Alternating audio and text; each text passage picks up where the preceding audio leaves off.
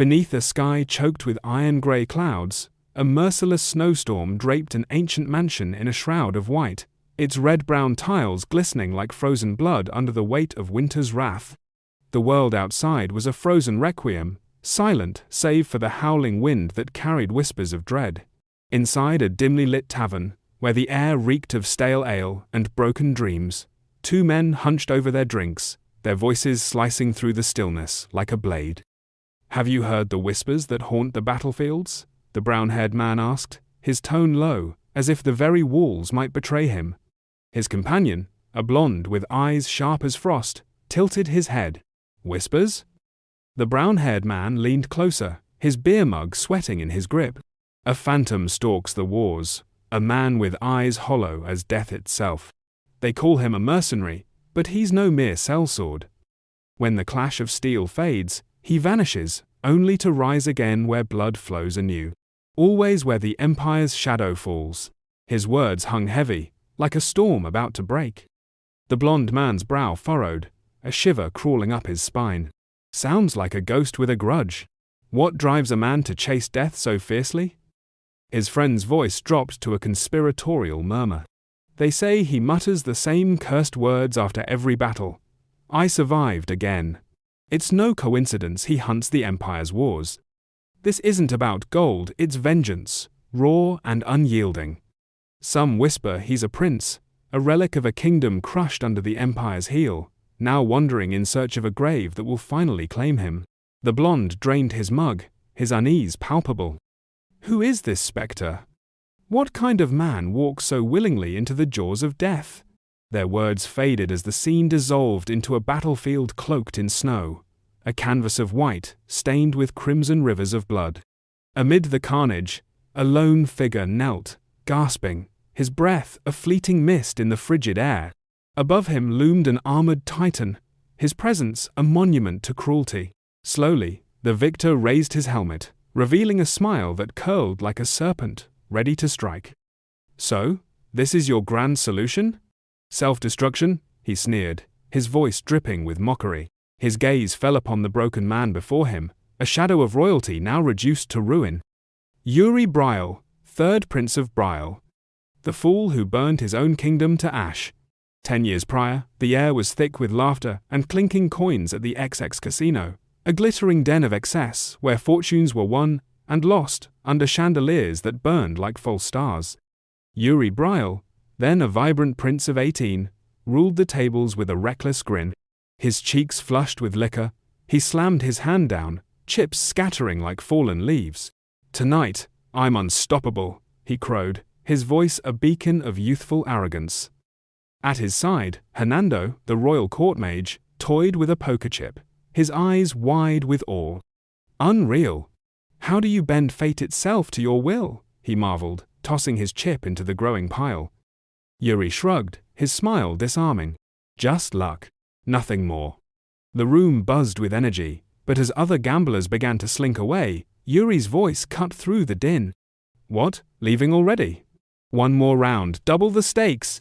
His exuberance was infectious, yet reckless, a spark, dancing too close to a powder keg. Hernando leaned in, his whisper urgent. "Your Highness, we must leave. The council meeting awaits, and we're already late." But before Yuri could respond, a coarse voice shattered the moment. "Get out while we're still playing nice," a brown-haired thug snarled, slamming his fist on the table. His blonde companion sneered. "Think we don't see your tricks?" Pathetic. The insults rained down like arrows, each one piercing deeper. "The Empire's always on edge because of useless princes like you," one spat. "Just like your father, a bloodline good for nothing but swinging swords." That was the spark that ignited the inferno. Yuri's hand lashed out, flipping the table in a deafening crash of splintered wood and shattered glass. Chips and liquor sprayed like shrapnel. "Doubly what?" the brown-haired thug stammered, his bravado crumbling. His companions froze, their faces pale as death itself. Yuri stepped forward, crushing a broken bottle underfoot, the crunch of glass echoing like a death knell. His voice was a blade, cold and precise. "Listen well, you fools. I am Yuri Briall, 3rd Prince of Briall." The words struck like thunder, and the men staggered back, their courage unraveling. With a smile that gleamed like a predator's, Yuri added, "Allow me to escort you to your next life. Enjoy your reincarnation." Panic erupted. The men's screams mingled with the chaos as blood, or was it liquor, splattered like a painter's fevered stroke. The casino dissolved into darkness, and the scene shifted to a night where stars flickered like dying embers through a veil of clouds. Beneath a gnarled tree, its branches clawing at the sky, Yuri stood, his voice trembling with desperation. "I swear, it's the truth," he pleaded to the figure before him. "Father summoned me for an urgent meeting. I sent word through the courier, please, believe me." The woman before him was a statue of ice, her silence sharper than any blade. Princess Catherine Ivar Grand Shion of the Empire stared, her eyes unyielding. Yuri's voice softened, a plea wrapped in despair. "Can you forgive me, just this once?" Her silence stretched, a chasm between them. Then, her voice cut through, sharp with irritation. "You think you're the only one with burdens? Do you know how far I traveled, how many eyes I evaded, just to stand here with you?" Yuri scrambled to explain, his words faltering. I know. But with father away, I had no choice. I wasn't even supposed to speak of this." He raked a hand through his hair, his nerves fraying. Catherine's expression remained stone, but her lips curled into a bitter smile. "Oh, so I'm just anyone now?" Yuri's heart sank, his laughter strained. "No, that's not what I meant." But Catherine was a storm, unyielding. With a furious motion, she tore the necklace from her throat, a sapphire pendant, their vow of trust, and hurled it at him. "If you don't trust me, why did you take this? Give it to someone you do trust." The gem glinted as it arced through the air, landing in the dirt like a fallen star. Catherine turned, her parting words a dagger. "Don't call me." "Not unless I call you first." Yuri's voice broke as he shouted after her, "Catherine, wait!" But she vanished into the night, her silhouette swallowed by the darkness. He clutched the necklace, his whisper heavy with dread. "She won't forgive me this time. What do I do now?" Unseen, a shadow lingered behind a nearby wall, a sinister grin spreading across their face. Every word of Yuri's plea had been overheard, a spark to ignite a greater fire. From that moment, the fragile thread binding Briall and the Empire snapped. What had been petty provocations escalated into open wounds, and the tension between nations erupted into chaos. A scream tore through the night. "Intruders!" Yuri's eyes widened, sweat beading on his brow, as the royal castle blazed before him, consumed by a ravenous inferno. The cries of the dying mingled with the roar of flames, a symphony of ruin. What had begun as a prince's reckless night now spiraled into a catastrophe that would reshape empires. Who could have foreseen that a single spark of pride would set the world ablaze? Beneath a sky choked with ash and despair, the once glorious kingdom of Briall crumbled under the iron heel of the Empire's invasion. Shouts of desperation pierced the air, a cacophony of terror as citizens fled through streets swallowed by flame. The wounded and the slow lay scattered across the scorched earth, their lifeless forms a grim tapestry woven by war's merciless hand. Amid the chaos, Yuri, prince of a dying realm, sprinted through the suffocating haze, his heart pounding louder than the cries, urging all near the castle to flee. He staggered to a halt before the gates of what was once a symbol of Briall's pride, a towering fortress now reduced to a pyre, its flames clawing at the last. In that moment, the war with the Empire was no longer a distant threat. It had begun, and it hungered for everything Briall held dear. Yuri stood frozen, his breath shallow, as the inferno devoured the last vestiges of his home. Powerless, he watched the last. The air reeked of iron and ash. As Yuri carved through the enemy ranks, his sword dripping crimson, each swing a testament to his refusal to break. The Empire's forces were relentless, their advance unyielding, as if guided by some sinister design. At first, Yuri clung to the frail hope that it was mere chance coincidence that their greatest champion was absent, that his father, The king had vanished from Briall just as the Empire's assaults grew fiercer, but doubt gnawed at him, whispering truths he dared not face. Catherine, his heart's only confidant, her betrayal loomed like a spectre, aligning too perfectly with the Empire's calculated strikes. As dawn painted the sky in hues of blood and gold, Yuri paused, breathless, amidst the carnage. A lone dove descended, its wings cutting through the haze, landing gently on his arm. His eyes traced its delicate form, searching for solace, for a sign that his suspicions were mere paranoia.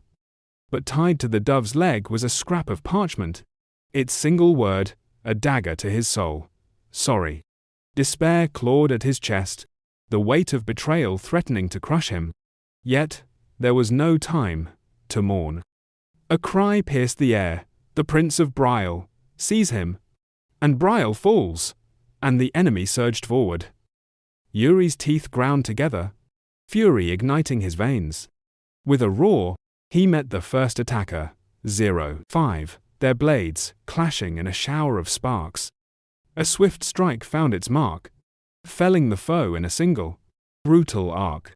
But the shadows birthed another assailant, lunging with lethal intent. Yuri's instincts flared. His sword rose just in time, the impact shuddering through his weary arms. His strength waned, his body trembling on the edge of collapse.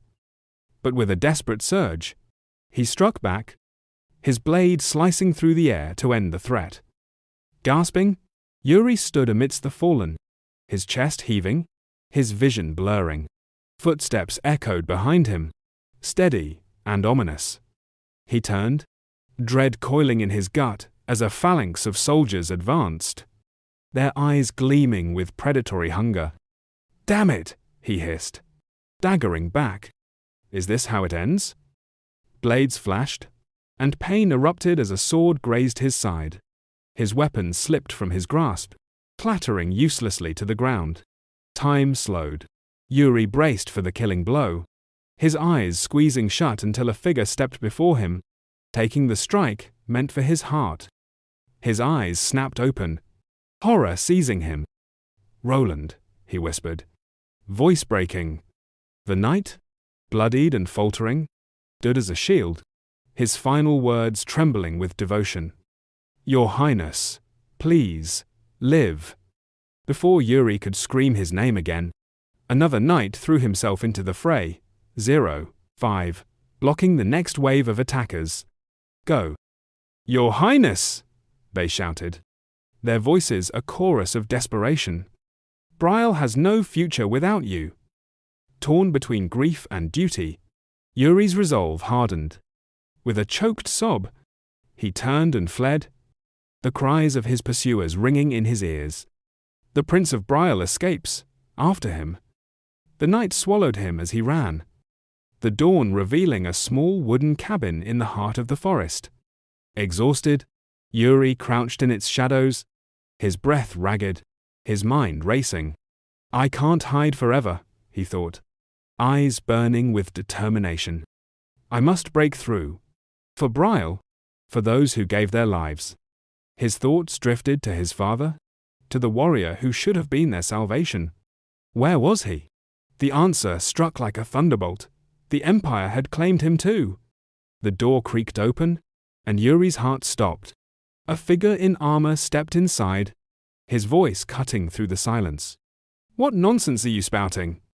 The blow that followed left Yuri reeling, a throbbing pain blooming on his head. Yet he fell to his knees, pleading, "If I die, Briall is lost. Please, let me go." The man's gaze softened, but his words were urgent. "I don't have time to explain, but the Empire will pay for their sins. They're coming. You must leave now." 0-5. Yuri didn't hesitate. He bolted into the rain-soaked dawn, the cold deluge mirroring the storm in his soul. "I must survive," he vowed, clutching the necklace from his lost love, Catherine's betrayal, a wound that would never heal. "I will rebuild Briall. I will have my revenge." The battlefield lay far behind, but its ghosts haunted him. A voice broke through his thoughts, cold and mocking. Running to your death, are you? Pathetic. Yuri whirled, facing a figure cloaked in armor, his face a map of scars and sorrow. Third Prince of Briall, the man spat. All of this because of you. Yuri's blood ran cold as the man removed his helmet, revealing a face he thought long dead. Roland? The knight's voice was thick with pain. Briall fell because of the Empire's schemes. Our oaths, our honor, all reduced to ash. In the shadowed heart of a world steeped in betrayal, a blade tore through the air, its edge finding Yuri Briall's chest with a scream that echoed his name. The strike wasn't mere vengeance, it was a judgment. A brutal summons to answer for every sin Yuri had buried in the depths of his soul. As pain seared through him, he braced for the end, whispering to himself, I thought death would unburden my heart. But fate had other plans. The necklace at his throat pulsed with an eerie glow, its gemstone splintering, 05, casting a spectral light across the blood-soaked earth. From the haze of agony, a voice thundered. Ancient and unyielding, the heir of Briall never forsakes honor, even in death. Yuri's eyes snapped open, his lungs clawing for air. The world swam into focus, the echo of that cryptic voice lingering like a fading dream. His dark eyes, clouded with confusion, darted across the room. He was alive, but where? And when? The uncertainty gnawed at him, a predator stalking his thoughts. Then, a figure loomed before him. Jet black hair, immaculate, a bearded jaw carved from resolve. It was Floor, the king himself. His voice soft yet weighted with concern. Are you well, my son? The words struck Yuri like a lightning bolt. He bolted upright, hand raking through his tangled hair, his voice trembling with disbelief. Father? The king, flesh and bone, stood before him, a man Yuri had seen perish long ago. His mind reeled, whispering, This can't be real. Lowering his gaze, he muttered, half lost. So, you're in hell too. I know why I'm here. But you? Even you? His words hung heavy, laced with the sorrow of a soul adrift. Floor's brow arched, startled by the cryptic remark. What are you saying? Yuri's small hand reached for his father's, weathered and gloved in black leather, 05, seeking an anchor in this surreal moment. You always spoke of honor, Yuri murmured, his eyes shimmering like stars in a midnight sky. Yet you lived unbound, didn't you? Before sentiment could take root, Floor's hand swung, delivering a sharp smack to Yuri's head. Stars burst in his vision, and Yuri couldn't help but grumble. Even in hell, you still hit like that. No remorse? Huh? A stray green leaf floated past, catching Yuri's eye and silencing his retort. The world seemed to pause. Floor watched him closely, every twitch scrutinized, as Yuri's gaze drifted to the window. Sunlight poured through, dancing across rustling leaves, casting shadows that swayed like whispers of hope. Beyond the glass, a cascade tumbled down a gentle slope, its waters glinting. Two maidservants worked nearby, one hauling a bucket, the other scrubbing laundry, their laughter a soft melody against the rush of the stream. The sight was too serene, too alive. No flames, no devils, no torment. Yuri's heart quickened. They're not here, he whispered, the realization dawning like a blade's edge. This isn't hell. His mind raced, piecing together the impossible. He turned to Floor and the others in the room, words failing him as the truth crashed over him like a tidal wave. This is... But before he could finish, 05, his vision blurred. The weight of it all too much. As Floor's panicked cry of, Yuri! Echoed, darkness claimed him once more. He awoke to the sight of a grand bed, his small frame nestled in its embrace, his breathing steady. Yuri Briall, third prince of Briall, only 13 years old. In the quiet of his mind, he wrestled with the truth. This isn't a dream, nor a memory's echo. The scenes of that spring, when I was 13, play vivid and real. I've been pulled back to a time before the world's end, before my sins piled high. A second chance. Sunlight flooded the room as delicate hands drew back heavy curtains. The rays dancing across the stone floor. A gentle voice broke the silence. Your Highness, it's time to rise. Yuri groaned, burrowing deeper into his blanket, muttering, He sent you to drag me out of bed, didn't he? Anna, sharp as ever, knew exactly how to prod him. Sword training awaits. Your Highness. That did it. Yuri flung the covers aside, bolting upright, fumbling with his shirt collar. Ina?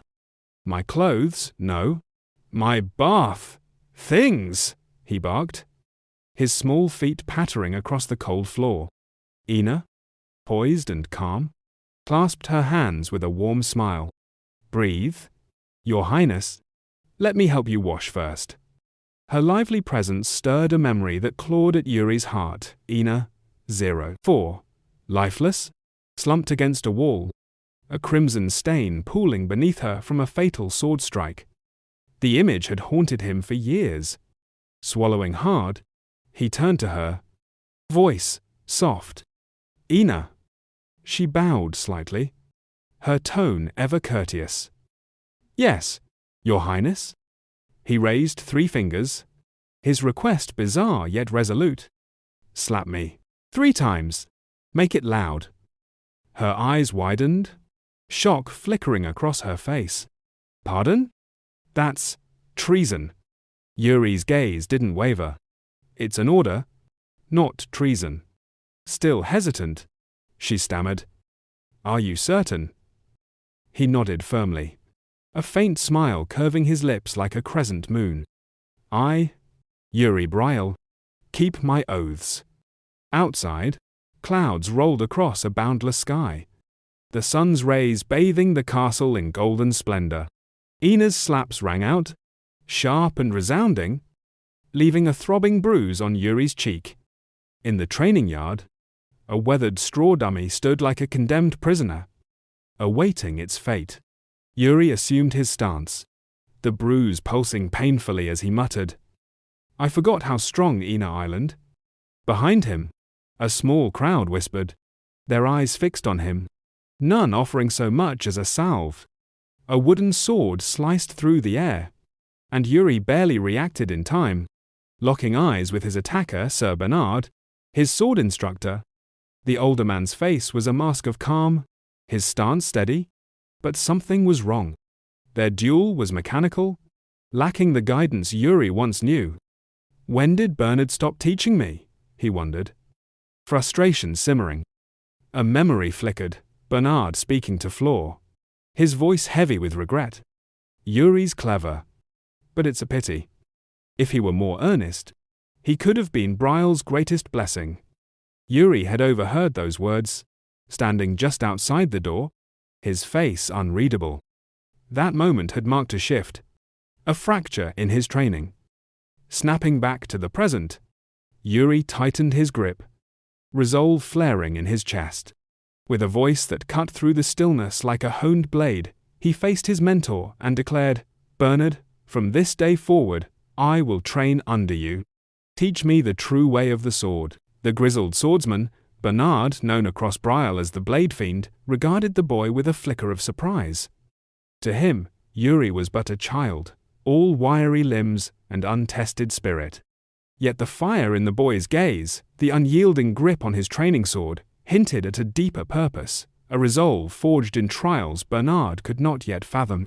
A faint smile tugged at the corner of his lips, as if sensing the weight of Yuri's words. Whatever spark has kindled this fire in you, boy, he rumbled, his voice low and measured, I'll honor it. Let's see if you can withstand the storm. Yuri's heart surged, a spark of excitement, tempered by a shadow of unease. He nodded, his throat tight. "Understood, sir." Before him stood not merely a teacher, but a legend, a man whose name alone sent shivers through the ranks of warriors. Bernard's stance shifted, his wooden sword aligning with his body in a posture of lethal grace. His eyes sharpened, gleaming with a cold intensity that seemed to pierce the very air. "From this moment," he declared, his voice a thunderclap, "your real training begins." In a heartbeat, Bernard surged forward, a tempest of skill and power. His sword carved a clean arc through the air, a strike so swift Yuri barely had time to raise his own blade in defense. The impact reverberated through his arms, his heart pounding with a mix of awe and panic. "Wait, Bernard," he gasped, but the master was relentless. With a fluid step, Bernard pulled back, only to unleash another precise, calculated strike. Each movement flowed like water, yet struck with the force of a hammer, a testament to the Blade Fiend's mastery. Yuri's mind reeled as he struggled to keep pace. This is no ordinary swordsman, he thought, his body trembling under the weight of Bernard's aura. Though his soul carried the experience of a mercenary's life, his 13-year-old frame quaked, unaccustomed to such overwhelming skill. Bernard was a force of nature, a warrior whose legend had been etched in blood long before he served the Briall household. Hours bled into one another, the sun climbing high to bathe the training ground in golden light. Above, clouds drifted lazily across an endless blue sky, indifferent to the grueling dance below. Yuri's arms burned, the wooden sword growing heavier with each parry and counter. At last, his strength faltered. The sword slipped from his grasp, clattering softly against the dirt. He collapsed onto his back, chest heaving, each breath a labored gasp. So this is what it means to train under the Blade Fiend, he thought, a wry grin creeping across his sweat-drenched face. His palms, raw and red from gripping the heavy sword, glistened in the sunlight. If I can endure this, my skills will soar. Bernard loomed over him, his expression a blend of surprise and curiosity. The boy had weathered every strike, never faltering, never fleeing. When did he grow this resilient? The master mused, his gaze lingering on Yuri's sprawled form, but the moment of quiet was shattered by a sharp cry slicing through the air. "Your Highness!" Anna's voice, breathless and urgent, rang out as she stumbled toward them. Her face was flushed, her trembling hands barely able to push open the heavy gate. "You must stop and come outside at once," she panted. "His Majesty has summoned you." Yuri bolted upright, confusion tightening his chest like a vice. "His Majesty? Why now?" he demanded, his voice edged with suspicion. Anna's words spilled out in a rush, each syllable heavy with urgency. "Count Johannes has arrived, and he's brought his son." The world seemed to freeze. Yuri's eyes lost focus, his mind plunging into a cold, suffocating void. The name struck like a blade to the heart, dragging him back to a life of betrayal and ruin. He saw it again, the kingdom's fall, the gates thrown open to the empire, and the face of the one who orchestrated it all. A face he'd sworn to curse even beyond the grave. Gritting his teeth, Yuri muttered under his breath, his voice a low, venomous hiss. "Got Bakva, that traitor." Anna froze, startled by the ice in his tone. "Your Highness," she ventured, her voice trembling. Yuri rose to his feet, his sweat-stained clothes clinging to his frame. His expression was a mask of cold fury, his eyes glinting with a chilling resolve. "Anna," he said, his voice steady but laced with menace, "where is that man now?" "In the grand dining hall," where opulent dishes gleamed under the chandelier's golden glow. The air was thick with the weight of nobility. The long table overflowed with culinary artistry, each plate a testament to the kingdom's wealth. Yet Yuri Briall sat untouched by the splendor. His knife sliced through a cut of beef with mechanical precision, his eyes half-lidded, as if the feast were a mere distraction from the storm brewing within him. A voice broke the hall's refined murmur.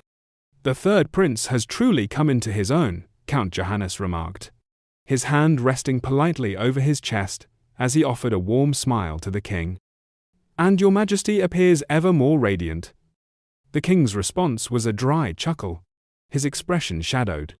I half wonder if my son's taken some strange elixir, he quipped, drawing a laugh from Yuri's teacher.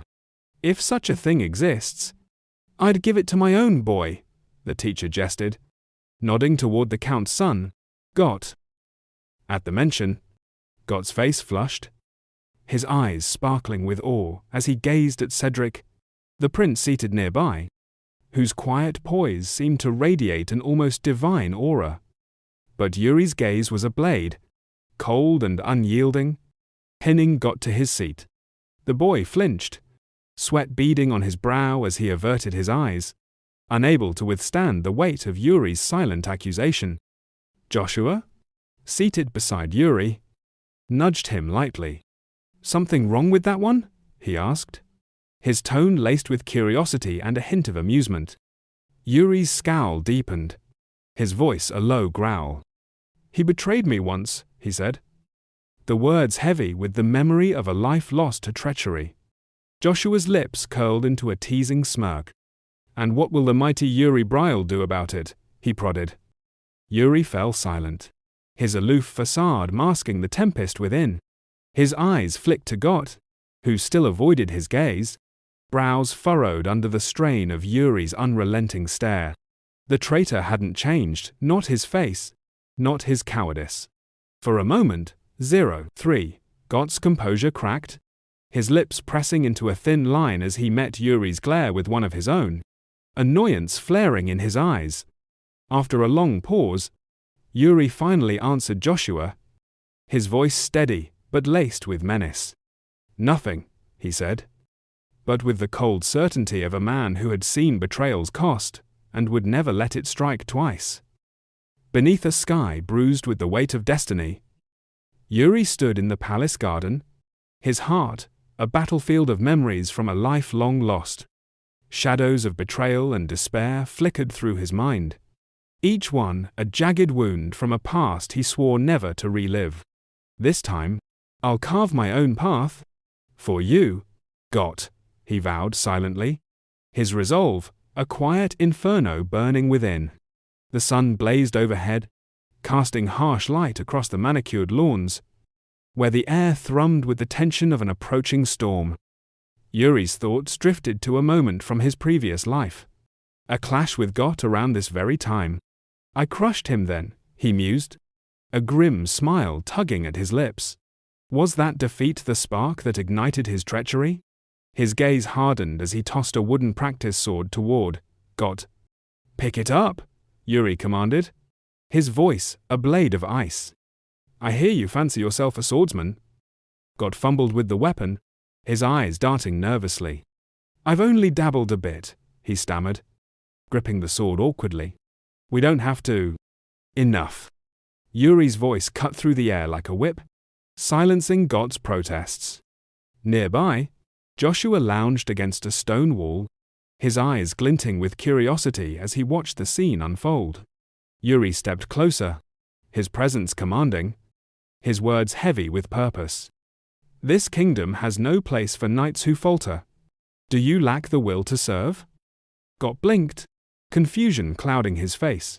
Will? I'm not even a knight yet. Your Highness. Yuri's eyes narrowed, his grip tightening on his own wooden blade. Didn't you swear to become one? To protect this land? Got's mouth opened, then closed, his words stumbling. I do. But, before Got could finish, Yuri surged forward, a predator unleashed. His eyes blazed with feral intensity as he swung his sword with relentless force. Got, caught off guard, barely raised his blade in time to block, the impact jarring his arms. A cheap trick, he growled, struggling to hold his ground. Yuri didn't relent. With a swift kick, he sent a cloud of dirt exploding into Got's face. The boy cried out, clawing at his eyes as grit blinded him. Chivalry? Yuri scoffed, his voice dripping with disdain as Got, furious, raised his sword. Your Highness, where's your honor? In response, Yuri let his sword fall to the ground with a deliberate clatter.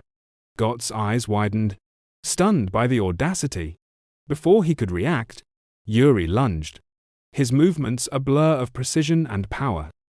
A single, brutal kick sent Got and his weapon hurtling across the field, his body crashing into the grass with a groan. Yuri retrieved the fallen sword, his steps measured, his gaze unyielding.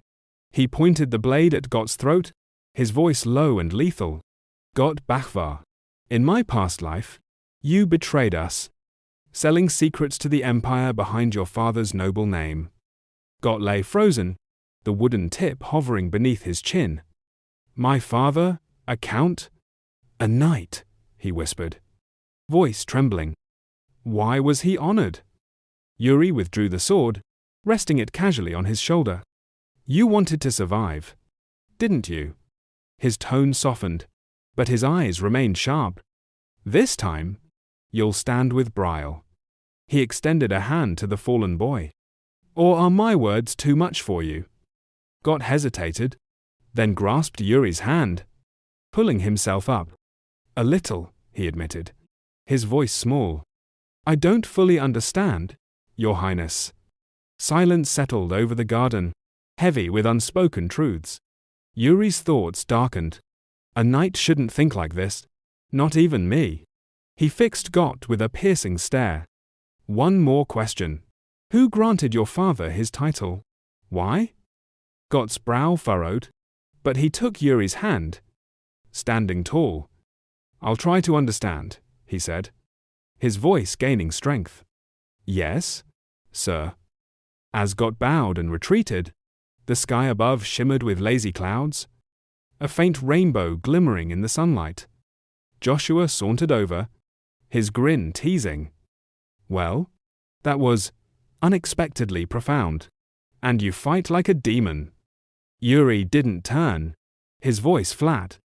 Did you think I'd lose? Joshua laughed, a sharp, bright sound. Maybe a little. Yuri brushed dirt from his tunic, glancing at his brother. What do you think of me? Joshua's smirk widened. You? The kingdom's greatest troublemaker and gambler.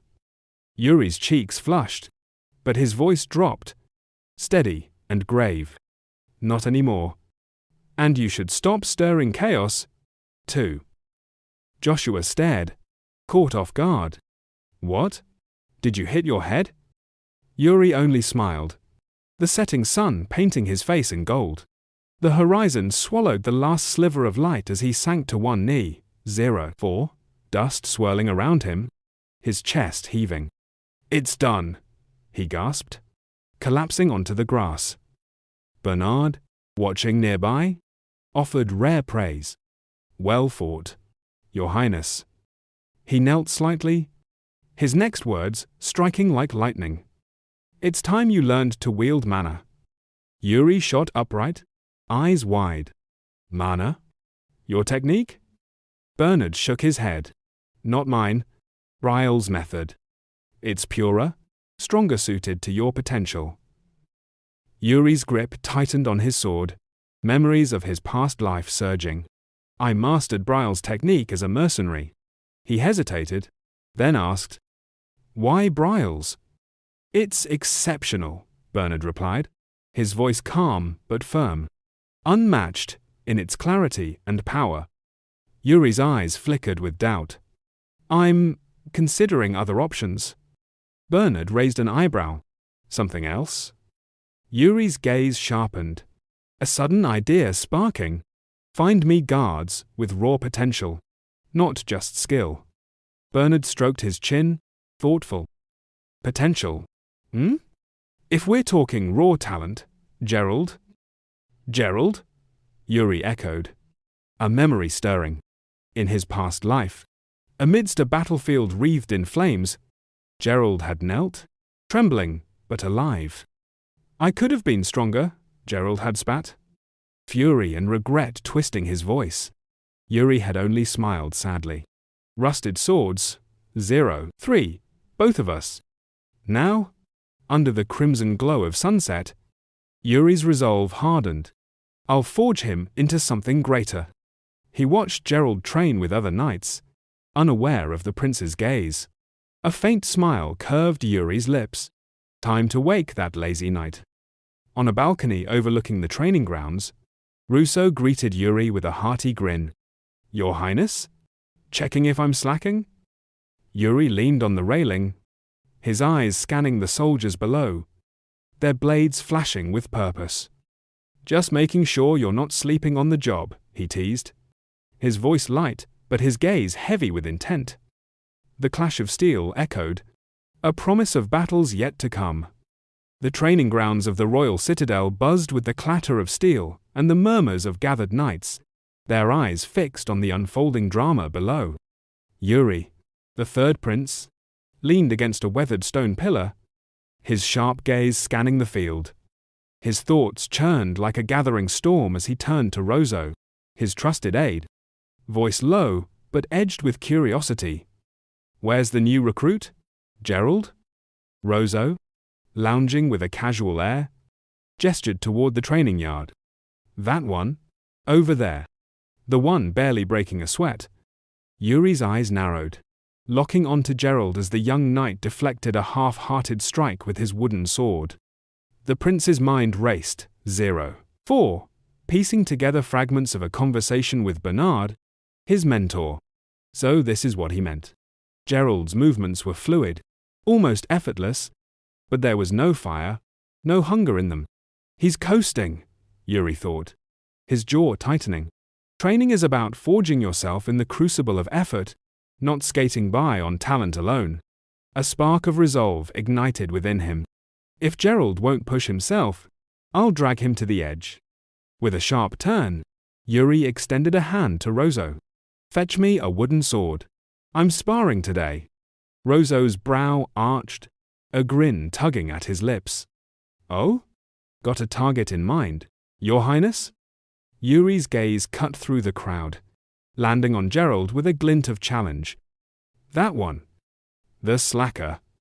The training grounds fell silent as Yuri strode onto the field, his wooden sword gleaming faintly in the dying light of dusk. Gerald stood opposite, gripping his own blade, his expression a mix of unease and defiance. A ring of knights formed around them, their whispers buzzing like flies. One scoffed, arms crossed. Good luck, rookie. You'll need it. Rozo leaned over the railing, his voice booming with encouragement. Keep your wits sharp, Gerald. Yuri's lips curved into a smile, but his eyes burned with intensity. They say you're gifted, Gerald. Care to prove it? Show me the kind of knight you are. Gerald's nod was hesitant, his voice steady but tight. Yes, Your Highness. In an instant, Yuri surged forward, his sword a blur of motion. Don't hold back, he warned, his tone laced with menace. The clash of wood echoed like thunder, Gerald barely raising his blade in time to parry. From the sidelines, Rozo watched, his eyes narrowing. Clean. No wasted movement, just as I suspected. The knights erupted in cheers. His Highness isn't half bad, one shouted. Look at that form. But on the field, Gerald's composure began to crack. Yuri's strikes were relentless, each one heavier, more precise than the last. He's matching my rhythm, Gerald realized, his brows furrowing as he blocked another blow. It's like he's toying with me. Yuri's sword carved through the air, his movements fluid yet ferocious, his grin never faltering. The orange glow of sunset bathed the scene, casting long shadows as the prince's voice cut through the rhythm of combat. This feels like a performance, not a fight. Let's make it real, shall we? Without warning, Yuri unleashed a devastating downward strike. Gerald's arms strained as he raised his sword with both hands, the impact sending a shockwave through his body. A spark flared where their blades met, 0-4, the air itself seeming to fracture. Gerald's breath hitched, his mind reeling. What was that? Yuri chuckled, his thoughts racing behind his calm facade. His reflexes are monstrous, just as I thought. Seizing the moment, he pressed his assault, aiming a swift strike at Gerald's midsection. The rookie dodged by a hair's breadth, his movements desperate but precise. blow after blow. Yuri's onslaught was a storm, forcing Gerald to weave and counter just to survive. I didn't plan to go this hard, Gerald thought, gritting his teeth as he swung low, catching Yuri's knee with a sharp crack. Yuri stumbled, pain flashing across his face. Damn it, he thought, sweat beading on his brow. Even with my past life's memories, he's a trained knight. I underestimated him. But then, something shifted in Yuri's gaze, a spark of exhilaration. Gerald's expression changed too, his eyes widening as if a revelation had struck him. Before he could act, Yuri ducked low, his sword slicing upward in a brutal arc. Gerald's blade flew from his grasp, spinning through the air. With a sly grin, Yuri quipped, "You could have at least landed a clean hit." In a fluid motion, he darted past Gerald, delivering a swift strike to his back. "Got you," he crowed, practically vibrating with triumph. The knights erupted in roars of approval. "He landed it!" one bellowed. "Incredible! Your Highness!" Yuri, still gripping his sword, fixed Gerald with a calm but piercing stare. "You weren't going easy on me, were you?" Gerald's response was flat, but his face betrayed his frustration. "Of course not." Yet doubt gnawed at him. "I have the advantage, so why do I feel like I'm the one being cornered?" Yuri stepped closer, his sword flashing in a sudden strike. Gerald dodged, but Yuri's voice dropped to a low murmur. "That's a shame." The words hit Gerald like a physical blow, a strange pressure building in his chest. Then, without warning, a faint blue aura flickered along Gerald's sword, growing brighter, wilder. The crowd gasped. Rozo and another knight leaned forward, alarm flashing in their eyes. "Has he lost control?" Rosso muttered. "Mana surge!" a knight shouted, panic rippling through the crowd. "Stop him! He's fighting the third prince." Gerald's eyes widened, the glow in his sword fading as he snapped back to reality. But it was too late. A shallow cut bloomed across Yuri's brow, strands of his black hair drifting to the ground. Gerald's face paled, his sword dropping as he stammered, "Your Highness." Rozo's voice was sharp with worry. "Are you insane? Your Highness? Are you all right?" Yuri waved them off, 0-4, tying a strip of cloth around his head to stem the blood. "I'm fine. Just my first time seeing a spar this close." His eyes gleamed as he turned to Gerald, gripping his sword tighter. "Pick it up. We're not done." The tip of Yuri's blade shimmered faintly, a mirror to the fire in his gaze. "Now this is getting fun." With a fierce cry, he lunged, his strikes a whirlwind of precision and power. Gerald scrambled to evade, his thoughts racing. The prince is on another level. Is he pushing himself past his limits? The clash of wood echoed like war drums, the knights watching in stunned silence as Yuri's relentless assault drove Gerald to the edge of his skill, the outcome hanging in the balance. A strange, primal rush surged through him, wild and unfamiliar. Without a second thought, Gerald lunged like a gust of wind, his blade aimed straight for Yuri's chest. "I've fought monsters stronger than him," he recalled, "but never felt this alive." Yet Yuri didn't flinch. The prince met Gerald's charge with unshakable resolve, eyes as cold and sharp as obsidian steel. In that instant, just before their swords met again, Gerald felt something shift. A spark, deep within his soul, stirred by the boy's unwavering gaze. "What is this feeling?" Yuri suddenly sprang backward, only to dart forward again with inhuman speed. His movements were like flowing water, effortless and deadly. His sword sang as it sliced through the air toward Gerald's head. Gerald twisted, narrowly dodging by bending back close enough to feel the wind off the strike. A few strands of his hair fluttered to the ground. His heart slammed in his chest. "He's awakening something inside me." Growling under his breath, Gerald silenced the rising emotion and threw himself forward with a guttural shout. Both hands clutched his weapon, channeling every ounce of power into a devastating counterstrike. The impact thundered through the arena.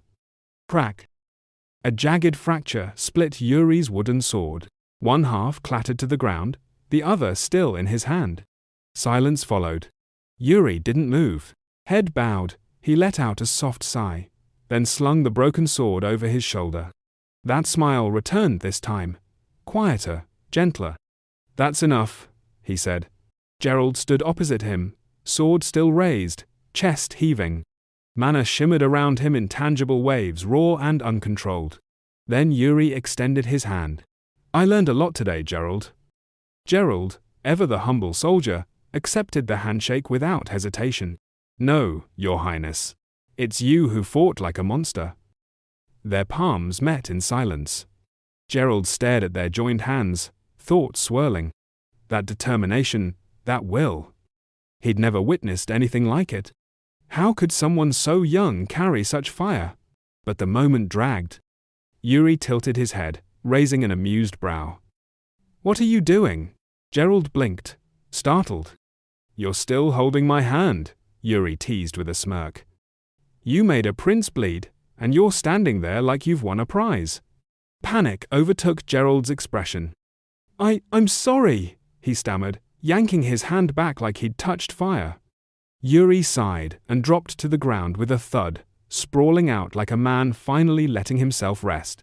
"It's just a scratch." Suddenly, a chorus erupted from the stands above. "Your Highness! That was incredible!" But the cheer faltered as one soldier stiffened, saluting. "Captain, sir." A figure had arrived tall, composed, eyes razor-sharp. Sained, the captain of the Royal Guard. He scanned the field below with a silent intensity, eyes landing on the broken sword beside the prince. He said only 2 words. "Just got here."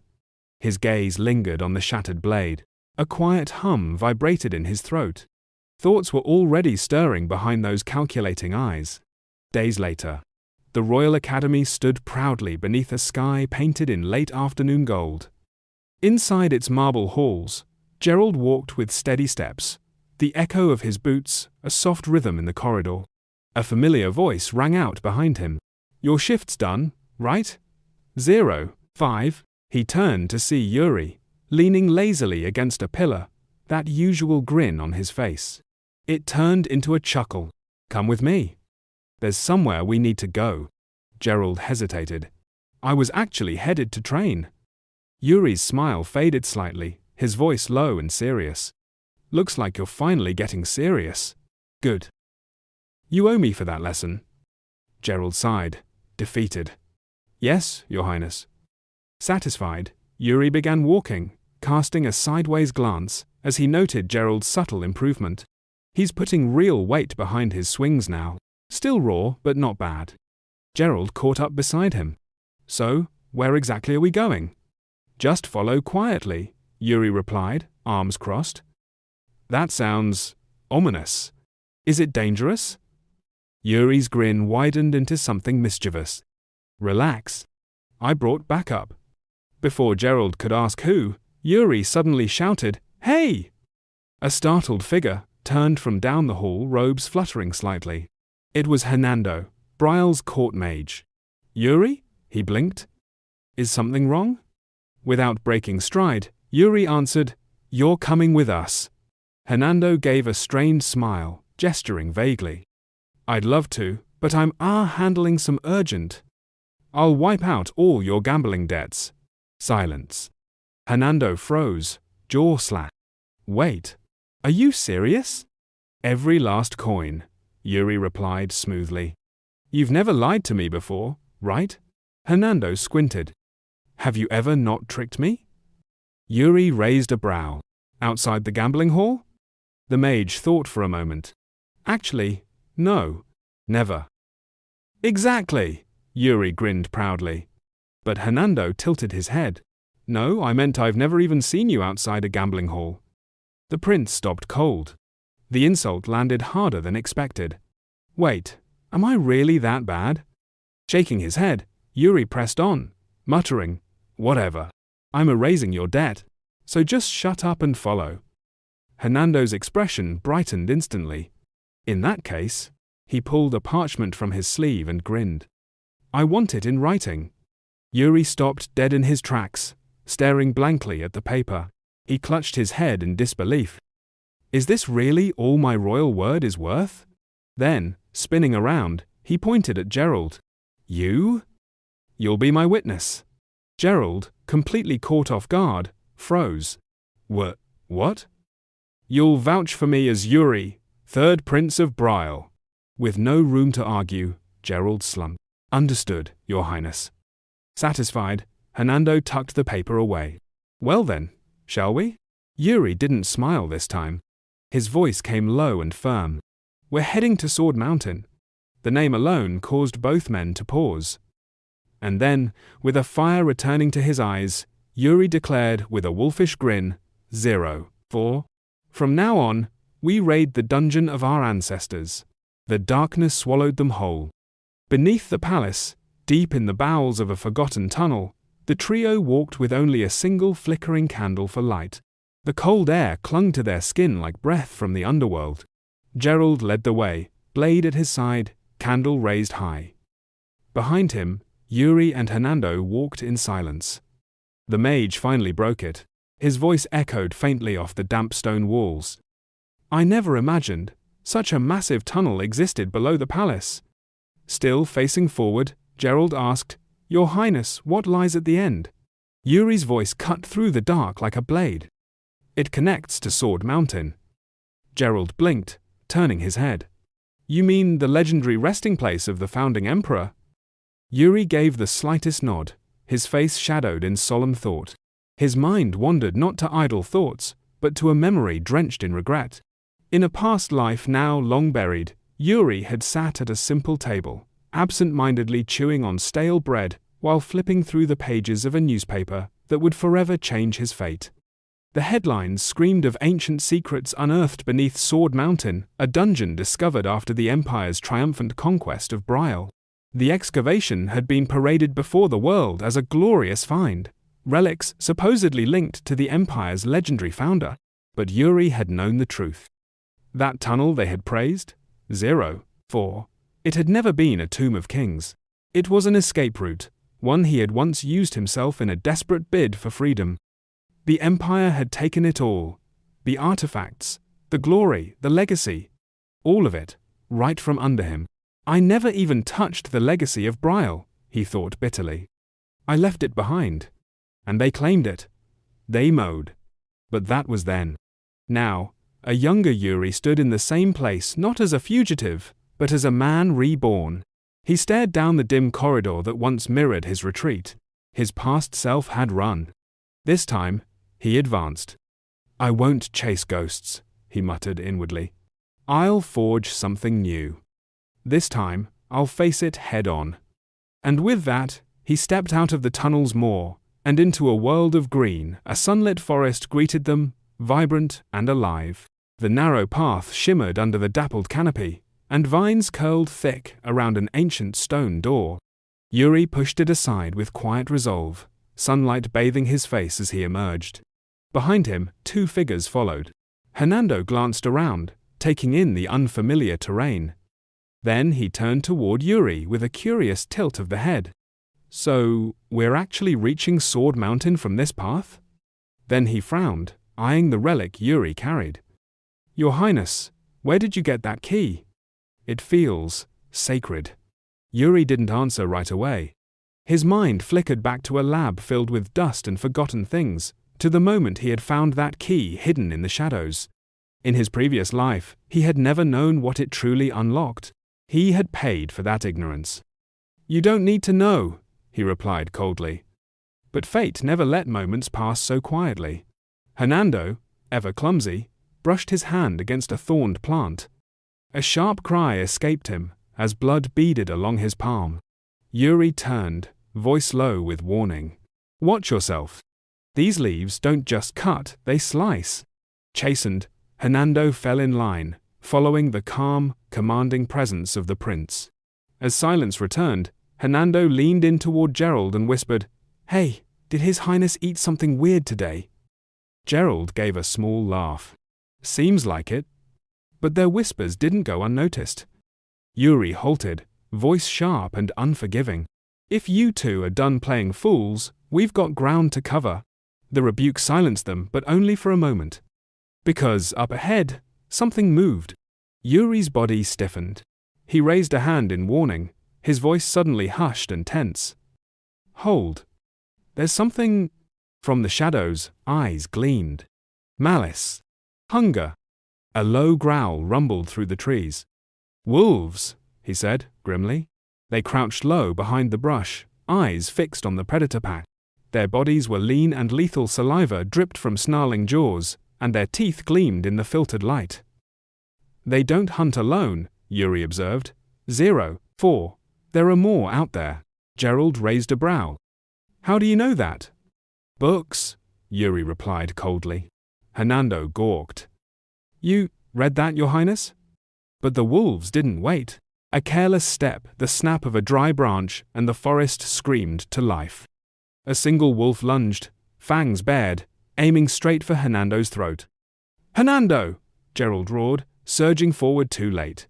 But before the beast could strike, a blur of silver shot past. In an instant, the wolf's head flew clean from its body, falling mid-leap. Its corpse landed at Hernando's feet with a sickening thud. Yuri stood calmly, blade sheathed. Wolf fur's thick, he muttered. Mana sense helps cut through. Nicely done, Gerald said, panting. But there was no time to rest.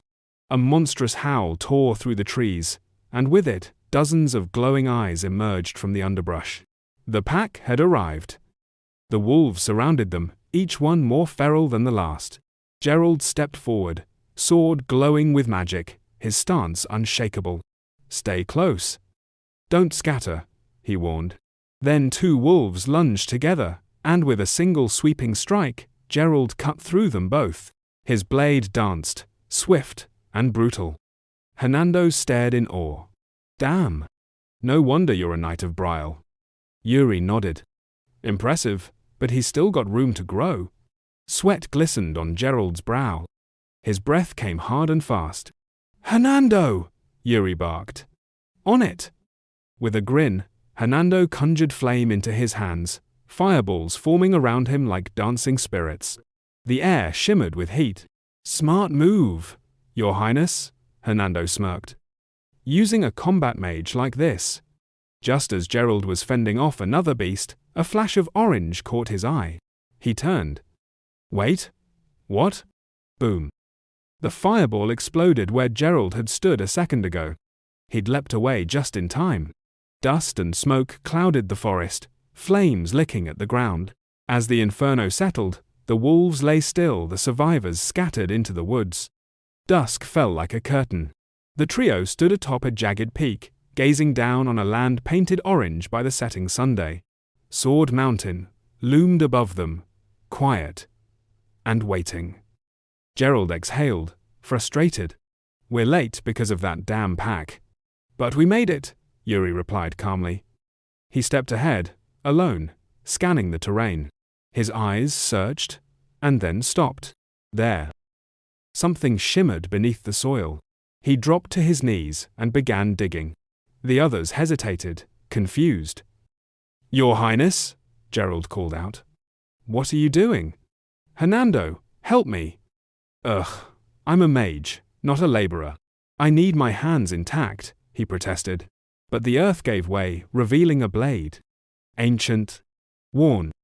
Yet the red gem embedded in its hilt shone as though freshly forged. Yuri raised it to the sun, and the light danced across its surface. It looks brand new, Hernando whispered, staring. But Yuri's gaze was sharper now. Something etched into the blade caught his eye. He read the inscription under his breath. Gerald leaned in. Could this be the founding heirloom? Yuri brushed dirt from the hilt and answered without emotion. Perhaps. Then, the ground trembled. A deep, primal rumble cracked the mountain beneath their feet. Gerald's eyes went wide. The hell? But Yuri's expression twisted into a grin. Well, looks like we're about to find out. Crack. The peak shattered. The earth split, and the 3 of them were swallowed by the mountain as it collapsed inward. Screams tore through the air as they plummeted, engulfed in dust and debris. A tunnel awaited below, old and hidden, its walls glowing faintly with a mystical light. They hit the ground in chaos. Yuri groaned, sitting up only to find himself sprawled atop Gerald, whose body pulsed with residual magic. "Mana shielding?" Yuri said, almost amused. "Nicely done." From above, Hernando floated down gently, flanked by 2 glowing orbs of magic. "Whew! That was deeper than expected." Yuri shot him a glare. "So you let me fall, just to save yourself?" 0, 3. "I panicked," Hernando stammered. Their argument froze in an instant as a loud thud echoed from the tunnel's far end. Hernando turned pale. He pointed a trembling hand. "Your Highness, look." Yuri, still scowling, refused to fall for another distraction. "Don't try to change the subject." But then, he saw it. At the far end of the tunnel, wrapped in a suffocating shroud of black magic, stood a figure, unmoving, watching, waiting. The shadows twisted around its form like serpents. The legacy of Briall had just begun to stir. Darkness loomed like a living beast, swallowing every inch of the corridor in suffocating silence. Yet from that blackened veil, a glint faint and gold gleamed with a foreboding light, like the eye of a predator catching moonlight. Hernando's scream shattered the stillness. There's something there," he cried, his voice high with panic. "It's a ghost, no, a monster." Yuri spun around, every hair on his neck rising. Something emerged, towering, wreathed in shadows, its frame encased in rusted iron plates that pulsed with dark energy. Beneath its helmet, 2 eyes glowed a burning, hateful red. Yuri froze. His breath hitched. A Death Knight. His gaze dropped to the ground, where Gerald lay motionless. "Gerald," Yuri hissed. "Get up." A groan. No movement. With a growl of frustration, Yuri stormed over and delivered a series of impatient kicks. "I said, get up." "Ow! Okay, Gerald yelped, scrambling to his feet, clearly still dazed. He looked around, disoriented. "Where are we?" But his voice caught in his throat the moment he saw it, the armored horror approaching, every step echoing doom. Without hesitation, Gerald drew his sword and stepped between Yuri and the advancing nightmare. "Your Highness," he said, voice sharp, "get behind me. I'll hold it off." Yuri tilted his head, mildly surprised. "Huh. Not bad. You move fast when it counts." But then the Death Knight stopped, abruptly. Without warning, its crimson gaze locked with Yuri's. The pressure in the chamber shifted. A Death Knight. Yuri studied the figure carefully. The legends said they were fallen warriors, souls of the once great, twisted, and reborn through cursed magic, stronger in death than they ever were in life. But even so, Yuri took a step forward. Gerald's eyes widened. "What are you doing?" Yuri raised a hand. "Relax. It's not hostile." "What? How do you know that?" Gerald asked, aghast. "I can feel it," Yuri replied, as if that settled the matter. Calmly, he walked up to the monstrous knight, now just feet away. There was not a trace of fear in his eyes. "He's guarding the vault," Yuri said softly. "He doesn't see me as a threat, because I carry the blood of the founders. I see." He looked up at the knight, gaze unshaken. "Isn't that right?" The Death Knight remained utterly still. Then, without a sound, its blade moved. It wasn't a slow, deliberate gesture. It was a blur. Steel screamed as it tore through the air, slamming into the stone floor beside Yuri with a deafening crack. The impact split the earth beneath their feet. "Yuri!" Gerald and Hernando lunged forward in horror. Hernando's face went pale as he stumbled back, his hand flying to his mouth. His head. Smoke and dust cleared. Yuri stood there, fuming. Only his bangs had been sliced away. "You idiot," he barked, glaring at Hernando. "It's just my damn hair." "Your hair, Your Highness." "I meant your hair," Hernando stammered, still trembling. Then steel grated against steel. The Death Knight finally spoke. Its voice was deep, metallic, and laced with venom. That tone, it carried a weight of rage, recognition. Yuri didn't flinch. "Who are you referring to?" As the knight slowly raised its sword once more, a name fell from its lips like a curse. Briall. The air grew colder. Gerald took a step back. Eric Briall? Anando's voice dropped to a whisper. The Sword King, the one who united the continent with a single blade. They saw him then, in their minds, Eric Briall. A giant among men, standing victorious over a battlefield that roared with his name. The founding king of Briall. Yuri pressed a hand to his chest and faced the knight. "Am I the first to reach this place?" "Yes," the knight responded, voice unwavering. His gaze drifted to the blade in Yuri's hand. "Had you not been a true descendant of Briall, you would never have been able to lift that sword." Yuri examined the weapon, its edge catching the faint glow of torchlight. "So, this is the legendary blade my ancestor once wielded." But the Death Knight's next words froze him in place. "I wielded it." Yuri's eyes narrowed. There was something unsettling in that claim. "Wait. You?" The knight's voice grew sharper, defensive. "You make that face? Why? You scorn the blade because I once held it?" Yuri hesitated, then muttered, "No. I just feel bad for touching someone else's sword without permission." The knight paused. Then, with grave finality, it spoke again. "Descendant of Briall." A chill returned. The knight stood tall, like a monument of war, unflinching. "Why have you come here?" Silence. Yuri tightened his grip around the hilt. The weight of generations pressed against his shoulders. He looked up, eyes burning with quiet resolve. "My name is Yuri Briall," he declared. "Third prince of the current royal house. Heir to Eric Briall's legacy." The Death Knight said nothing. It simply turned away and began walking, its armor groaning with every step. Over its shoulder, it spoke in a voice that echoed through the cavern. "The time has come. I must fulfill my duty." Yuri's expression darkened. "Then I'll give you what you're waiting for." He stepped forward without hesitation. Behind him, Gerald stood frozen, staring at the shattered ground. "No way," he whispered. "A Death Knight. The Royal Vault. None of this feels real." He staggered, as flashes filled his mind, visions of battlefields, a lone figure holding a blade and speaking solemn words. What was this? A memory? A prophecy? "Gerald!" Yuri's voice sliced through the haze. He turned, his silhouette framed by a shaft of light as he vanished into the depths of the tunnel. Gerald snapped out of it. Right. His heart still pounding, he chased after the prince.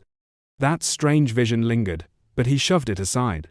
At the tunnel's end, the Death Knight stood silently before a massive gemstone slab, glowing with arcane light.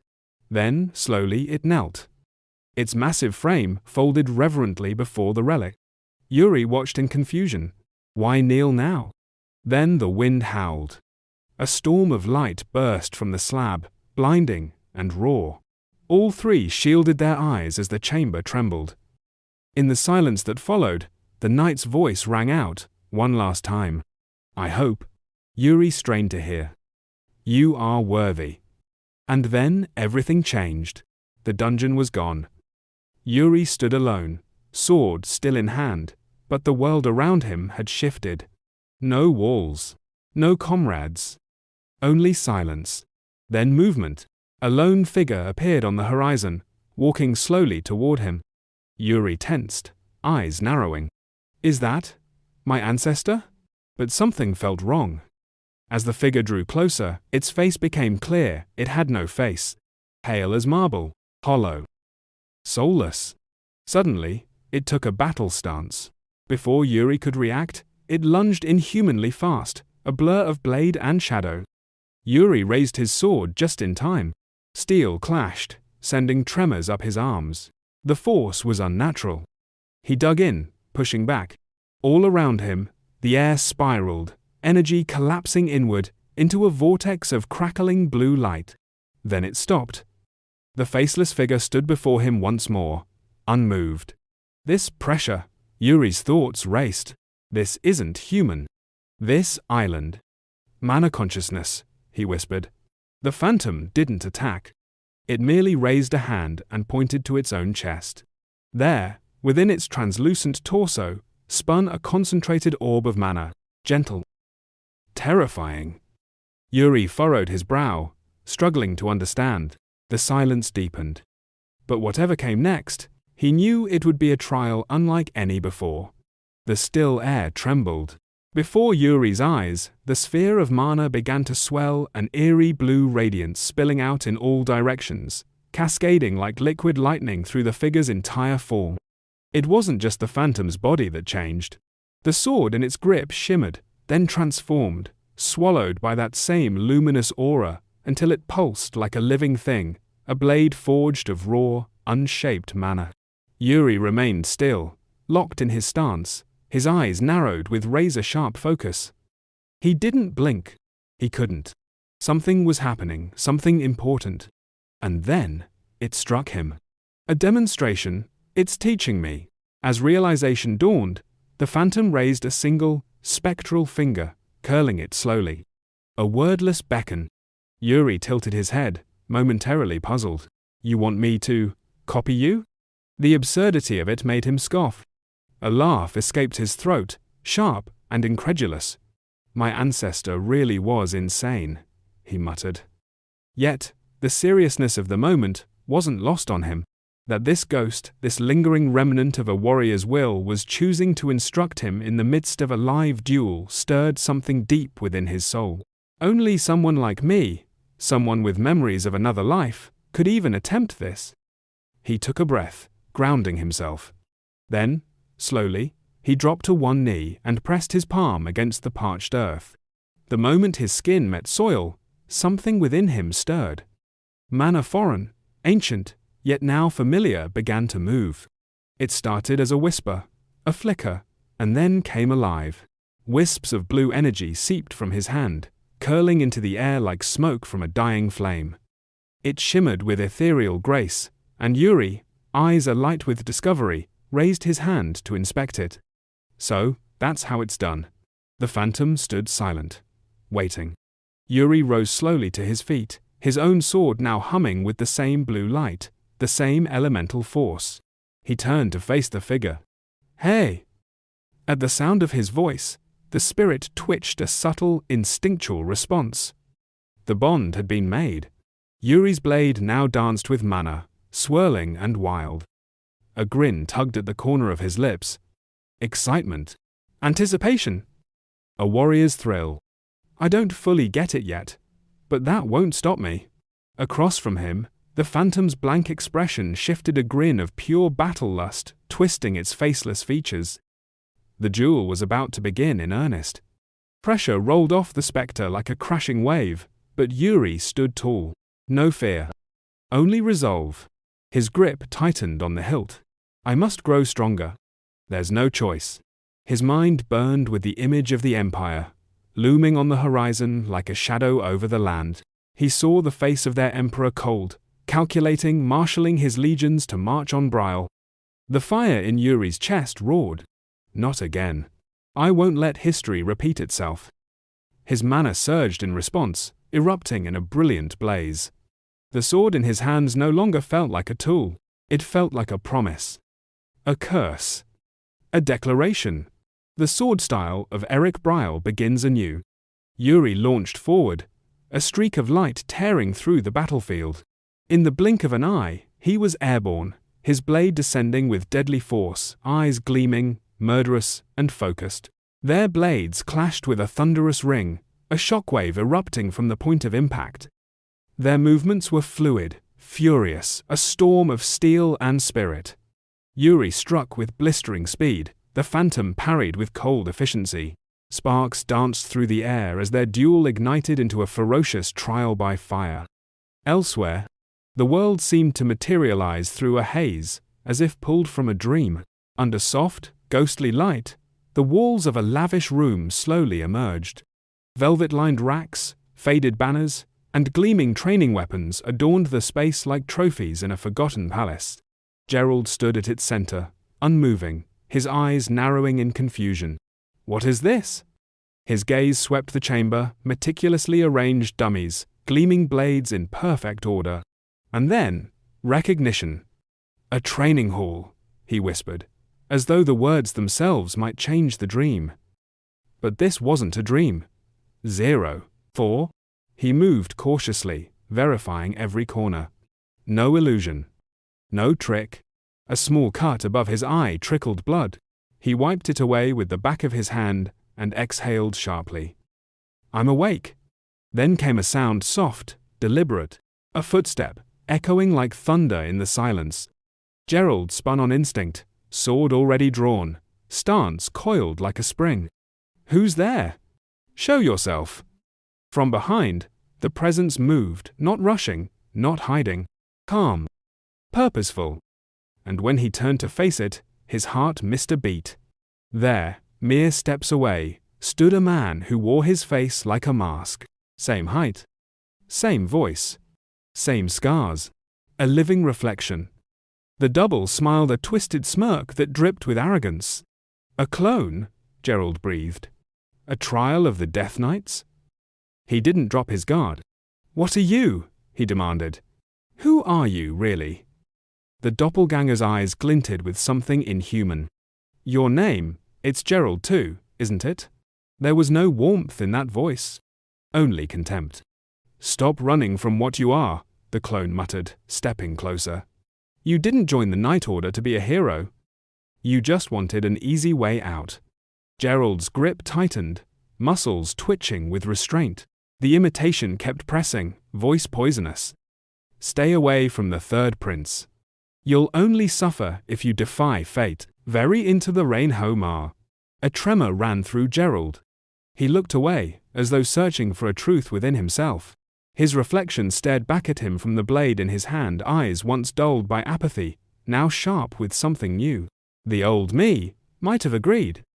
But then he remembered Yuri. That damn grin. That wild spark in his eyes during their spars. Back then, it had all seemed like arrogance, empty pride. But now, it doesn't feel so pointless. A grin tugged at Gerald's lips, defiant, alive.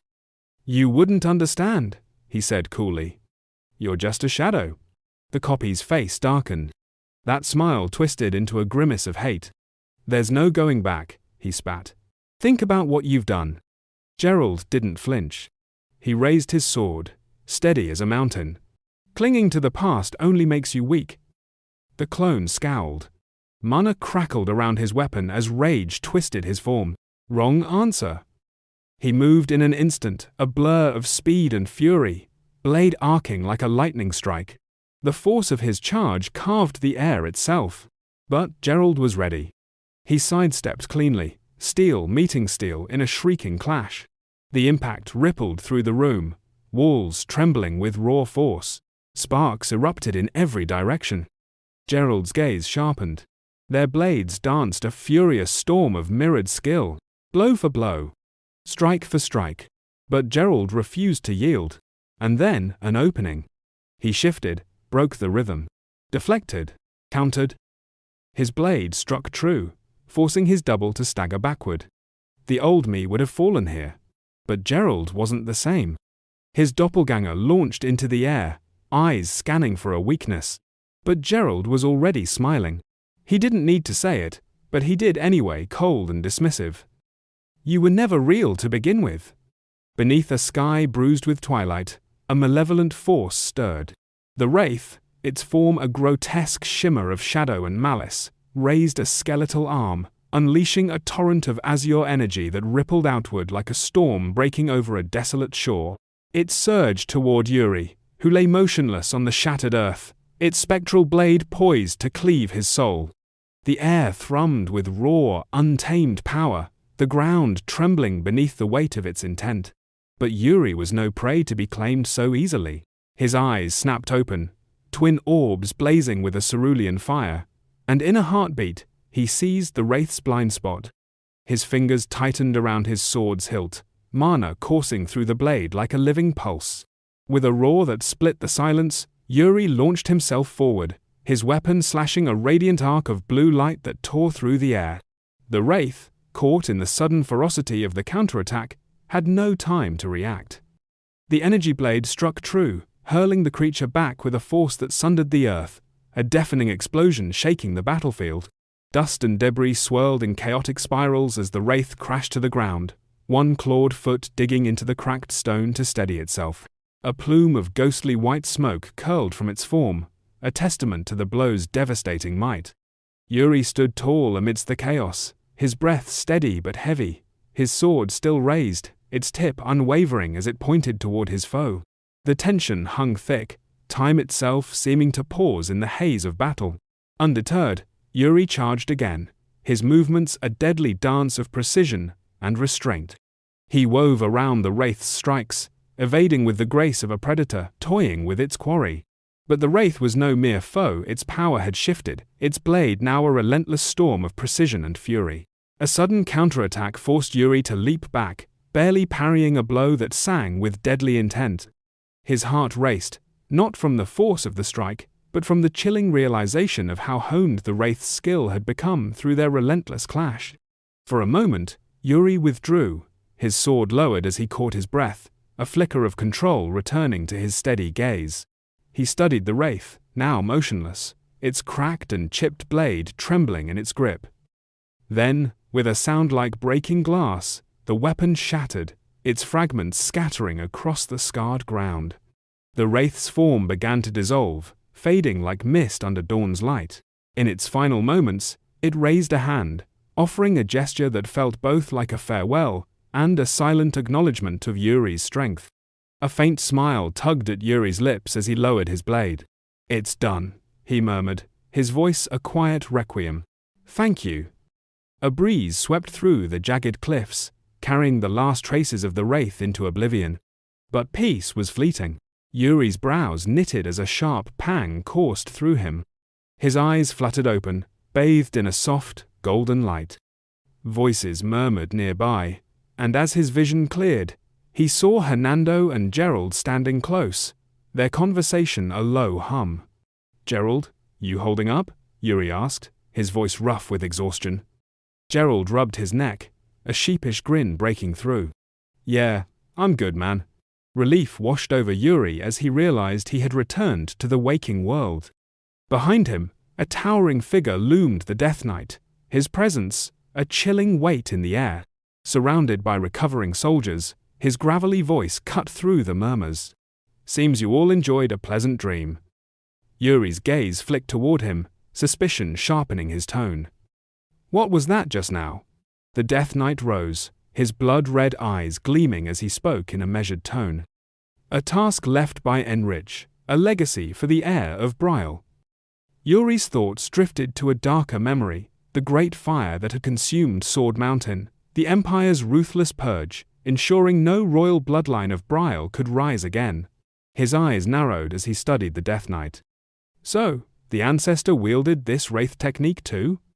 The knight shook his head, his voice steady but heavy with ancient weight. "No. Enrich discovered it in the Eastern lands, near the end of his days. It was his final gift, and you are its first heir." Confusion stirred in Yuri's chest. Why not pass it to his descendants directly? Why this trial? The Death Knight's silence stretched long, his silhouette stark against the fading light. "This dungeon opens only at a destined moment," he said at last, his voice a low rumble. "When it does, the time has come for this power to awaken." Yuri pressed further, his voice sharp. "What does that mean?" But the knight offered no more, his words cryptic. "That answer is yours to find." Yuri's gaze fell to the blood-red gem pulsing in his sword's hilt, its mana thrumming with quiet power. "What's this technique called?" he asked, almost to himself. The Death Knight's reply was solemn. "Soul Cleaver." Yuri echoed the name under his breath, the weight of it settling in his bones. Then, the knight's voice deepened, commanding. "Briall, kneel. I bestow upon you the legacy of our ancestors, rightful heir of Briall." Yuri obeyed, sinking to one knee, his sword resting beside him. The knight's hand settled on his head, his voice softening to a near fatherly tone. "Fear not your enemies." Yuri's eyes closed, the strange energy swirling around him. I won't, he vowed. The knight's words continued, each one a binding oath. Act with conviction. Fulfill Briall's duty to the end. A dark, otherworldly aura began to coil around the knight, unseen by Yuri, who remained bowed in reverence. But the moment shattered as the knight seized Yuri's head, forcing a sharp gasp of pain. Yuri's eyes flew open, meeting the knight's crimson gaze, now cloaked in a thickening shroud of black mist. 04. Remember, the knight intoned, his voice a vow etched in stone. Briall never forsakes its honor, even in death. With that, the Death Knight's form dissolved, fading into the wind, like a spectre released from its tether. Yuri sat frozen, his eyes tracing the empty air where the knight had stood. A new crimson hue flickered in his gaze, a mark of the legacy now bound to his soul. Dawn broke the next morning, its light soft and unyielding. A gentle breeze stirred the air as Anna drew back the curtains, her voice warm but laced with concern. Your Highness, morning has come. Yuri groaned, shielding his eyes from the sunlight. Anna stepped closer, hands on her hips. Are you unwell? You returned so late last night, looking half dead. Yuri sat up, rubbing his neck with a weary smile. Sorry about that. I was at the Royal Library. Anna's brow arched. The library? What for? Yuri's gaze drifted, his mind replaying the records he'd uncovered, whispers of a forgotten sibling or cousin of Enrich Briall, erased from history for abandoning their honor. His eyes flicked to the sword in the corner, its gem glinting faintly. Could that have been the Death Knight? Anna returned with fresh clothes, her voice pulling him back. Hurry and dress, Your Highness. His Majesty requests your presence. Yuri frowned, stepping from the bed. Why? Anna's reply was quick, uncertain. I'm not sure, but after speaking with Sir Hernando, the Emperor demanded to see you at once. 1. For my spee. Yuri closed his eyes, the weight of his new legacy pressing against the unknown awaiting him. A shadow of dread coiled around Yuri's heart as he recalled Hernando's words, spoken in the dim glow of the underground chamber. The knight's voice had been heavy, resolute. Your Highness, I'll report everything to His Majesty, he'd declared, his tone slicing through the silence. Yuri had frowned, unease flickering in his chest. Is that necessary? He'd asked, his voice tight. Nearby, Gerald had paused, torchlight casting jagged shadows, waiting for them to follow. Hernando's grin had been bright but unyielding. Oh, I believe it, Island. Now, in the towering audience chamber, Yuri stood before the Emperor, his father, whose presence filled the hall like a gathering storm. You wish to see me, father? Yuri asked, his voice steady despite the thunder in his chest. The Emperor's gaze was calm but piercing, his fingers brushing his temple. Yes, he said, his voice a low rumble. Hernando told me of your escapade last night, slipping away without permission and uncovering the ancestral prison in Sword Mountain. Yuri's breath caught, his eyes flickering to the sword in his hand, its blade whispering secrets. That's true, he admitted softly. The Emperor's gaze followed, sharpening. Rising, he stepped forward, each movement deliberate. That sword you found it in the prison, didn't you? Yuri nodded, his honesty a fragile offering. Yes, I did. The Emperor loomed closer, his shadow enveloping Yuri. Whispers speak of change in you, he said, his voice softening yet probing. Your maid, Bernard, Saint, even Hernando. They all see it. His hand rested gently on Yuri's head, a gesture both tender and weighty. Tell me, my son, how have you changed? Yuri froze, his grip tightening on the sword's hilt. For a moment, he stepped back, the movement drawing a flicker of surprise from the Emperor. You don't wish to speak? He asked, his brow arching. Yuri's voice emerged, strained. It's not that. The Emperor's eyes narrowed, catching Yuri's glance at his clenched fist. Then why step back? Why that look? Yuri's voice was a whisper. Because your hand was clenched, father. The Emperor's fingers relaxed, a soft chuckle easing the tension. Is that all? Speak, Yuri. Silence fell, heavy and expectant. I had a dream, Yuri began, his voice trembling with memory. The Emperor's brow lifted. A dream? Yuri nodded, regret and vulnerability swirling in his eyes. In that dream, I committed a grave sin. The Emperor's gaze softened, his voice steady. A sin? What sin could you have committed in a dream? Yuri's head bowed, his voice breaking.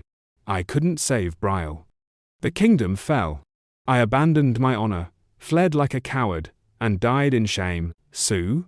His hand pressed against his chest, where a familiar weight was gone. When I awoke, Mother's necklace was missing. It was her warning.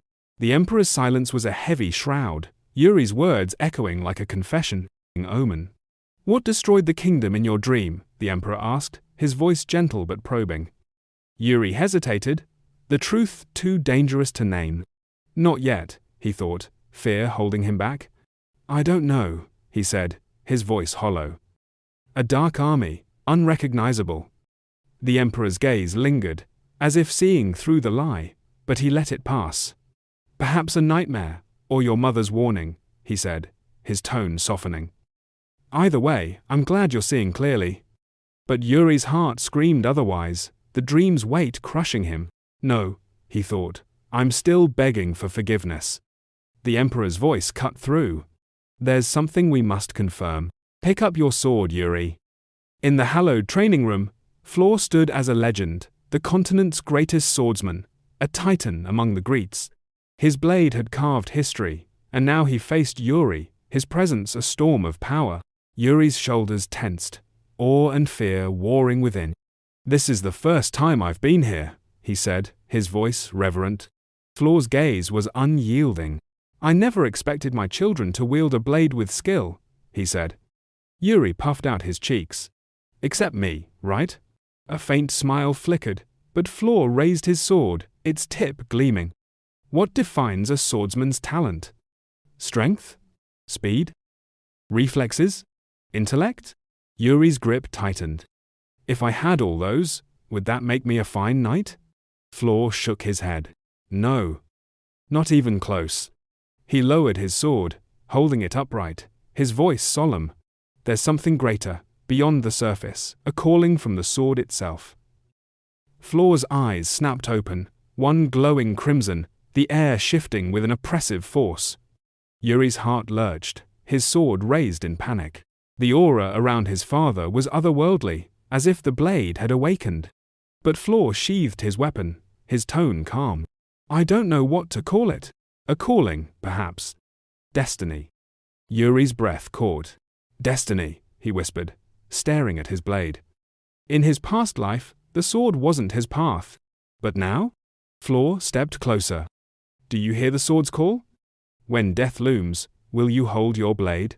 Yuri froze, doubt and fear tangling in his chest. No, I don't feel anything, he admitted, his voice apologetic. But Floor's expression darkened, his eyes glinting dangerously. The air turned frigid, a crushing pressure, stealing Yuri's breath. He stumbled back, gasping. Father! He cried, as unseen eyes seemed to pierce his soul. The training room vanished, replaced by a nightmare. Briall Castle burned, flames devouring its towers. Smoke choked Yuri's lungs, screams piercing his ears, mothers, children, slaughtered by imperial soldiers. He stood paralyzed, his hands trembling. No, he whispered. This can't be real.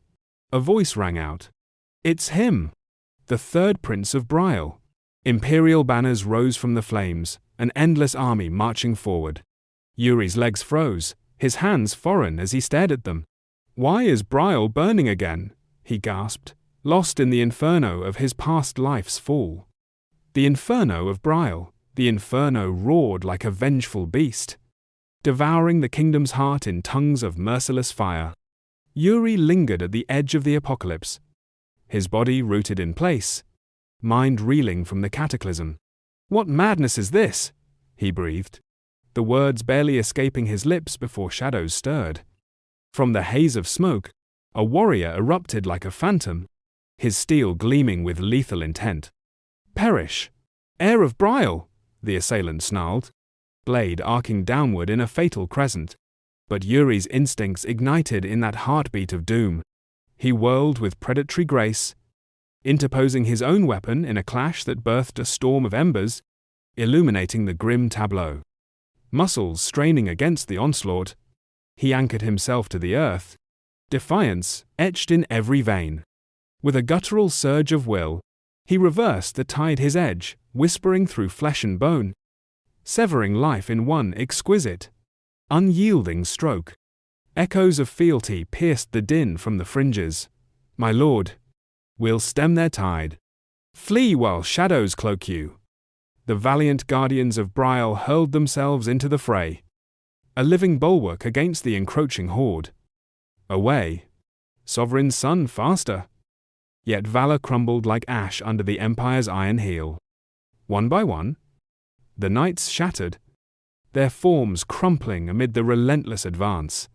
Yuri remained an unyielding statue upon the desecrated banner of his realm. 5. Threads of soil and sovereignty tangled at his feet. Denial warred within him, a tempest of disbelief. A fleeting nightmare? But reality's talons sank deeper, whispering of inevitable ruin for his bloodline, no matter the fury he unleashed. His weapon dragged a furrow through the blistered ground, carving silent accusations. Helplessness coiled around his soul, a serpent forcing bitter truths down his throat. I failed to halt the storm. Before him, the foe loomed a phalanx of steel-hearted killers, grips ironclad on hilts that hungered for his end. They bristled like wolves, scenting weakness, poised to unleash hell. Yuri's fingers clenched his hilt until knuckles gleamed white, but in his depths, embers of steel kindled anew. Resolve blazed through the fog of anguish.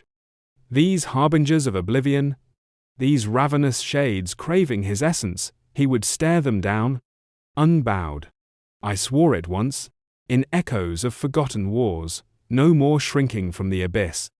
Memories flooded like a crimson tide the spectre who once claimed his breath in a prior life's cruel jest. Heed your creed. Honor Briall's mantle till oblivion claims you. With a bellow that rent the heavens, he hoisted his blade skyward and plunged into the maelstrom, every fiber of his being a forge of unquenchable wrath. His strike descended like judgment incarnate, rending the vanguard's torso in a spray of vital fury. Then the next, and the one beyond, carnage blooming in his wake, each blow a testament to indomitable spirit. Crimson misted his vision, but oblivion held no sway. He was the Reaper now. A lance lanced through the chaos, a venomous streak aimed to impale. Yuri intercepted with flesh as shield, agony blooming like thorns in his limb, yet his striking arm never faltered. Channeling the blaze of torment into precision, he drove home the riposte, his point erupting through helm and cranium in a muffled gasp of finality. The corpse sagged, and Yuri wrenched free his gore-drenched edge, chest heaving with the rhythm of war gods, stare alight with feral promise. Then the elite encircled him, Empire's shadowed blades, their sneers carving mockery into the air. Briall's fallen whelp, they jeered, voices dripping venom. Your curtain falls. Yield to the inevitable. Yuri's chin dipped, jaws locked in silent vow. Through gritted enamel, he intoned the sacred litany, Briall. Once more, his steel ascended, a beacon of unyielding creed. Honor forsakes me not, even in the grave's embrace. He erupted forth, a comet of retribution, vaulting into the ether to crash upon their ranks like divine scourge. Briall's oath compels me unto the last breath. And in a whirl of ethereal unraveling, the carnage dissolved, yielding to the cool stone confines of a chamber aglow with candles flicker. Yuri perched rigid, scarlet irises dilated in lingering horror, lips moving in phantom repetition, unto the last. A firm grasp jarred his frame. Yuri, Yuri, do you sense my voice? The plea escalated to thunder. Yuri! The prince jolted from the abyss, rivulets of ice tracing his skin, gaze wild as it pinned the figure before him. Father? His fingers spasmed around the phantom hilt, darting glances to empty corners, as if foes still prowled. The legions, the void-cloaked swarm. The elder's palm steadied him. An anchor amid the gale. Yuri, draw air into your lungs. Shadows alone wove that tapestry, it holds no chains. Tremors racked the youth's frame as he beheld his idle blade, willing steadiness into his clasp until the storm within subsided. Of course, mere phantoms. The king observed in weighted silence, a sentinel to his son's unraveling. At length, a rumble escaped his chest, heavy with concession. My misjudgment runs deep. Acceptance dawned in his tone, mirroring the fire in Yuri's veins. You mean to claim the edge as yours? Then? Surprise flickered across Yuri's features, chased by a dawn of quiet triumph. His lips curved in earnest affirmation. Indeed, the path crystallizes before me. The sovereign's scrutiny lingered, probing yet tender, drawing a flicker of exasperation from the prince, a subtle twist of brow. Why that sepulchral stare, as if my pyre already blazes? Emboldened, he bridged the gap with a light clasp to the royal arm, voice dipping into conspiratorial warmth. Come now, ease that furrow in your brow, I'm no fragile reed. With a flourish of self-assured mirth, he gestured grandly to his form. Haven't you heard? Genius runs in my veins.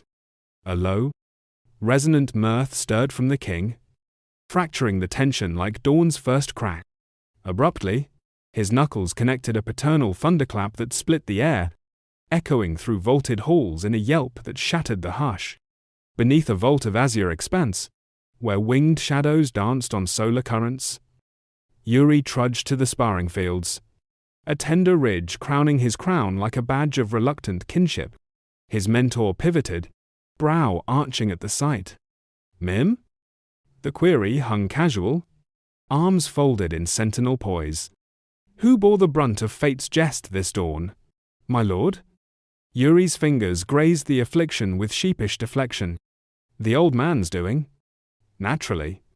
Bernard's composure held like tempered alloy. His Majesty's strikes carry no mercy's veil, yet mine shall echo that creed, unsparing. The prince massaged his nape, retort laced with wry steel. Wouldn't dream otherwise. His focus honed to a razor's edge as a deeper current surfaced. Bernard, 03. Truth be told, your tether to these halls stems from father's lure, does it not? An idle rake through his locks accompanied the probe. You bartered your blade's oath for clashes with his unmatched fury? The swordsman inclined his head, affirmation crisp as a drawn edge. Precisely so. Yuri's stance shifted, arms barricading his chest in earnest challenge. And if my plea bound you here, sans those storied jewels would fealty bend to my will alone? Bernard's gaze descended upon the youth, an enigma etched in stoic lines, before a rare crescent of amusement ghosted his features. It would not. Disappointment creased Yuri's brow, a muttered oath slipping free. Cursed the man's unyielding core. Unseen, the faintest curve lingered on the warrior's lips, his intuition threading the silence. Yet your words betray a deeper anchor. Highness, you crave my vigil. Pondering with a contemplative glide of digits along his jaw, he ventured further. Convince me with a revelation worth the chain. Say, the arcane dance of blades birthed by Briall's progenitor Irich himself. Shock drained color from Yuri's visage. He recoiled as if scorched. You'd claim tuition in our lineage's forbidden cadence? The blade fiend's fingers traced his chin anew, mirth veiled in scholarly hunger. Mere intrigue stirs me nothing more. Disquiet rippled through Yuri, 04, a hesitant comb through disheveled strands. Bernard, that vault's secrets, they chafe against easy yield. Inwardly, the plea resonated. For one crowned in slaughter's laurels, such thirst rang true as dawn. Sensing the stall, Bernard's timbre flowed with elucidating calm. Mastery of ether's whisper eludes even prodigies, at times no shame in partial veils. I've woven that frailty into my calculus. Resolve stealing? Yuri's hand quested to his sheath, voice threading revelation. Your insight cuts keen. Yet here's the crux, this art entwines with a resonance you'd scarcely glean. As steel sang free, an azure aura cascaded like captured twilight, suffusing the air with latent storm. Conceived in tandem with a bespoke ether's hymn, such bonds defy solitary bloom. Intrigue arched Bernard's brow, digits resuming their rhythmic quest. Interwoven, you say? A novelty that defies the tomes, ether typically merely amplifies the swing. Yuri's lids sealed for a breath, poise shifting one palm akimbo, the other cradling destiny's weight. Precisely the snare that thwarts its legacy. Candidly, it lingers in fragmented splendor, half-forged at best. The elder sank into contemplative hush, tempests raging behind veiled eyes. Eons seemed to carve that pause, until decree emerged like forged verdict. So be it. Anticipation flared in Yuri's stare. 0-4, crown canting in disbelief. Truly? Bernard's palms sealed the pact over his heart. Oath's gravity absolute. Half a symphony outshines silence. In reciprocity, my blade roots in Briall's soil. Assurance laced his clothes. Even shards hold sparks to ignite the forge. Skepticism danced in Yuri's core, a zealot's gamble, blind to peril, yielding to a ripple of liberated glee. Then etch it in stone. Your oath binds you to these walls? The vowmaster dipped assent, fluid as drawn breath. Without question, Highness. Swiveling to grant the arena's breadth, he leveled his edge in beckoning silhouette. Unveil it. Then. Yuri mirrored the ritual, steel ascending in heraldic salute, form coiling like a serpent's promise. Behold with unblinking fire.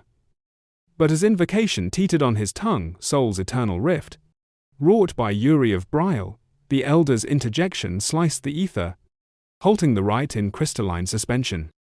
A bark of wry revelation escaped Bernard, the disclosure plummeting like an anvil's shadow, rooting Yuri in stunned immobility. In the heart of Briall, where loyalty and betrayal danced a deadly waltz, Prince Yuri faced a truth that cut deeper than any blade. Bernard, his mentor and confidant, had revealed a decree from the king himself to remain in Briall for a decade more, safeguarding its future. Yuri's eyes widened. 0-4, his breath catching as the weight of those words sank in. What do you mean? He demanded, voice trembling with disbelief. Bernard's response was no answer at all. Instead, he raised his sword, a teasing glint in his eyes. Planning to just stand there? Or will you strike? Before Yuri could protest, Bernard lunged, his blade slicing through the air with predatory grace. Fury surged in Yuri's chest. His grip tightened on his own sword, the metal screeching as it dragged across the stone, sparks flaring like his rising anger. You're only telling me this now, he roared, charging forward with a shout that echoed through the courtyard. Their blades clashed, steel singing under the fading light. Bernard met Yuri's strike with effortless precision, a silent challenge in his smirk. As the sun dipped below the horizon, casting the castle in a fleeting golden glow, their duel became a dance of resolve, a test of Yuri's will to protect Briall from the flames of its doomed future. That night, Yuri lay sprawled across his grand bed, the ceiling above him a canvas for his restless thoughts. His eyes, faintly glowing like embers, reflected the memory of a castle wreathed in fire, a vision of destruction born from his own past failures. Yet, something had shifted within him. His heart felt lighter, buoyed by a spark of hope. Bernard's choice to stay wasn't a grand plan, 0-4, but it was a vow, a tether anchoring Yuri to a new path. He wouldn't let Briall burn, not again. With a sudden burst of conviction, Yuri's fist struck the air. It's not over yet, he muttered, his voice low but fierce. The future was a shadowed maze. Uncertain and treacherous. But it was shifting slowly, relentlessly. His gaze hardened. Resolve burning like a forge. This time, I'll stop the Empire. Failure isn't an option. A sharp noise snapped him from his reverie.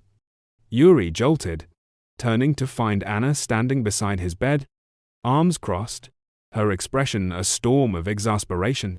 "You'd better not be plotting more chaos," she warned, her tone sharp enough to cut through his thoughts. Yuri shot upright, startled. "What now? Is something else wrong?" Anna sighed, a sound heavy with frustration. "You stir up trouble every single day. Do you even keep track anymore?" She took a steadying breath, her voice softening but firm. "You've got a meeting tomorrow. The Elder Council. His Majesty insists you attend." Yuri blinked, caught off guard. "A meeting?" "Yes," Anna said, hands still on her hips.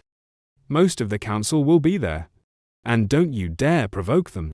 They're stubborn, intimidating, and not to be trifled with." Her eyes softened, pleading as she took his hands. "Promise me you won't do anything reckless." Yuri waved off her concern with a confident grin. "Relax, Anna. I've got this. No need to worry." She raised a skeptical brow. "Really? You're sure?" "Absolutely," he replied, his voice steady. But beneath his bravado, a flicker of doubt stirred. The dawn broke over Briall, bright and unyielding, but the council chamber was a crucible of tension. The air crackled as Duke Genajatri jarred to those who knew his venom, slammed his fist on the table. "Absolutely not!" he bellowed, his voice a thunderclap. Yuri's stomach twisted, Anna's warning ringing true in his mind. She'd predicted this outburst perfectly. Jard's eyes blazed as he continued, his words dripping with disdain. "The prince cannot be allowed to study an untested magical technique. It's reckless." The other council members sat in heavy silence, their faces unreadable, their thoughts cloaked. Yuri's gaze flicked to an empty seat at the table, and a bitter truth settled in his chest. This wasn't a council for governance, it was a den of schemers, a nest of obstructionists. No wonder his father had always avoided these meetings. Jard pressed his attack, his voice oily with false concern. A Briall-crafted technique would serve His Highness far better than some unproven gamble. A council member dared to challenge him, 0-4, rising with fire in his eyes. "Untested? That technique is a legacy of our ancestors." Jard scoffed, his indifference calculated. "And how certain are we of that? Who's to say it's genuine?" The room erupted. "Are you questioning the prince's lineage?" the defender shouted, his voice trembling with outrage. Jard shrugged, unfazed. "I'm merely saying we should be certain. Isn't this council gathered for the prince's future?" Yuri's lips curled into a sharp smirk, his words laced with venom. "How noble of you, Duke, calling an entire meeting just to fret over my training. I'm touched." Beneath the table, his fist clenched, his mind seething. Shameless snake, the same traitor who knelt to the Empire when Briall fell. Jard shifted tactics, turning to a new target. "Sir Saint, you've been silent. What's your stance?" Saint, commander of Briall's Night Order, sat with hands folded, his calm a stark contrast to the room's fervor. "I'm not one to rush judgment," he said evenly. "Every technique has its strengths and flaws, just as every person has their aptitudes." Jard pounced, twisting Saint's words. "Exactly. Even the commander doubts this technique. That alone proves it's a risk." He folded his arms, his voice cold as steel. "We'd be better off scrapping it entirely." Another council member pushed back, 0-4, voice sharp. "Sir Saint only said he's uncertain. He means every technique has value." A supporter of Jard rose, his tone indignant. "It's the same thing. The Duke's only worried it might harm the prince." The room fell into a heavy silence. The council members' faces a mix of doubt and reluctance. Yuri's eyes darted across them, a grim realization dawning. This is bad. The tide was turning, and not in his favor. His thoughts raced back to a battle long past, against a Death Knight's magical projection.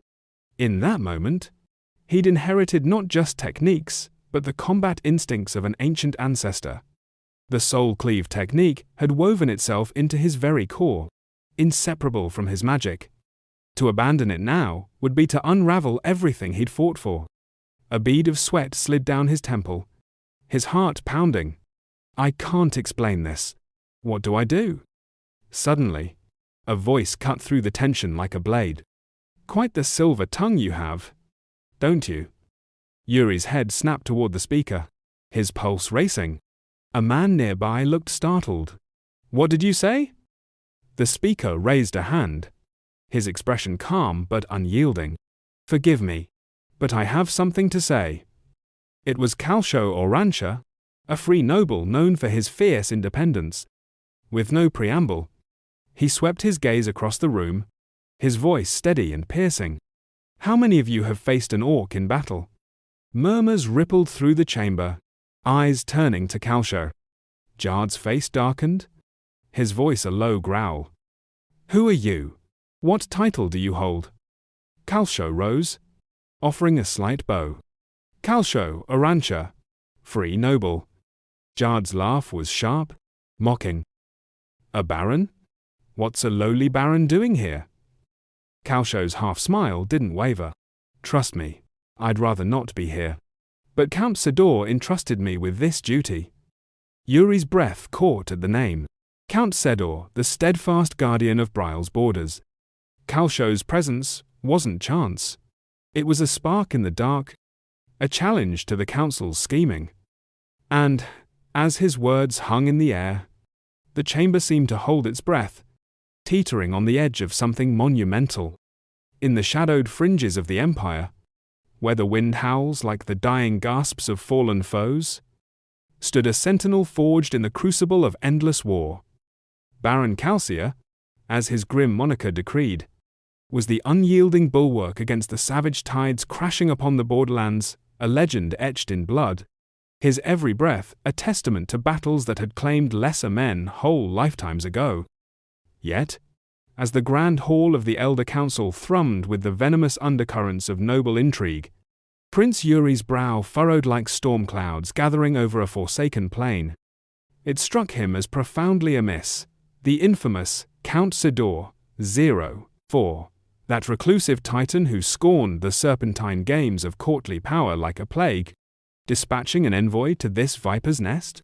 What unseen currents had stirred such a man from his ironclad isolation? A noble with locks the color of glacial ice, mirroring Yuri's own veiled bewilderment, shattered the heavy silence with a pointed query that hung in the air like a drawn blade. What madness grips Count Sidor to thrust you into this den of whispers and schemes? He's never been one to unveil his shadows. But the Baron, his lips curling into a predator's half-grin, seized the moment with the ease of a veteran parrying a thrust. Ah, but the pieces fall into place now, don't they?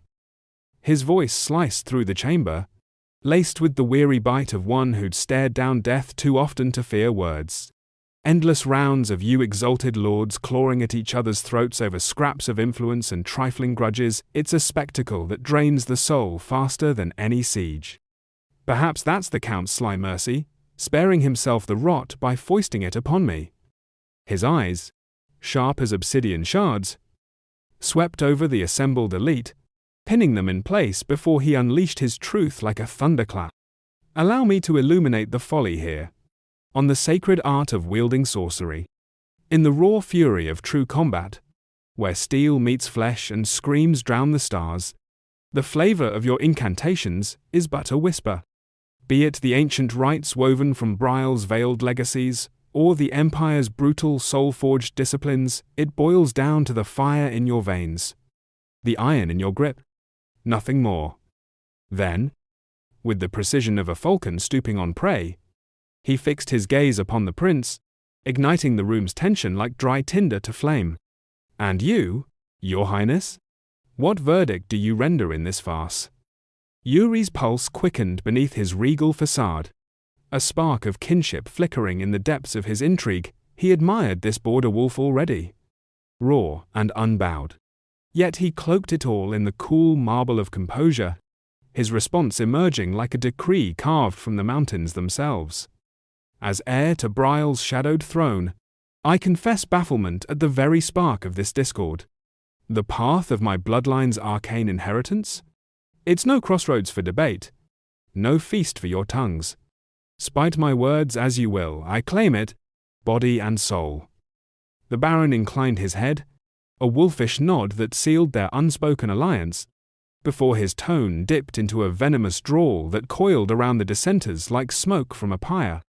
There you stand, unyielding as the prince's resolve. He honors the ghosts of his lineage, their spells and secrets alike. So why do you shadows untethered by lineage? Stripped of command? Absolved of the blade's weight flock like crows to peck at his wings? 5. He flung his arms wide, a tempest incarnate, his aura blazing with the unassailable certainty of one who danced with oblivion.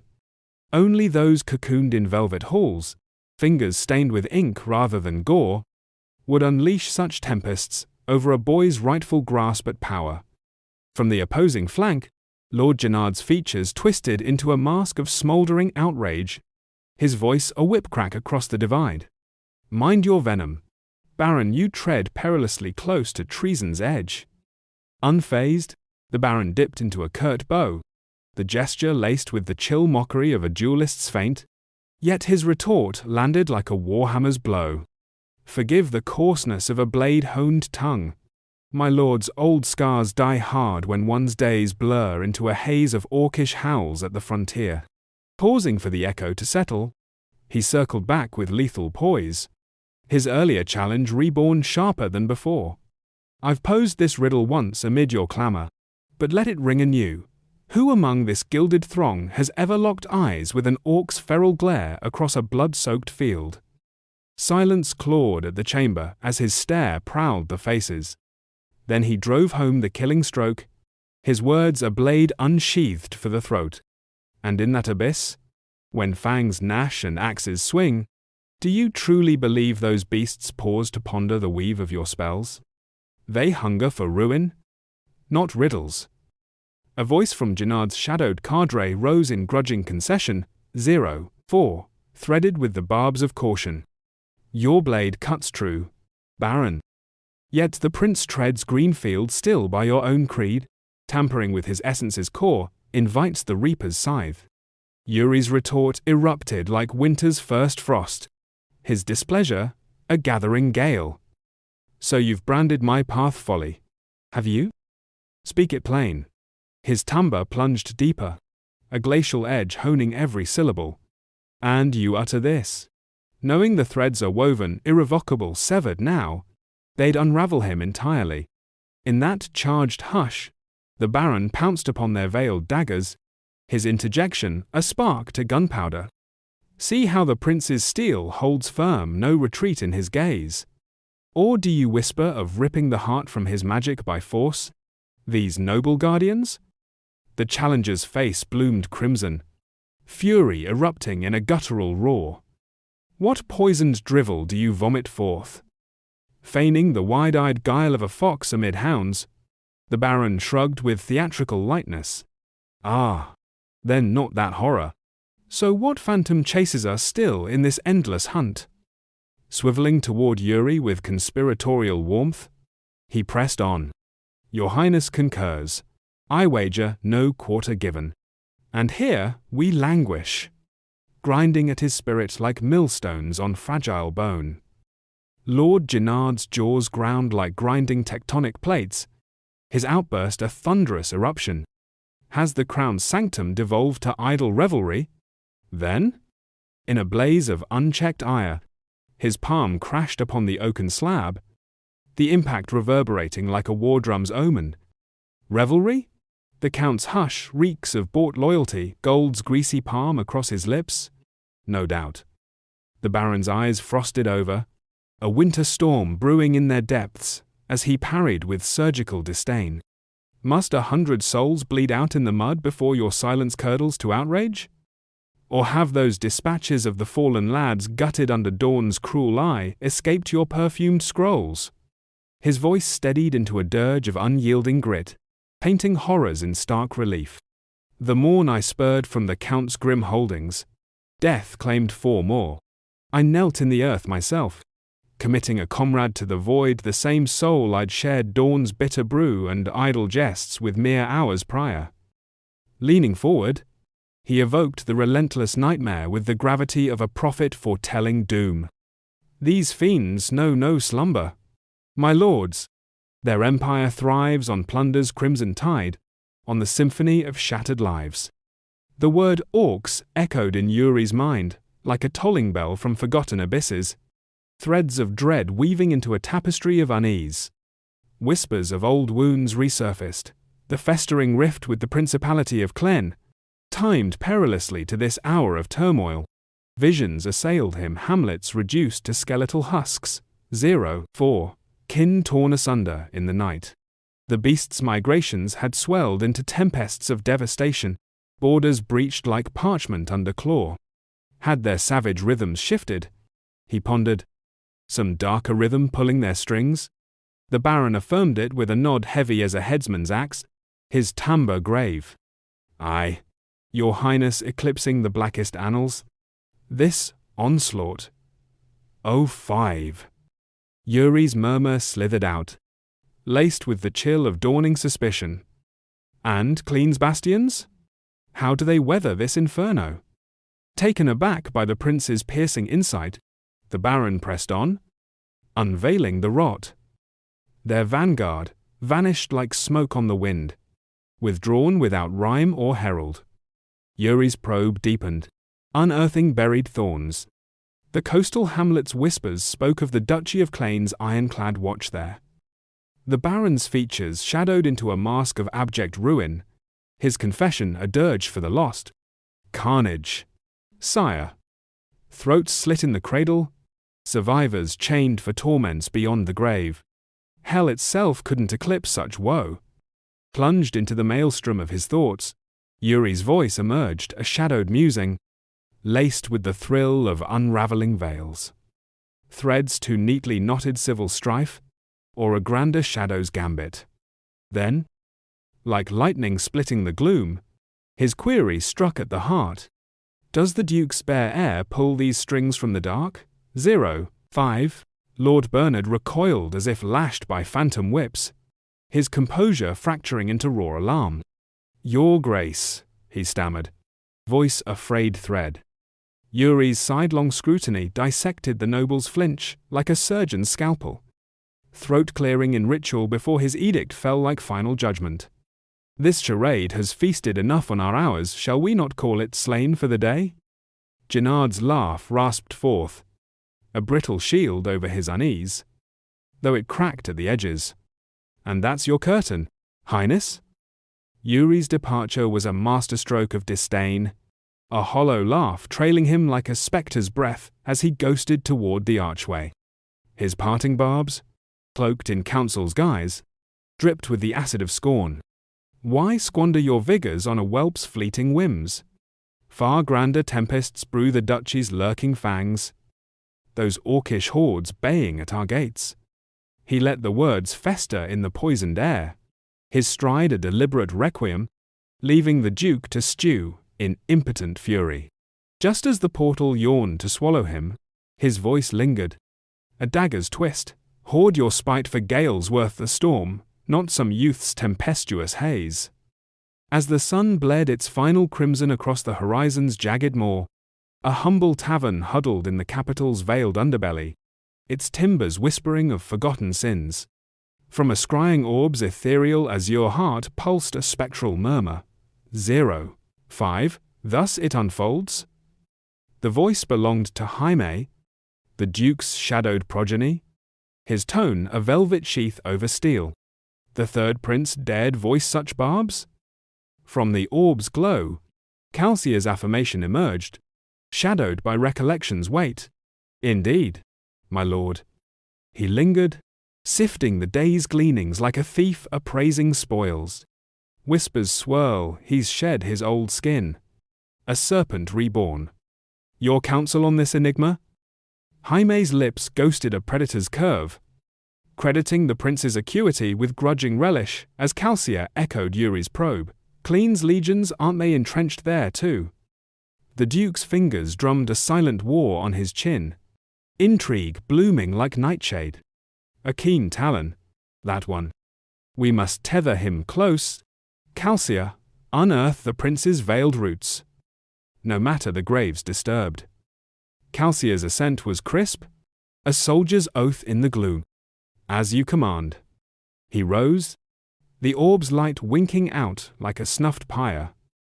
Edging to the casement, Calcia's sigh bled into the twilight hush, eyes tracing the cobblestone's deceptive serenity below. Such fragile calm, while the frontier devours heroes in droves. Then, a flicker in the periphery, a shrouded silhouette, gliding through the throng like a wraith, evading dawn. His breath caught, pulse spiking. What phantom stalks these lanes?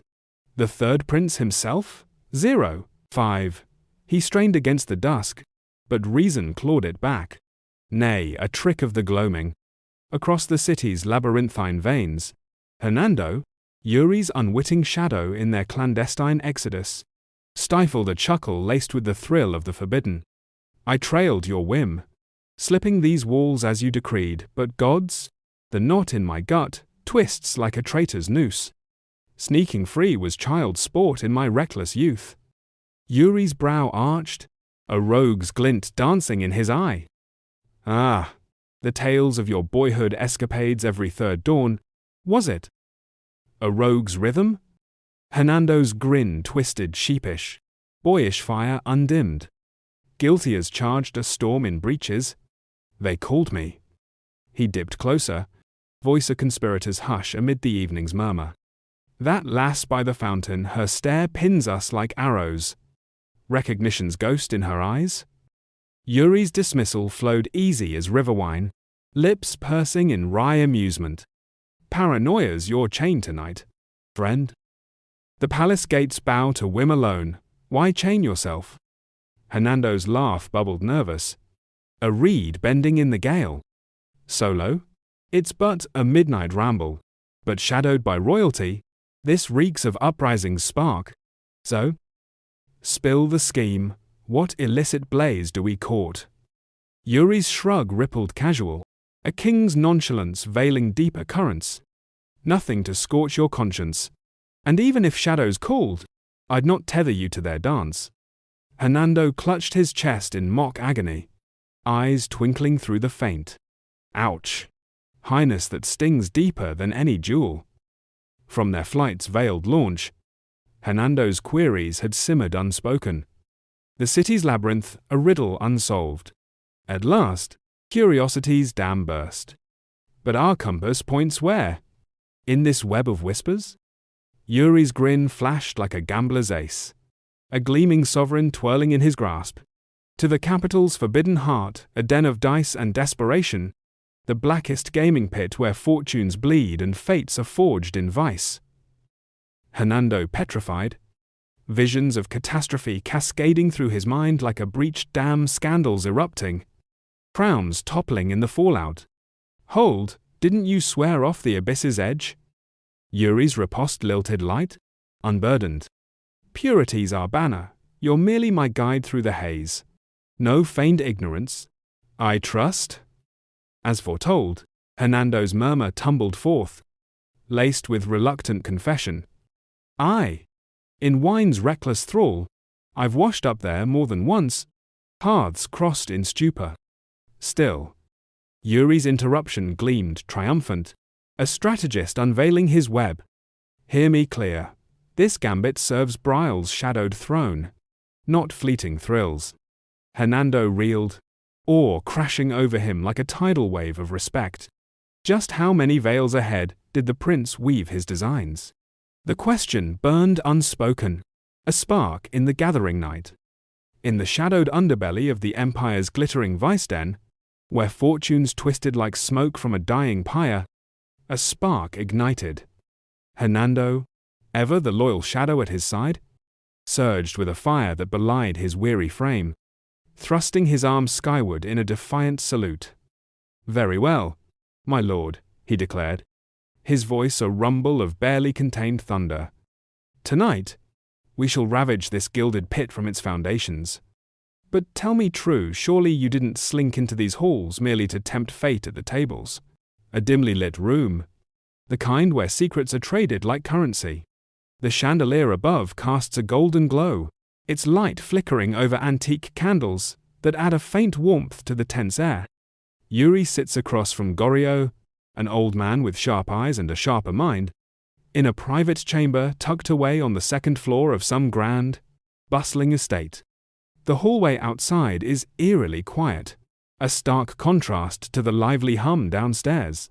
This is no ordinary meeting, it's a high-stakes game, and Yuri's playing to win. Goryo leans back, his gaze narrowing with suspicion. "You didn't come here just to gamble, did you? Wait, are you here to borrow money?" His voice carries a hint of accusation, like he's already piecing together Yuri's game. Yuri doesn't blink. He meets the old man's stare with a casual ease that hides something sharper. "That's right. I intend to use the loan as an investment." Goryo's eyes glint, catching the weight of those words. He leans forward, his tone measured but probing. "So, you're planning to create your own private fund?" A sly smile creeps across Goryo's face, like a rat sniffing out a prize. "And since you're borrowing from me instead of a bank, could it be that the third prince is harboring ambitions greater than we thought?" His words drip with insinuation, testing Yuri's limits. Yuri's smile holds 0-3, but his eyes turn cold, cutting through the air like a blade. "Enough." His voice is calm but firm, shutting down the old man's fishing expedition. "Interrogation isn't your job." Goryo knows he's overstepped. He bows his head, the gesture more formality than sincerity. "My apologies. Please forgive me." Yuri lets it slide, his tone light but pointed. "It's fine. After all, I'm the one asking for money." The room settles, but Goryo's not done probing. He treads carefully now, his voice softer. "Then, may I ask directly, what exactly will the money be used for?" Yuri doesn't hesitate, his confidence unshaken. "I'll use the loan to buy up Magranja, the spice-producing region of Klein, because sooner or later, supply won't be able to keep up with demand." Hernando, who's been silent in the corner, can't stay quiet anymore. He turns to Yuri, alarm flashing in his eyes. "Your Highness, are you saying?" Goryo cuts in, stroking his moustache thoughtfully, his mind racing. Oh, he's intrigued now, piecing it together. Magranja is definitely crucial for the production of high-end spices, but I still question whether it's worth investing such a large amount. Yuri doesn't waver. "It will be soon." His words carry a quiet certainty that makes the air heavier. Hernando rubs his chin. 0-3, his thoughts spinning. "Things are more serious than I thought," he mutters, almost to himself. "I heard that war broke out in the Kling Duchy and that orcs are prowling all over the place, but I didn't expect spice prices to spike that hard." Then it hits him a spark of realization. His eyes widen slightly. Wait, is he trying to monopolize regional specialty goods before anyone else gets the chance? He keeps his gaze locked on Yuri, watching every subtle shift in his expression, searching for clues in that calculating look in his eyes. Across the table, Goryo's doing his own mental math, his sly grin long gone. He studies Yuri, reassessing him. "Yuri Briall, you're nothing like the rumors," he thinks. "In fact, it seems like you're acting on far more intel than you're letting on." The tension hangs thick until Yuri's voice slices through it, calm but commanding. "Now, then, let's talk numbers. As an investor, not a prince, how much are you willing to lend me?" The chandelier's glow seems to sharpen. the candles flickering as if holding their breath. Then bam, Goryo's hand slams down on the table, the sound echoing like a gavel. His face is dead serious now. No trace of the scheming glint from before. Please sign this loan agreement first. A subtle smile curls at the corner of Yuri's lips, quiet but brimming with anticipation. The first piece of his plan has fallen into place, and the game is just getting started. Under the faint moonlight, Yuri and Hernando slip through quiet streets, the loan contract clutched in Yuri's hand. He's studying it like it's a map to his next move. Hernando's still reeling. Goryo actually lent you the money, he says, voice shaky, and such a massive amount, no less. Yuri, a prince of Briall, adjusts his cloak's hood, unbothered. Hernando's not done. But this is too much, Your Highness. He frowns, clearly annoyed. You could have at least told me beforehand. You never intended to gamble in the first place, did you? Yuri doesn't miss a beat. And if I had told you the truth, wouldn't you have dragged me straight to my father? Their words are, sharp, cutting through the empty path. Yuri shifts gears. Let's head to the trade point now. Yeah. I need them to do something. Mugranja wasn't a wild guess, it's a calculated play. The only alchemist who knows Klein's exclusive spice blend is about to die in the war. That spice? It'll be worth a fortune until something better comes along. A creaky sign sways above them, casting jagged shadows in the dim light. Yuri's mind is clear. I can't trust this to anyone else. They stop in front of a crumbling house, the wind whistling through the trees, setting an eerie tone. Yuri tilts his head back, staring up. We're here, using the sea. Hernando jumps, pointing at the dilapidated structure. What? Hold on. This place, it looks like it's about to collapse. Yuri doesn't hesitate. He strides forward, pounds on the wooden door, and calls out, Elaine Wood, are you in there? Hernando grabs at him, sensing trouble. Your Highness, wait. We could hand this over to a major trade guild. Before he can finish, the door creaks open. A woman steps out striking. With radiant blue eyes like polished gems, her hair neatly tied back. I'm Elaine Wood, she says, calm and direct. But then, her expression shifts caution to confusion. The dim light from a nearby lamp flickers over her dirt-smudged face, catching the disbelief in her wide eyes. The whispers around them grow louder, the air thick with danger, desperation.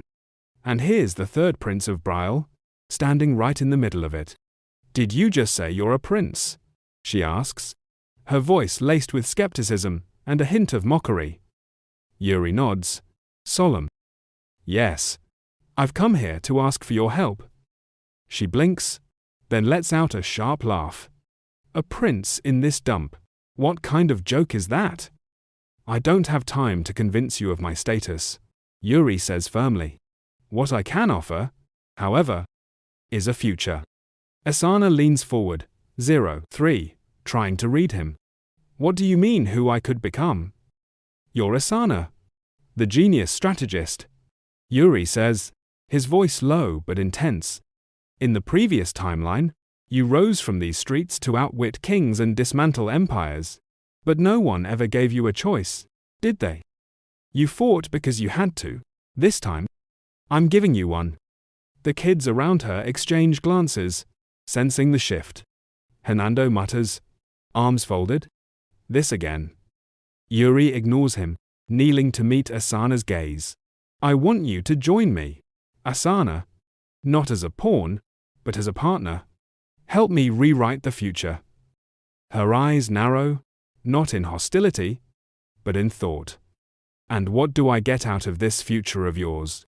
A place where your brilliance isn't buried in the slums, Yuri says. Power, influence, the chance to shape the world on your terms. A gust of wind rattles through the alley, Yuri's cloak fluttering behind him. After a tense pause, Asana smirks. You're crazy, Prince. But maybe just the kind of crazy this world needs. Yuri stands, a faint smile breaking through. Then let's begin. A long pause hangs in the air. Asana's voice finally cuts through, low and uncertain. Prince. Yes? Yuri replies, unwavering. She turns to face him, the shadows falling away, revealing her fully.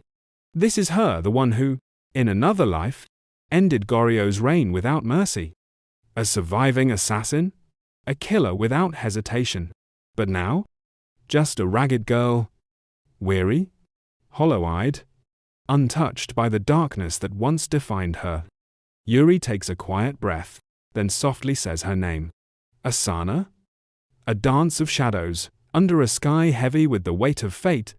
Asana rose unsteadily, her frail form trembling as though burdened by more than just sickness. Her pale, almost ghostly visage betrayed a life drained by hardship. A prince? She murmured, her voice fragile yet edged with suspicion. What business does royalty have in this forsaken place? Her words hung in the air, sharp with distrust. Yuri, the third prince of Briall, met her wary gaze with a softened smile, his demeanor calm yet deliberate. No need to fear me, he said gently, his voice a soothing balm against her guarded heart. The tension in her shoulders eased, if only slightly, as the exhaustion in her eyes flickered, giving way to a faint glimmer of relief. I'm here to help, he added, his tone steady but warm. Turning to Hernando, Yuri's voice sharpened with authority. Give it to me. Hernando's jaw tightened, a storm of defiance brewing in his eyes, but resistance crumbled under the prince's unyielding stare. With a heavy sigh, he produced a hefty pouch of coin and thrust it into Yuri's hand. Take it, he muttered, his voice thick with reluctant surrender. Yuri's attention shifted, drawn to a small figure clinging to Asana's side, a timid girl, half hidden, her eyes wide with uncertainty. In that fleeting moment, a truth snapped into focus for Yuri. This was the child, the reason behind Asana's ruin in her past life. The crushing debt she'd taken from the merciless Goryo had been for this girl's salvation, a sacrifice that had shattered Asana's life and forged her into a legendary assassin cloaked in shadow. But Yuri, armed with the knowledge of a life already lived, vowed to rewrite her fate. Without a moment's hesitation, he pressed the pouch into Asana's trembling hands. Take it, he urged, his voice resolute. Get her to the temple. She needs treatment. Asana stared at the money, her expression a turbulent mix of disbelief and wariness. What's your price? She asked, her voice barely above a whisper, bracing for a catch. Yuri's gaze held hers, unflinching. My price? He paused, a faint, enigmatic smile curling his lips. Just one thing. My name is Yuri Briall, third prince of Briall. Remember it. Asana and the girl stood frozen, stunned by the weight of his words. As Yuri turned and strode away, Hernando trailed behind, his brow furrowed in confusion. Why give so much to a beggar? He demanded, unable to mask his frustration. Yuri's lips curved into a cryptic smile, his eyes glinting with purpose. It's not charity, he replied softly. It's an investment. I'm weaving the threads of alliances I'll need when the time comes. His gaze flicked to Hernando. 4. A silent calculation in his eyes. One piece remains. He stopped abruptly, turning to face his companion. Hernando, he said, his tone suddenly serious. When the royal founder's tomb was excavated, what did you see inside? Hernando's eyes drifted shut, his face unreadable save for a sly, almost playful smile. A gamble, he said simply, his voice laced with intrigue. I wagered my life at the Barlagas casino, in the Empire's heart. Yuri blinked, caught off guard. A gamble? He echoed. His curiosity piqued.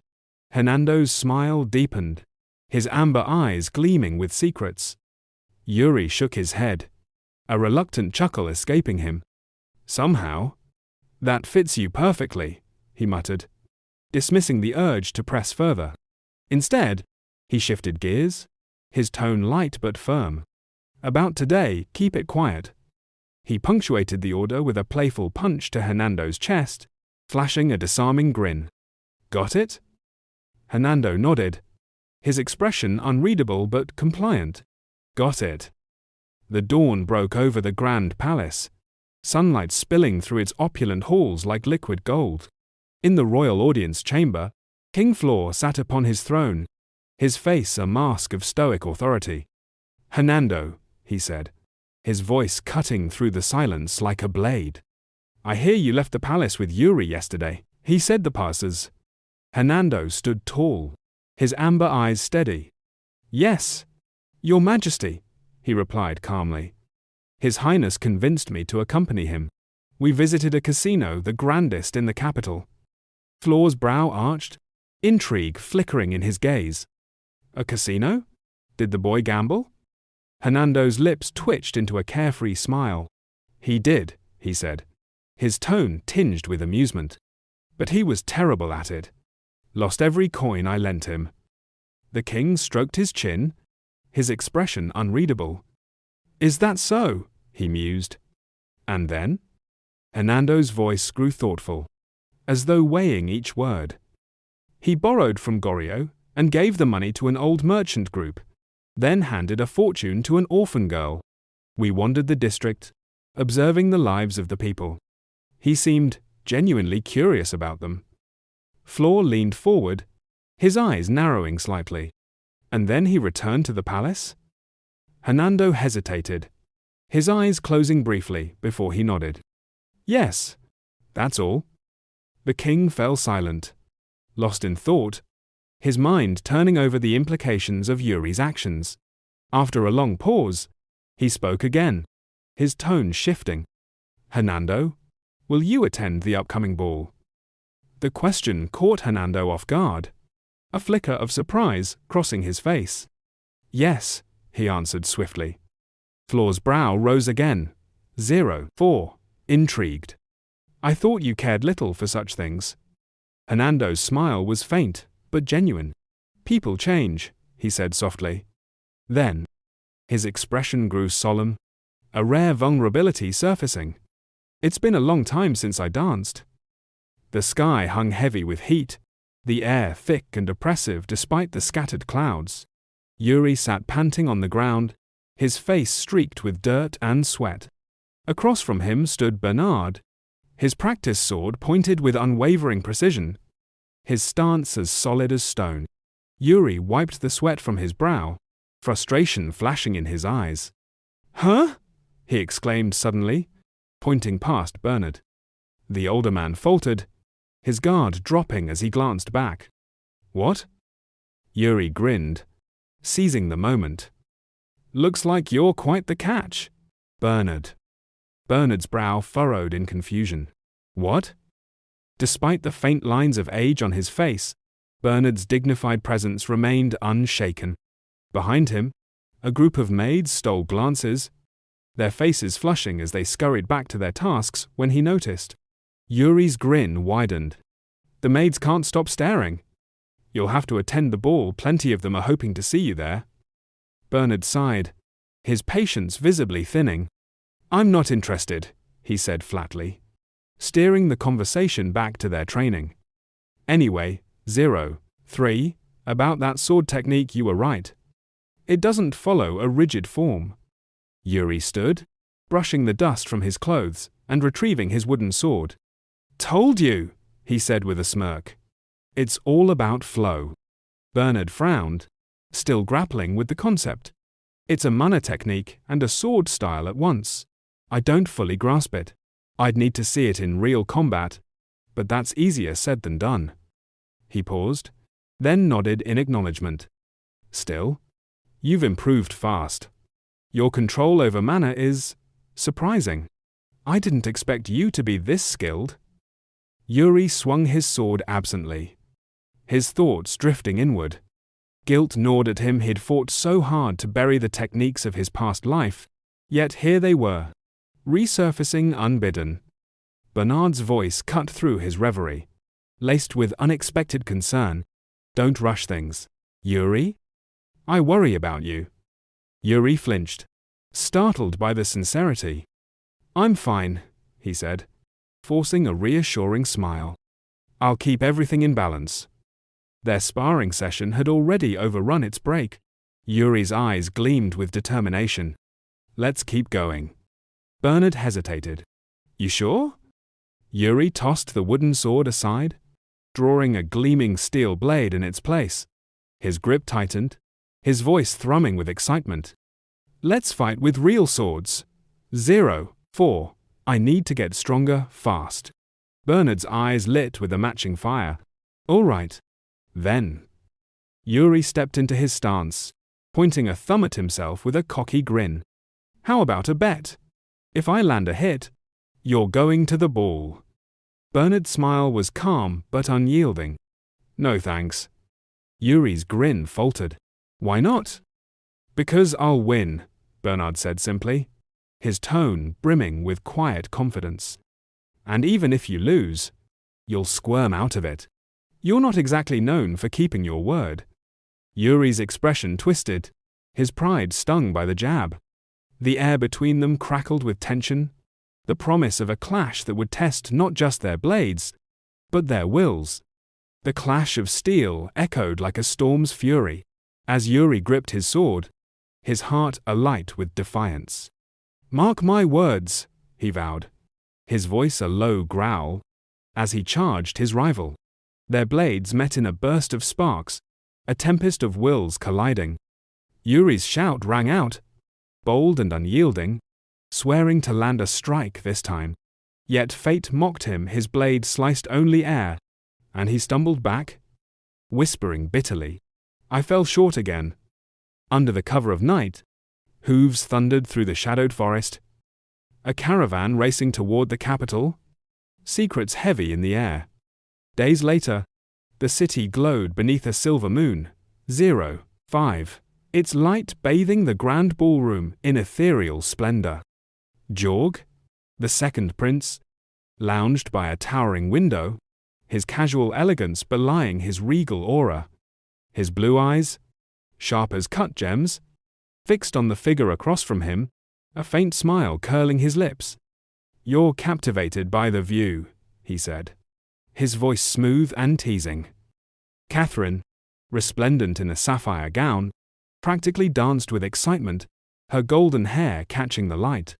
It's been too long since we've had such a night, she exclaimed, spinning toward the room, her smile radiant. And there's someone I can't wait to meet, she added, her eyes gleaming with anticipation. High above, the Yakatrina Empire's tower stood proud, its red roof a fiery beacon in the night. Within a lavish chamber, Yuri stood, swathed in a jeweled suit that shimmered like starlight. Unease shadowed his face as he muttered, This is overwhelming, strip some of these off. Ina, ever gentle, adjusted his tie with a teasing smile. You used to adore this flair. Has your heart changed? She stepped back, satisfied. There, Your Highness. Perfection. Yuri's gaze met hers, a spark of mischief in his eyes. Anna, he said suddenly, extending his hand. Dance with me. Ina froze, startled. Me? Why? She asked, her voice faltering. Yuri's grin was sheepish. I need practice. And I'm without a partner. Her expression shifted to playful skepticism. What's the plan here? She teased. But Yuri cut in, puzzled. What's that look for? With a smirk, Ina took his hand. You're not planning to trip me, are you? Yuri laughed, pulling her close in a swift motion. No tricks, he promised. Their faces inches apart, the air electric. Just follow me. We'll go slow. Ina's cheeks flushed as she placed her hand on his shoulder. Think I can't keep up, Your Highness? I'm a fine dancer. Yuri's grin widened. Oh? Who've you been twirling with? Their laughter wove through the music, their silhouettes dancing in the moonlight. Outside, The full moon bathed the night in silver. Ina's voice carried a playful edge. I'm more popular than you'd think. Though, I'll admit, you're my first partner, shorter than me. Yuri's eyes glinted. Just wait, height won't matter. Their banter flowed until Yuri teased. You stepped on my foot, Anna. She laughed. Eyes closed. A slit? My apologies. He raised a brow. Twice? Below? The ballroom glowed with golden warmth, couples swaying to delicate melodies. King Floor sat high above, his wineglass swirling lazily, his gaze sharp and unyielding. Yuri stood with Cedric and Joshua, their conversation quiet, until Yuri's eyes caught on Count Sailor. His presence a storm of restrained power. He's in a league of his own, Yuri thought. This night is no ordinary affair. His gaze shifted to Cedric, noting the glasses tucked in his coat. Your eyes, are they worse? Yuri asked, concern lacing his voice. Cedric's smile was warm. Nothing serious. Don't worry. A trumpet's call shattered the moment, and the grand doors parted. Yorg entered, his charisma drawing every eye, his gaze locking with King Floor's. The king extended a hand. Your presence honors us. Jorg's smile was all charm. The honor is mine. He gestured to the woman beside him. My sister joins me tonight. Catherine glided forward, her gown shimmering as she curtsied. Your Majesty, she said, her voice soft but commanding. Her golden hair glowed, her blue eyes piercing. Yuri froze, memories of a past life crashing over him hand in hand with Catherine, now crumbling to ash. His jaw tightened, sweat beading. I won't repeat that tragedy. Never. Her gaze found him, her smile gentle yet piercing. The music swelled, and the party carried on, oblivious to Yuri's turmoil. Catherine laughed with Joshua and Cedric, while Yuri nibbled a cake. His thoughts tangled. He watched Cedric dance, 0-4, reflecting, always a king in character. But Catherine's intense stare caught him again, unraveling his composure. A voice broke through. Your Highness, a cookie? Anna offered a tray, her smile warm. Yuri softened. Thanks, Anna. You're a lifesaver. She shrugged playfully. Hardly. It's easier than cleaning your daily chaos. Yuri grabbed a cookie, scowling. Give me a break. She laughed, walking off. Call me if you need me. Alone, Yuri leaned back, exhaling. Footsteps approached, and Yorg loomed before him, his emerald eyes glinting. And you are? He asked, his tone deceptively light. Yuri's mind raced images of Yorg, armored, leading armies to ruin. He bowed stiffly. Yuri Briall, third prince of Briall, the man who nearly destroyed us. Yorg's face darkened, his eyes glowing eerily. Ah, it's you, he said, his smile sharp and predatory. His gaze cut through Yuri, oppressive and suffocating. 13? Aren't you? A true son of Floor. He turned, tossing back. Quite the talent. Before vanishing into the crowd. Yuri's fists shook. That was a test too dangerous. He's young, but already a force. His thoughts darkened. Those brothers, they're the same. A crash shattered the air. Anna knelt, panicked, a broken wineglass at her feet, its contents staining Yorg's robe. Whispers erupted. The imperial crest, she's finished. Anna bowed, trembling. I'm sorry. Yorg's smile was cold, his gaze locking onto Yuri with chilling intent. In the shadowed heart of the ancient manor, where opulent chandeliers dripped molten gold upon the assembled nobility like forbidden nectar, a venomous whisper slithered through the air. This girl, the intruder intoned, his words uncoiling with lethal precision, demands the Empire's unyielding justice. Shock rippled across Yuri's features like a fracture in obsidian. his pulse thundering in his ears as the world narrowed to a single, horrifying point. The air grew thick, suffocating, as the man Yorg, Prince of Iron and Retribution, eased his blade free from its scabbard with the languid grace of a predator savoring the hunt. The steel gleamed coldly under the chandelier's deceptive warmth, its edge kissing the air mere inches from Anna's quivering shoulder. "By the edicts carved in imperial stone," he murmured, each syllable a deliberate stroke of doom, her head must roll from her neck. Fury ignited in Yuri's veins, an inferno scorching away the haze of disbelief. That snake? He seethed inwardly, the realization crashing over him like a tidal wave of betrayal. Echoing footfalls on polished marble heralded the speaker's approach, each step a ripple through the frozen assembly. Floor, king of fractured legacies, materialized at the staircase's foot, his presence a gravitational force that bent the room's fragile poise.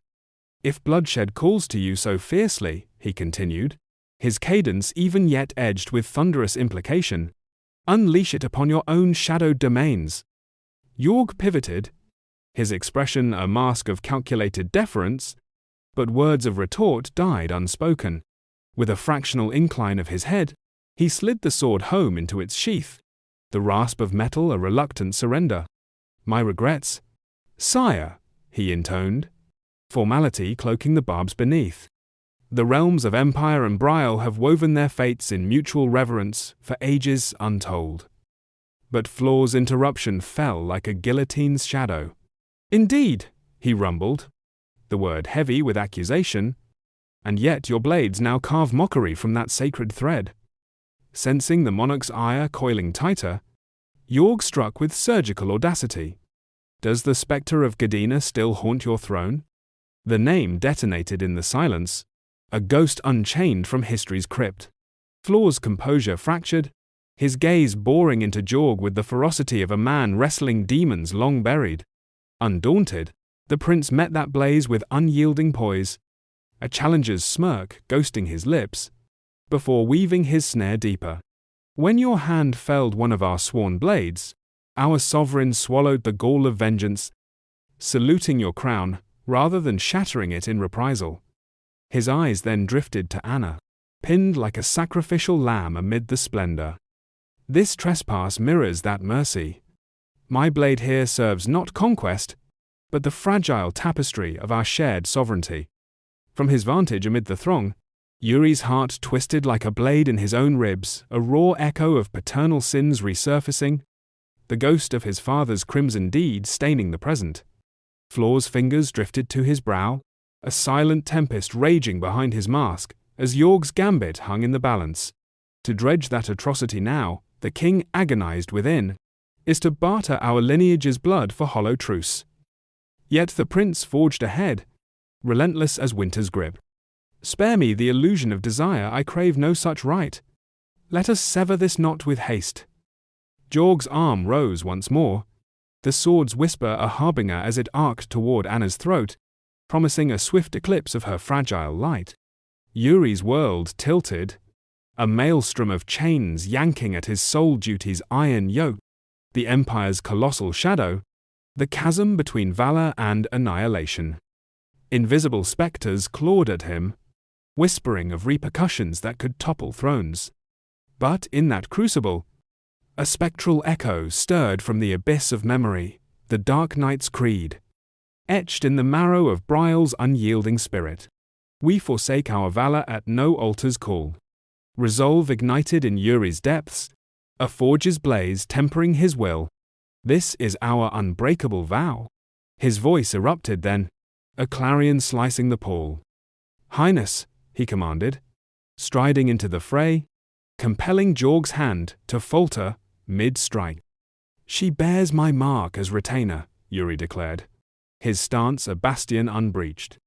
Jorg's eyes slitted, probing for fracture. "Is that so?"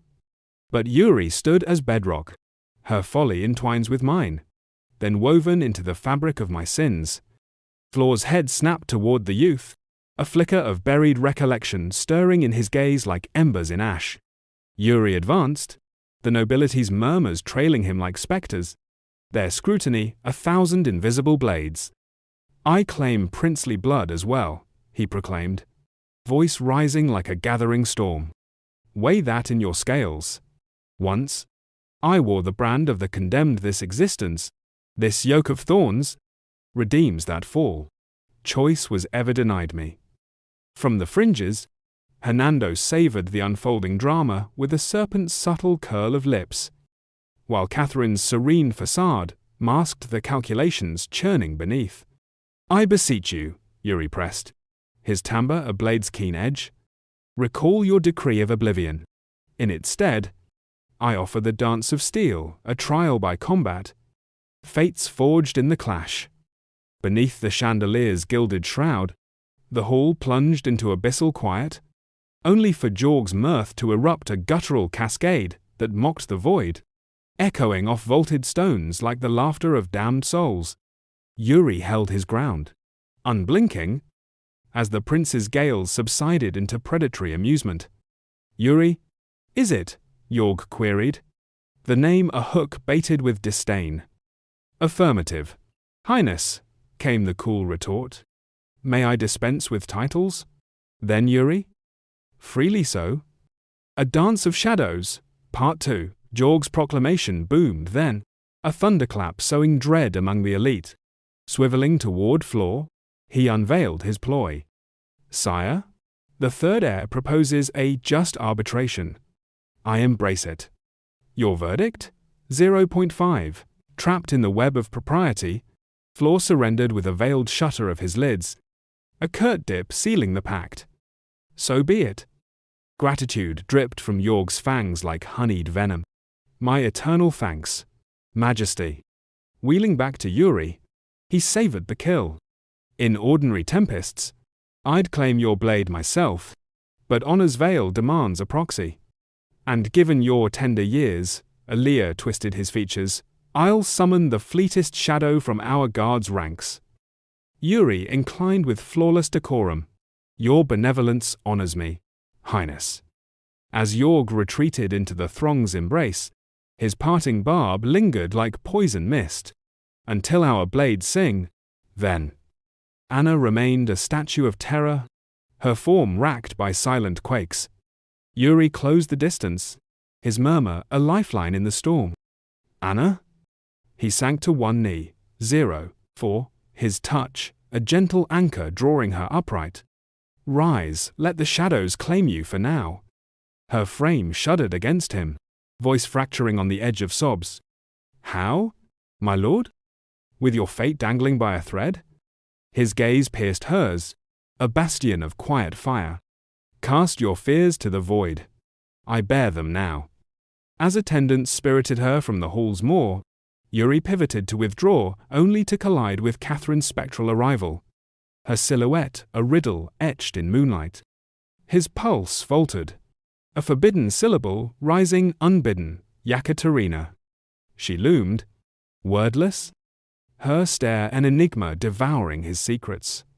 Banishing the intrusive spectre, he armored his thoughts in iron resolve and veered away, strides carrying him into the labyrinthine gloom. Hernando, nursing a chalice of crimson elixir nearby, tracked the prince's exodus with intrigued avidity, his curiosity a spark in the encroaching dusk. Beyond the banquet's gilded cage, in corridors where torchlight clawed at encroaching shadows, Yuri wandered adrift in contemplation's snares, unaware of Cedric's indolent vigil against the stone. As Yuri ghosted past, the elder's query lanced the solitude. "What devours your silence?" Yuri whirled, chagrin flushing his cheeks. "You," he exhaled, recognition softening the edges. Meeting his brother's steady regard, he confessed the gnawing abyss. Anna's light cannot gutter at his whim. Cedric's exhalation carried the weight of weary stars, ever the tempest's heart. His fingers tousled Yuri's locks with fraternal ease, a rare bloom of levity in the gloom. "Heavens preserve us." For an instant, Yuri faltered, ensnared by the echo of lost tenderness, a warmth exiled by time's cruel forge. Then Cedric's gravity reasserted, his features hardening to glacial intent. Yuri. The warning uncoiled like smoke from embers. That facade of chivalry cloaks a viper. I yearn to cross blades with you, he feigned. Yet tradition bids me dispatch a surrogate. Your youth merits my most verdant sentinel. Should parity in years cloak calamity's hand? No fault shall stain the tale. Yuri's poise remained a shield. Your shadows do not elude me. Cedric yielded with a nod, respect etching his brow. Then my counsel rests unspoken. The veil falls to me. But Yuri's rebuttal was swift, a spark of defiance. This blaze is mine to quench. A beat of appraisal, then Cedric's lips ghosted a spectral curve. Unyielding as the grave. Once set, he'll unravel you thread by thread. His digit prodded Yuri's cheek with mock admonition. Defiance flared brighter. I stand ready. And the revelry's unraveling? Yuri queried, glancing toward the muffled chaos. Cedric's assurance was a bulwark. Tempests bend to my command. Seek solace, you'll need its edge. Gratitude curved Yuri's mouth in a fleeting arc. As you decree. Gazing upon his sibling, a poignant reverie stirred. In realms unfractured, Briall's crown would grace his brow, a scepter of shadowed glory. Cedric mirrored the warmth, and Yuri pressed onward into the corridor's embrace, conviction a pyre in his core. I shall carve through legions, defy the reaper's scythe, if only to behold the empire he forges from these ashes.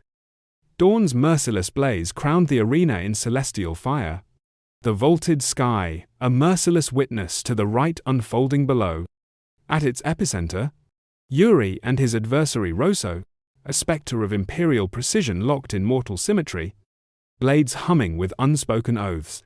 Flanking the fray, Yorg murmured conspiracies to Catherine's inscrutable ear, while the periphery brimmed with rapt devours, sane and flaw, visages etched in fretful stone.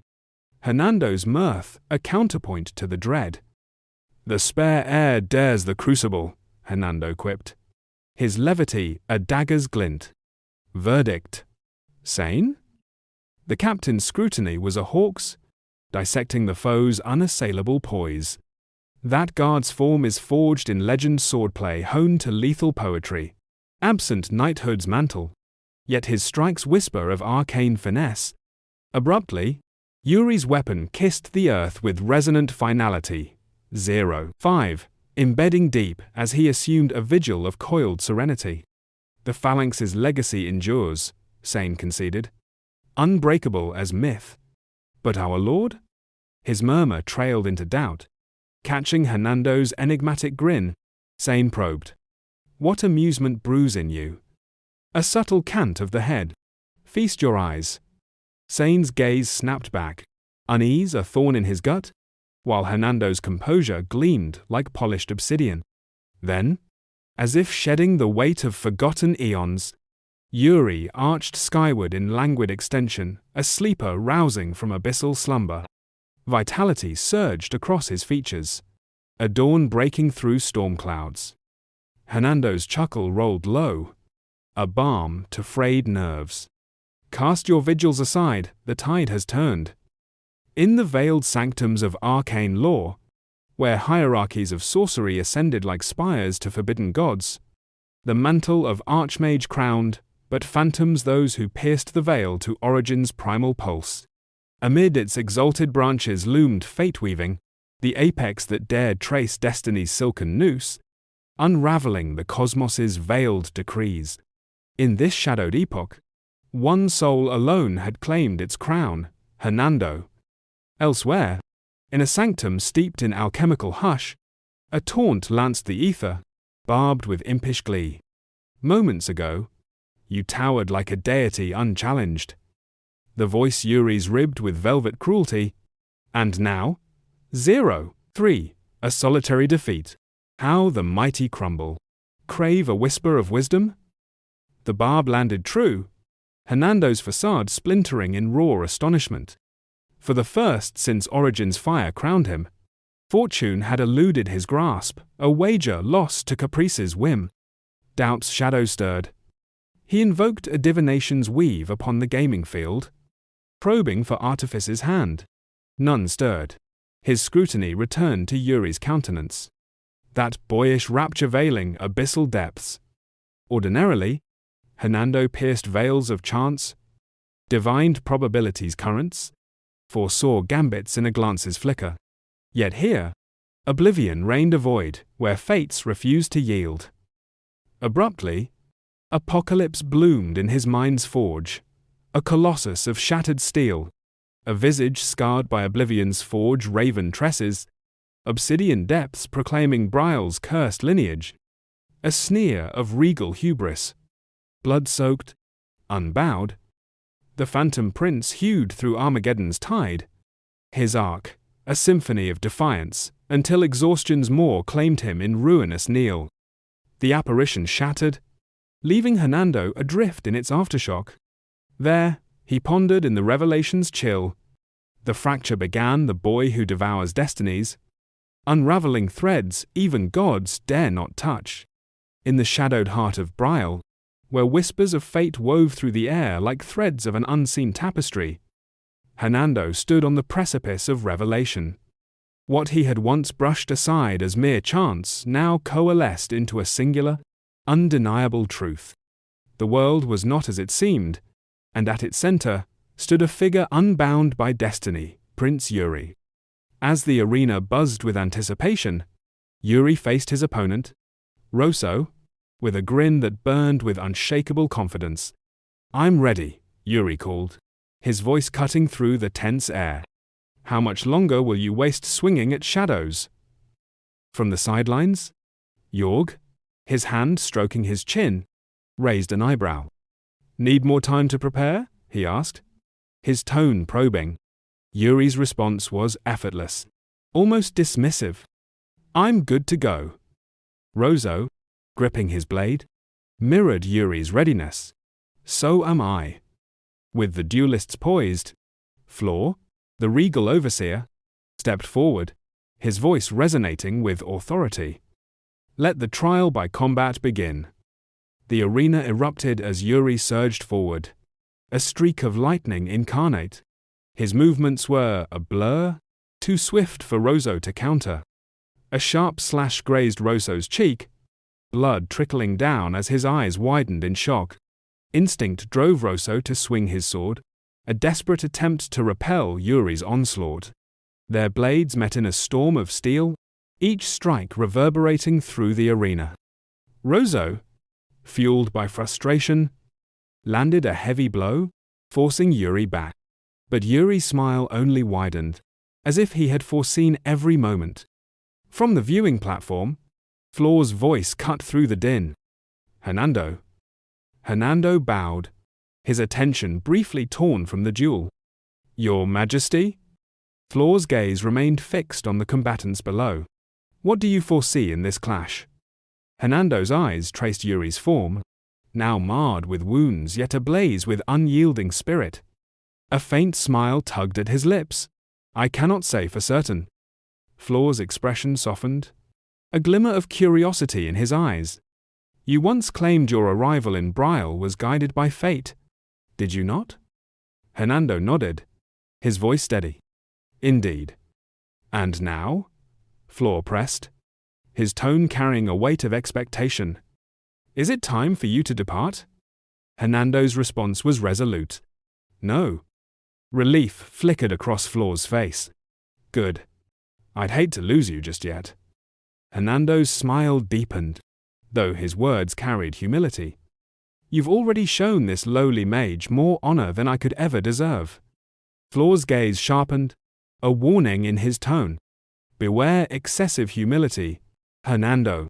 It can mask greater truths." The conversation paused, as their attention returned to the arena.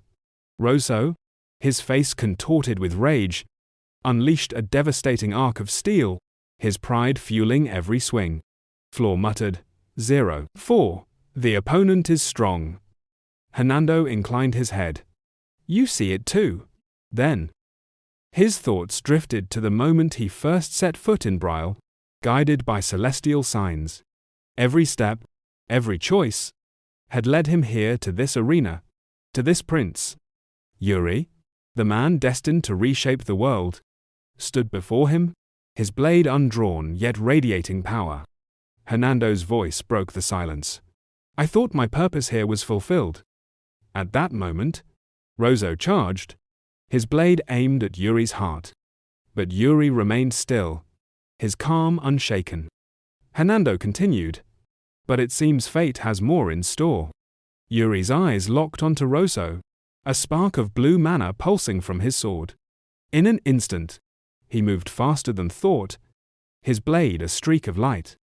Let's end this, he declared, his voice a low growl of finality. Rozo faltered, panic seizing him as Yuri's speed overwhelmed his defenses. The prince's strike was precise, merciless, halting just at Rozo's throat. The arena fell silent, the crowd holding its breath as Yuri's blade hovered, a whisper from death. Rozo's eyes shut tight, his voice trembling. I'm done. Rozo bowed his head, defeated yet respectful. I lost. Hernando rose, his heart swelling with awe. I followed the heaven signs, only to find a man who defies them. Yuri, the third prince, had turned life to death and death back to life with a single stroke. Fate itself bent before him. Jorg's applause joined the cacophony, his voice laced with admiration. Every step he takes spits in the face of destiny. Hernando's own claps echoed as he spoke, his voice resonant. Yuri Briall, the man who stands beyond fate. I can't wait to see what he does next. 5 years later, the palace corridors echoed with frantic footsteps. A young maid, her hair bound in a tight bun, raced through the halls, her face pale with dread. How did it all go wrong? Her mind spiraled, panic clawing at her thoughts. Why did I take the wrong wing? A sharp voice halted her. You there! She froze, her heart pounding as a young man approached, his black hair marking him as Briall royalty. His brow arched, his tone laced with suspicion. What are you doing here?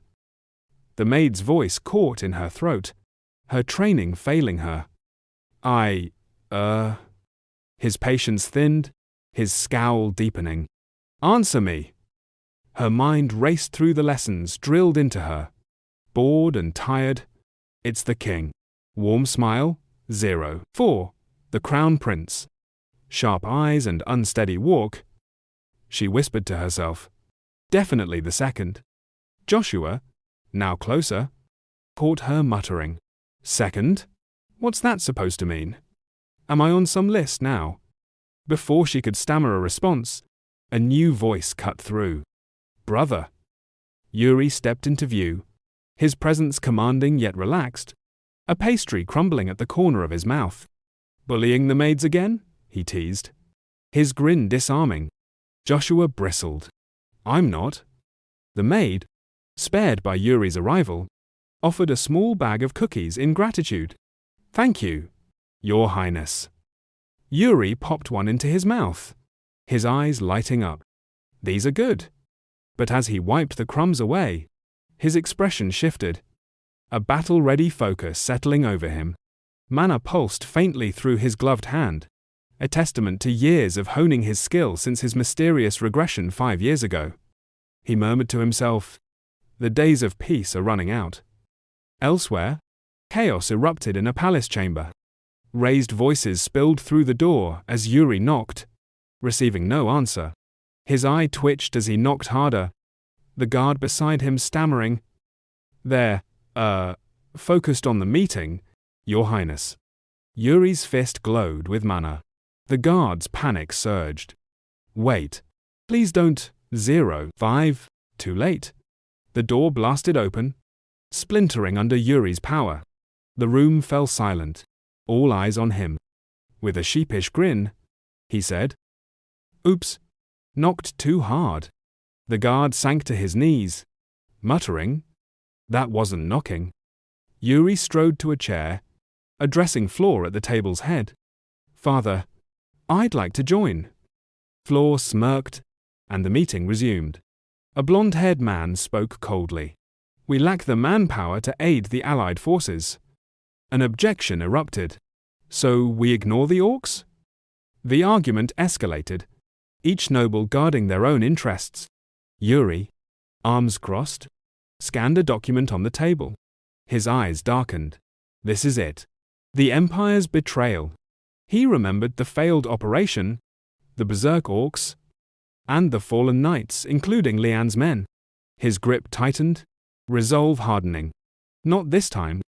A grey-haired man declared, "We send no one." Another noble slammed the table. "Do you think we have knights to spare?" Yuri's voice cut through, clear and commanding. "Enough. I'll join the Allied forces. The rest of you do your duty. Don't disgrace Briall."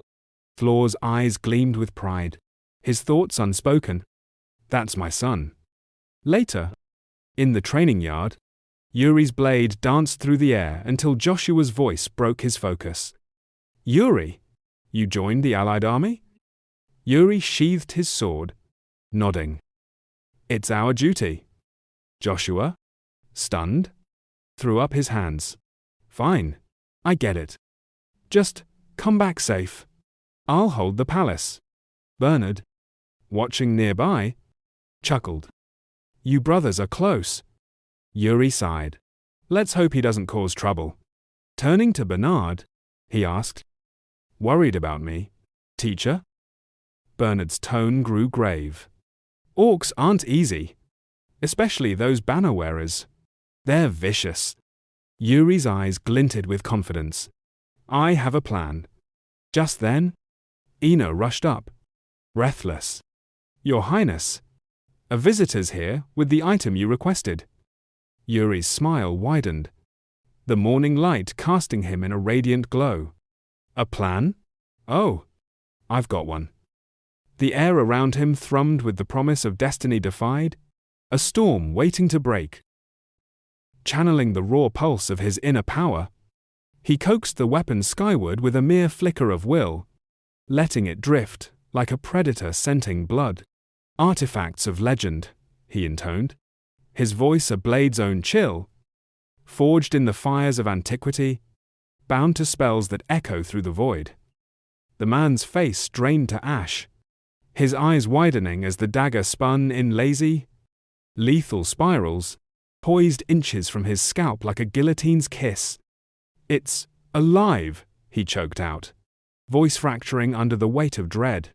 The point halted, a venomous fang mere breaths from his ashen cheek, and Yuri's tone softened to mocking silk. "Breathe easy, death's not yours to claim today." Tremors racked the man's frame as he pieced it together, words tumbling in a whisper. "Mana, you're bending it to your command." Comprehension dawned like a storm's break, and he exhaled a ragged gust of relief, shoulders slumping.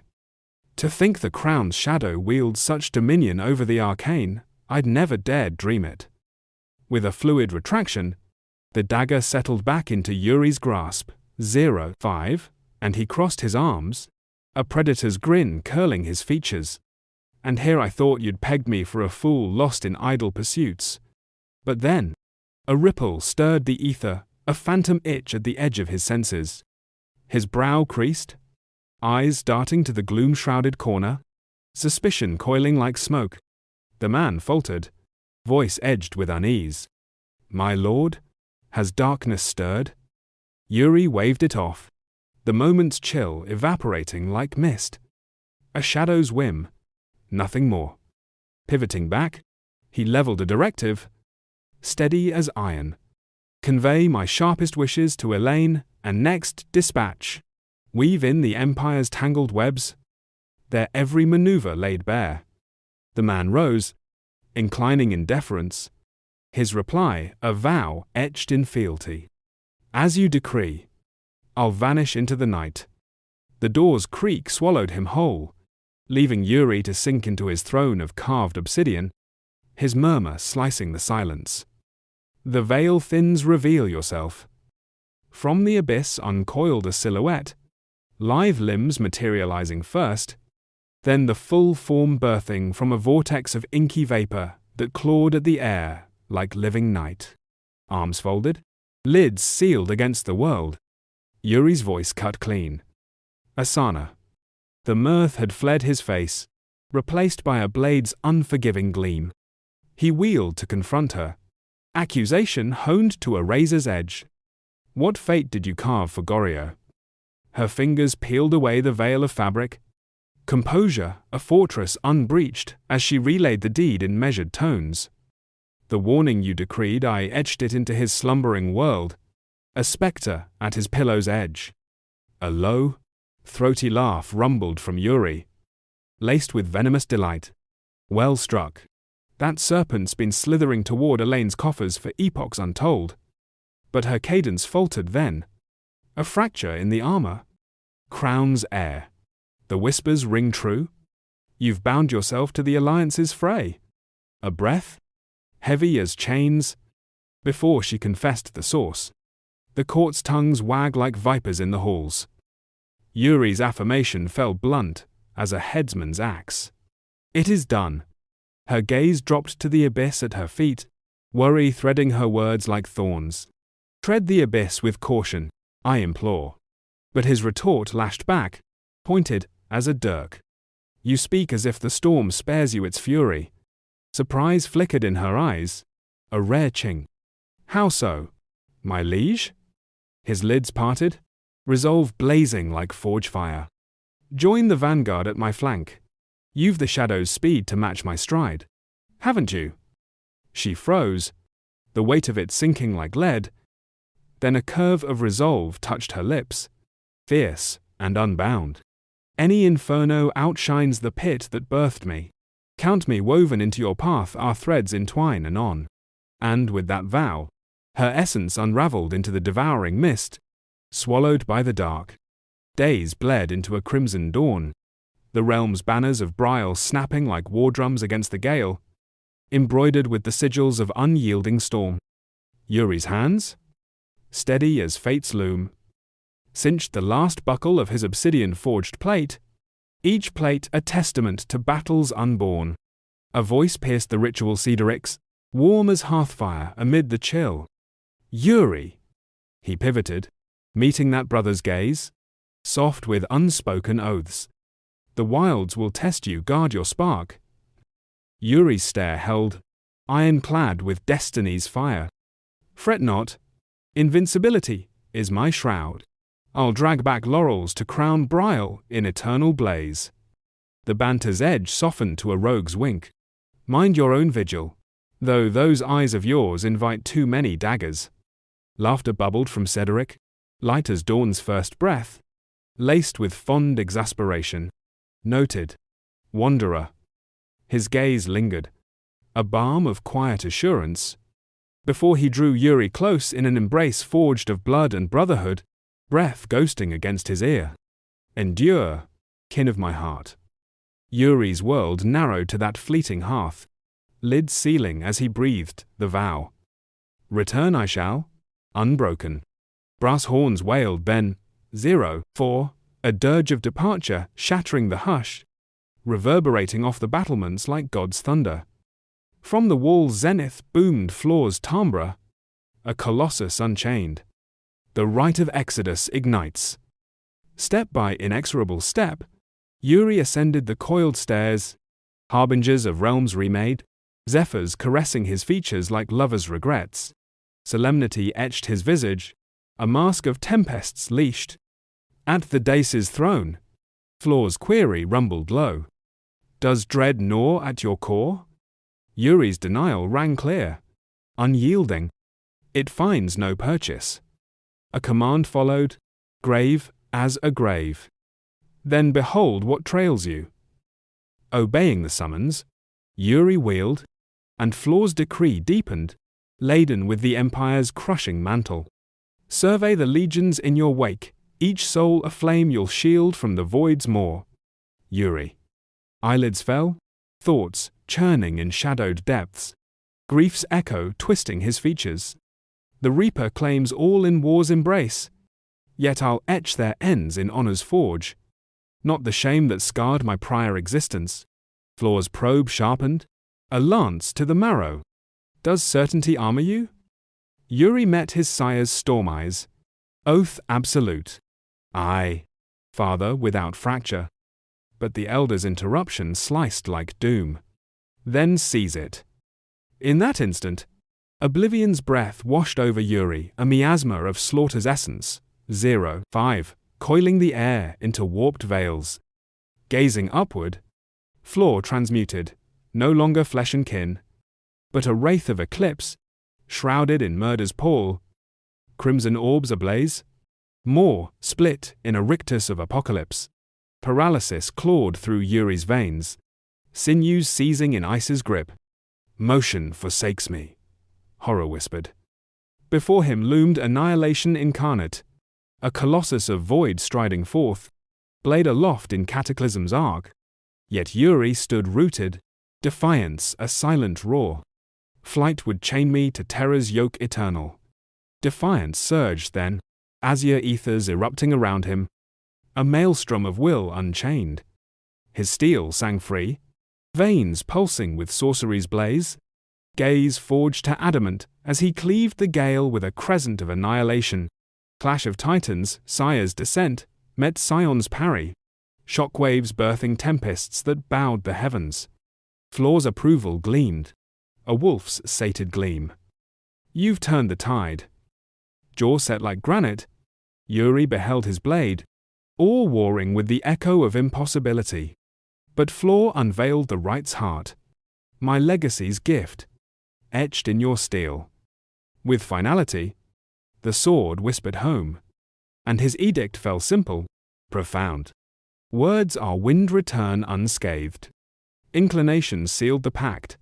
As fate decrees, sire. Eyes dipped to the gleaming fang in his fist, resolve a pyre ignited.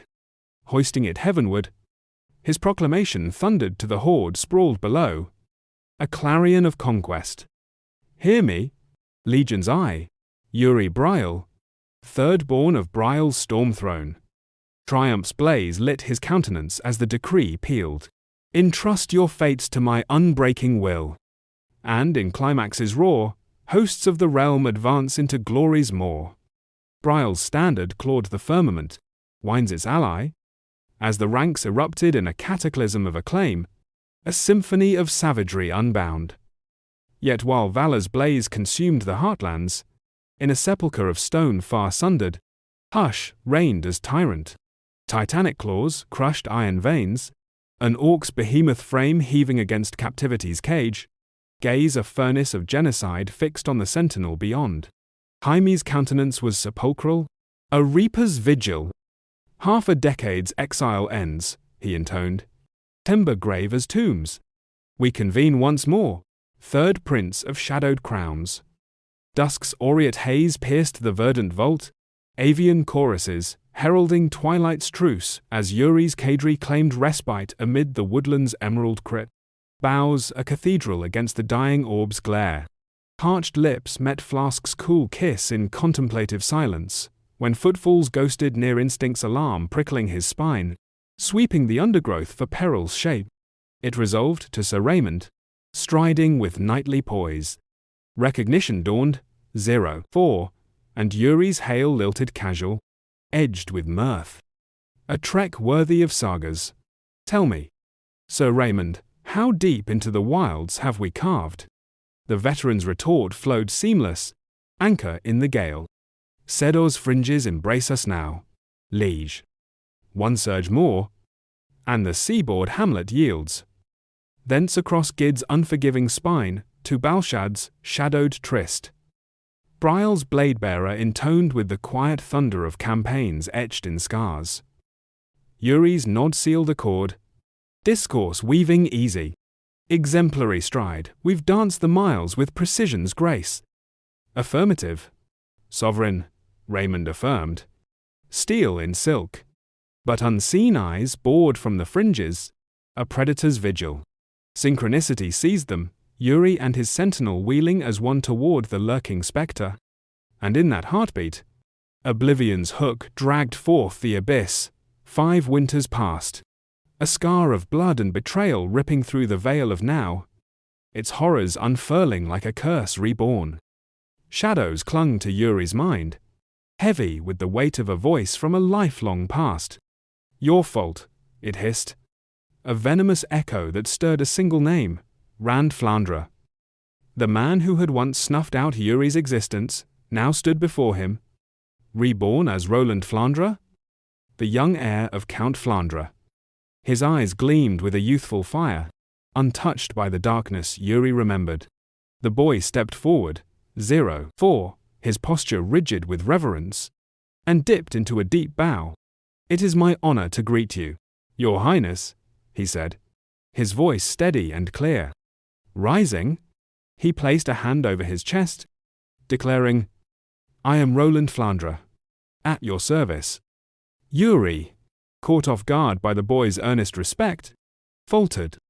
Right, well met, he managed, his thoughts still tangled in the ghosts of his past. Roland's gaze locked onto him, brimming with a fervor that seemed to pulse in the air.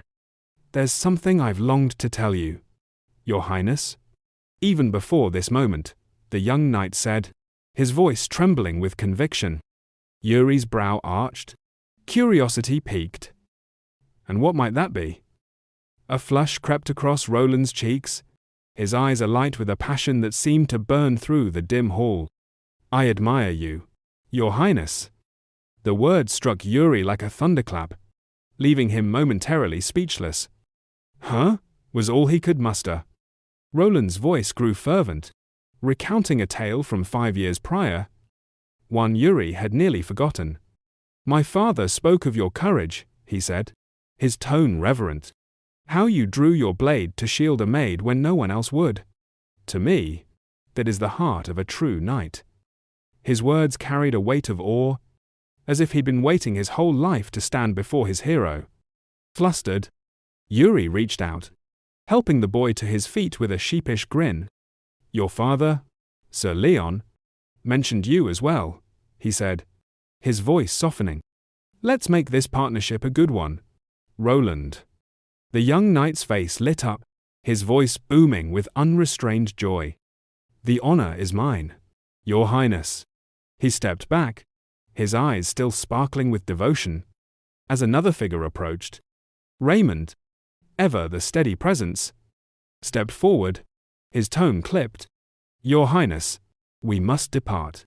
Yuri gave a curt nod, but Raymond's expression darkened as he leaned closer, his voice dropping to a conspiratorial whisper. A word of caution, the Count of Sedor is not known for his warmth. Do not take his demeanor personally.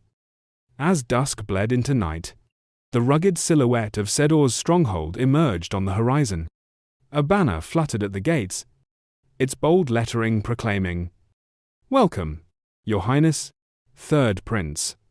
2 figures stood sentinel, their forms rigid against the fading light. Yuri's lips curved into a wry smile. Now this is a proper welcome, he said, his voice tinged with amusement. Count Jaime Theodore, Lord of Sedor, emerged from the shadows, his bow precise yet laced with a subtle edge. Your Highness, we are honored by your presence, he said, 04, his tone smooth but sharp, like a blade veiled in silk. Yuri dismounted, returning the courtesy with a nod. Thank you for the warm reception, Lord Jaime. The Count's lips twitched into a sly smile. We merely pay tribute to a prince bold enough to stride onto the front lines. His eyes glinted as he tilted his head, his voice taking on a probing tone. Tell me, Your Highness, have you ever faced an orc in battle? Yuri's eyes fluttered shut for a moment, his mind racing. Of course, he began, then caught himself, his tone steadying. No, I haven't, but I've studied them in texts. He turned to the Knights of Briall, their faces taut with inexperience. Truth be told, most of our men lack real combat against such beasts. I'm here to learn what I can. Jaime's chuckle was dry, almost mocking. Marvelous, he said, stepping closer, his hand resting lightly over his chest as he bowed once more. His smile grew sharper. In that case, Your Highness, Might I offer you a gift? Night cloaked the land as the group was led to a massive, iron-bound gate. The lock snapped open with a heavy clunk, and Jaime, torch in hand, gestured for Yuri to follow. This way, Your Highness, he said, his voice carrying an unsettling calm. Yuri led his knights forward, their steps cautious, 05, their eyes darting through the flickering shadows. As they crossed the threshold, the great gates groaned shut behind them, sealing them inside with a thunderous boom. The knights exchanged wary glances, their unease palpable. Yuri's jaw tightened, his voice cutting through the tension. Lord Jaime, what is the meaning of this? The Count's smile didn't waver as he lit another torch, its flame casting a warm glow across a wide corridor. No cause for alarm, he said, his tone almost too serene. The light revealed a chilling sight. A massive orc, its hulking form slumped within a cage, its body scarred and trembling. One of Yuri's knights, voice shaking, stammered, "Is that?" Jaime's gaze lingered on the creature, his expression detached. "A prisoner, for now," he said, as if discussing livestock. The orc clutched its head, its pained groans echoing off the stone walls. Jaime's voice grew colder, clinical. "To survive these beasts, I've studied their every instinct, their every reaction. Knowledge is power in war." Yuri's eyes narrowed, his voice steady but laced with unease. "So this is your gift, Lord Jaime." The Count's grin widened, unyielding. With war on the horizon, what could be more valuable?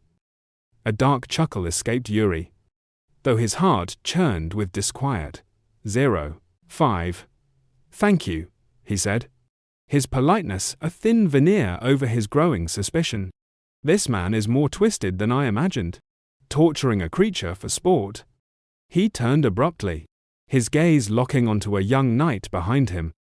"Your name?" he demanded. The knight straightened, his voice firm despite a flicker of nerves. "Simon Peshu, son of Baron Wolf, Your Highness." Yuri's eyes flicked back to the caged orc, its trembling form a stark contrast to Jaime's calm. "Tell me, Simon," he said, his tone probing, "what do you make of this?" Simon hesitated, his unease clear, but his words came from a place of conviction. It's too much. A prisoner of war shouldn't be treated like this." Yuri studied him, then nodded. "Fair enough. Hold to that thought." His gaze shifted to Jaime, his voice ringing with authority. "Open the cage." Jaime's eyes closed briefly, his compliance almost theatrical. "As you wish, Your Highness." As the cage's bars swung open, the orc lumbered out, its massive feet cracking the stone floor. Yuri's voice cut through the silence. Resolute. "This is live combat." He stepped back, arms crossed, his eyes fixed on Simon. "Fight the orc." Simon gripped his sword, his face hardening with resolve.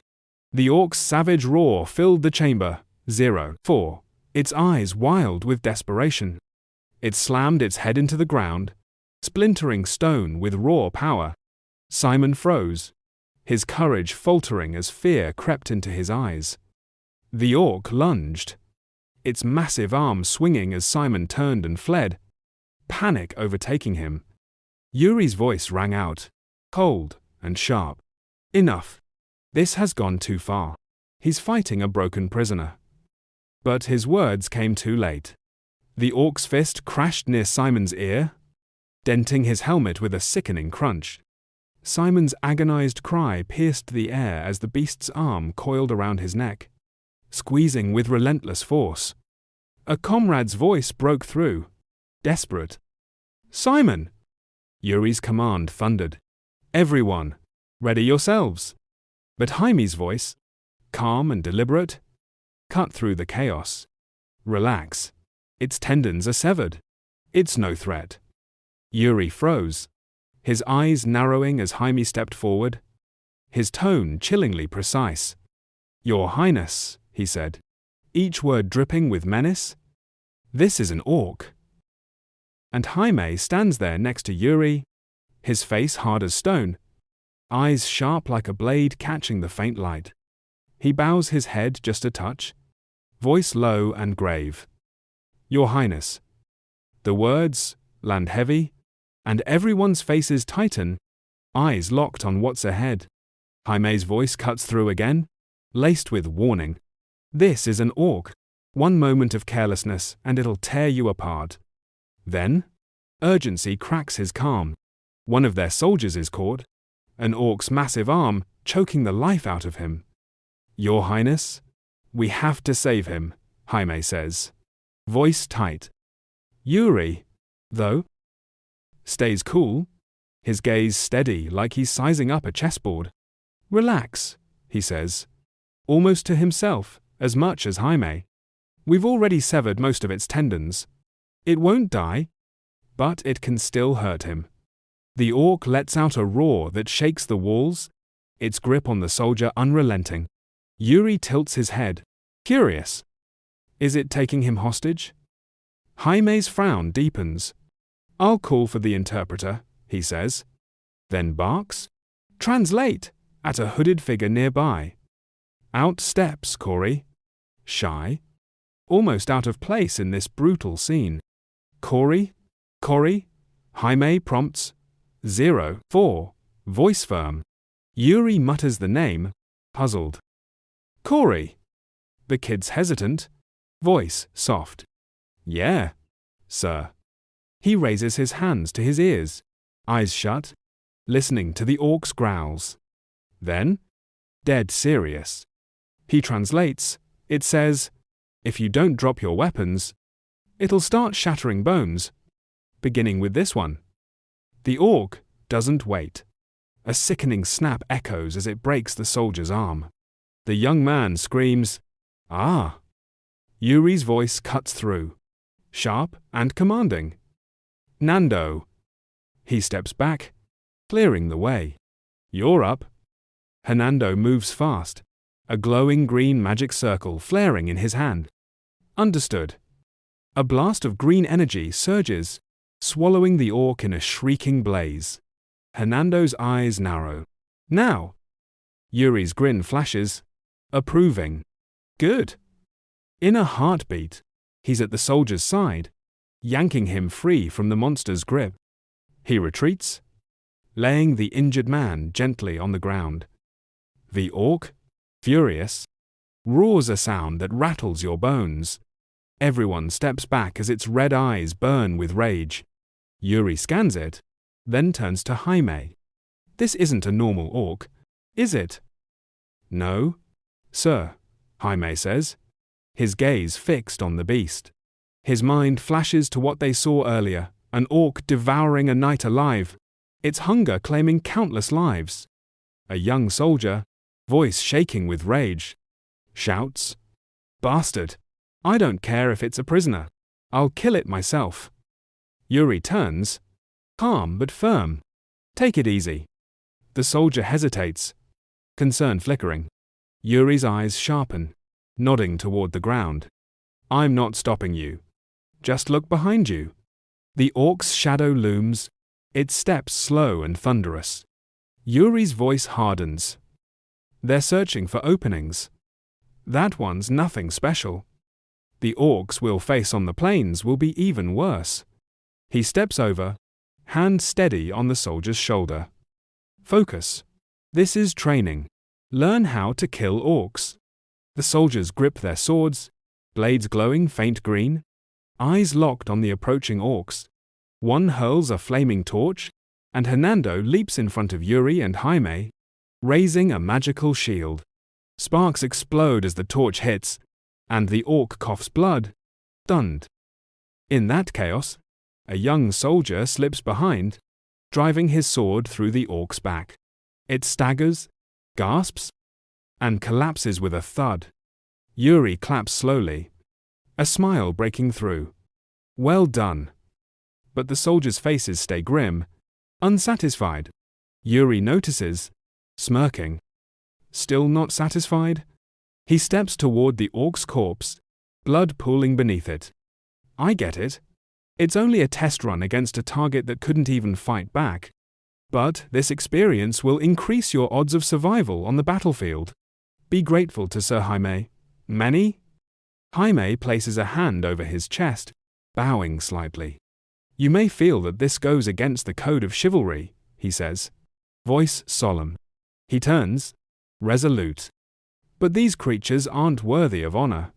Follow me. There's something else I want to show you. They follow him through the dungeon's dim glow, lamps casting weak light. Jaime unlocks a heavy door, and it creaks open to reveal a horrific truth. Starved half-orcs, bones jutting under pale skin, shackled and clawing toward the light. Yuri's brow furrows, voice low. So that's it. A soldier covers his mouth, gagging. Erg. Yuri turns to Jaime, quiet. Do you hate orcs? Jaime pauses, eyes distant, then answers with steel. I do, until the day I die. Yuri watches him, respect in his silence. He grips his sword tighter, thoughts drifting. Everyone has their lifelong enemies. For me, it's the Empire. A memory surfaces Jaime in the rain, tears falling, his son's body recovered from an orc village. For him, it's the orcs. Dawn breaks, golden light spilling over a grand castle. A voice calls, Your Highness? Jaime nudges Corey forward. Please take this boy with you. Yuri smiles, recognizing him. The one from the dungeon yesterday. Jaime nods. Yes? His name is Corey. Yuri's smile lingers.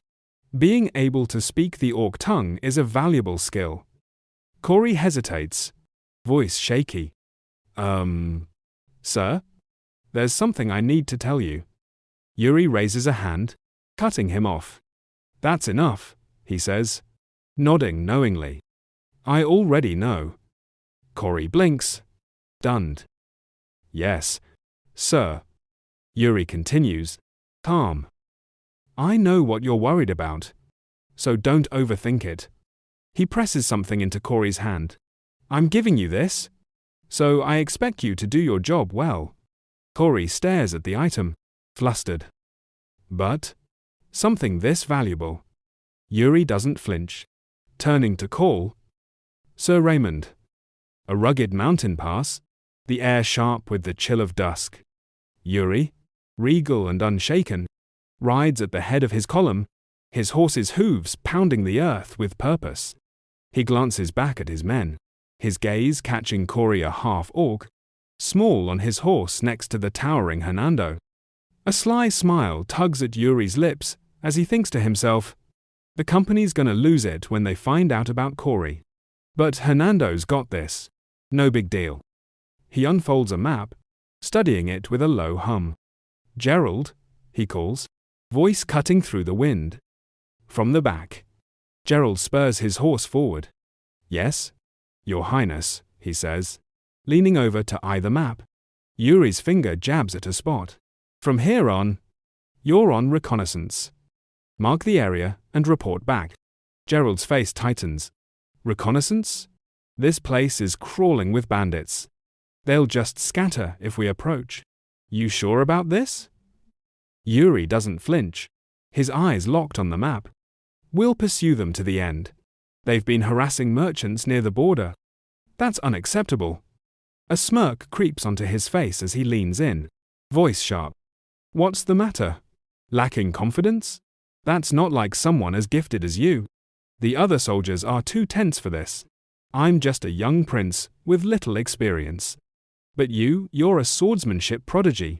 Don't tell me you can't even understand the fears of ordinary men. Gerald's jaw clenches, pushed to the edge. Fine, he snaps. I'll go right now. He spurs his horse into a sprint, dust kicking up behind him. Yuri laughs, loud and hearty. Good. Go on then. I like that enthusiasm. Raymond, trotting up beside him, gives a wry smile.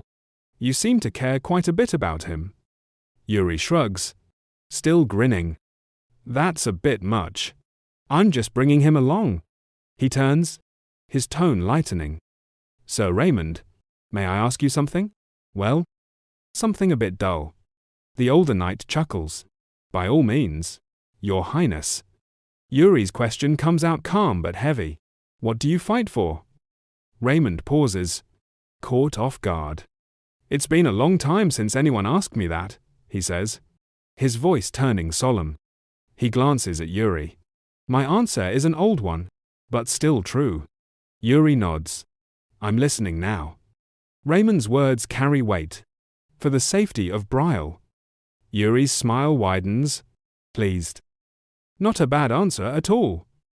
With a firm grip on the reins, Yuri calls out, Maintain this marching pace. I'm going to check on Gerald. He kicks his horse into a gallop, charging off into the fading light. Elsewhere, deep in a dense forest, a group of merchants trudges along, their cargo wagon rattling over uneven ground. Hooves clatter, steady and rhythmic until a shadow moves. A man with a scarred face steps out, his grin dripping with menace. His sword, already stained with blood, gleams in the dim light. The merchants freeze, fear gripping them as his eyes flash with cold intent. In one swift motion, he swings. Blood sprays, painting the trees crimson. In a small forest clearing, a camp bustles with activity tents pitched. Fires crackling, a bound stranger hits the ground hard, crying out, Ah! A man steps forward, barking. Silence! Yuri crouches, dagger in hand, his voice low and chilling. At the very least, you should value your life. Don't you think so? High above, Gerald peers through a scope. Your Highness, I found it, he calls, pointing down the mountain. That's the bandits' hideout. Yuri nods. Well done, Gerald. His gaze shifts back to the captive. So, you're telling me you went scouting alone? That your commander sent you out here by yourself? Are you sure about that? The man, trembling under tight ropes, stammers, Yes, that's right. I'm just a rookie. I don't know much. Yuri's eyes narrow, catching a glint, a crimson pendant glowing around the man's neck. Without a word, he yanks it free. 5, the captive screaming in panic.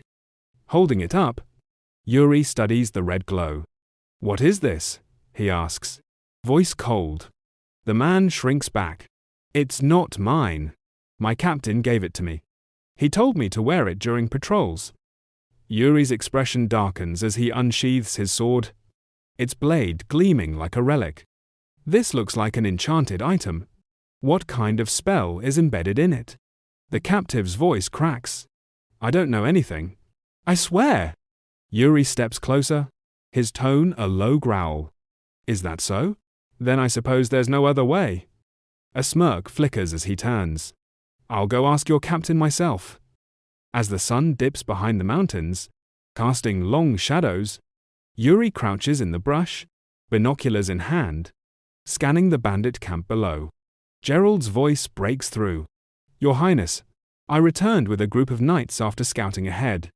Just as you instructed, we've stationed our forces along all the possible escape routes. Also, I've sent scouts to Hawkins to determine the enemy's numbers. Yuri lowers the binoculars, a bright smile spreading. Good. Then if I cause chaos from the inside, they'll fall right into our trap. Won't they? Gerald blinks, confused. Wait. Cause chaos? Yuri doesn't answer. He mounts his horse, calling. Move out now. If you arrive late, 4, there won't be anything left for you to share. Before anyone can react, he's gone, galloping into the distance. Wait! Your Highness! Gerald shouts. But Yuri's already too far, grinning as he tugs the reins. Soldiers! He roars, his voice shaking the campgrounds. Charge! Below, the bandits freeze. Huh? What was that sound? Two look up, eyes wide. As Yuri crashes into their feast, plates and food flying, A bandit stumbles back, speechless. Yuri smiles warmly, gripping the reins. Pleasure to meet you, bandits. Darkness falls over the forest. Gerald and his cavalry arrive, panting. Your Highness, Gerald calls. He and Raymond sprinting forward, stunned. There's Yuri, lounging on a groaning bandit, warming himself by a fire. Around him, defeated bandits lie sprawled or tied up. You're late, Yuri says, coolly. Gerald's voice trembles with disbelief. Why would you do something so reckless? That was incredibly dangerous. Yuri raises an eyebrow, still seated on his foe. Then why didn't you follow me in time? Now, all you can do is complain. He turns to Raymond. Sir Raymond, did any of them manage to escape? Raymond's tone is firm. No, all of them have been dealt with. Not a single one escaped. And we suffered no casualties. Amazing. However, nines, pylons, prey. Yuri nods, satisfied, holding a skewer of roasted meat. Good. Then take their meat and prepare dinner. A cold night, the kind where the air bites at your skin, and a campfire's the only thing keeping the darkness at bay. A group of soldiers, rough around the edges, huddle close, each clutching a skewer of meat sizzling over the flames. The fire crackles, spitting sparks into the starry sky. It's a makeshift meal.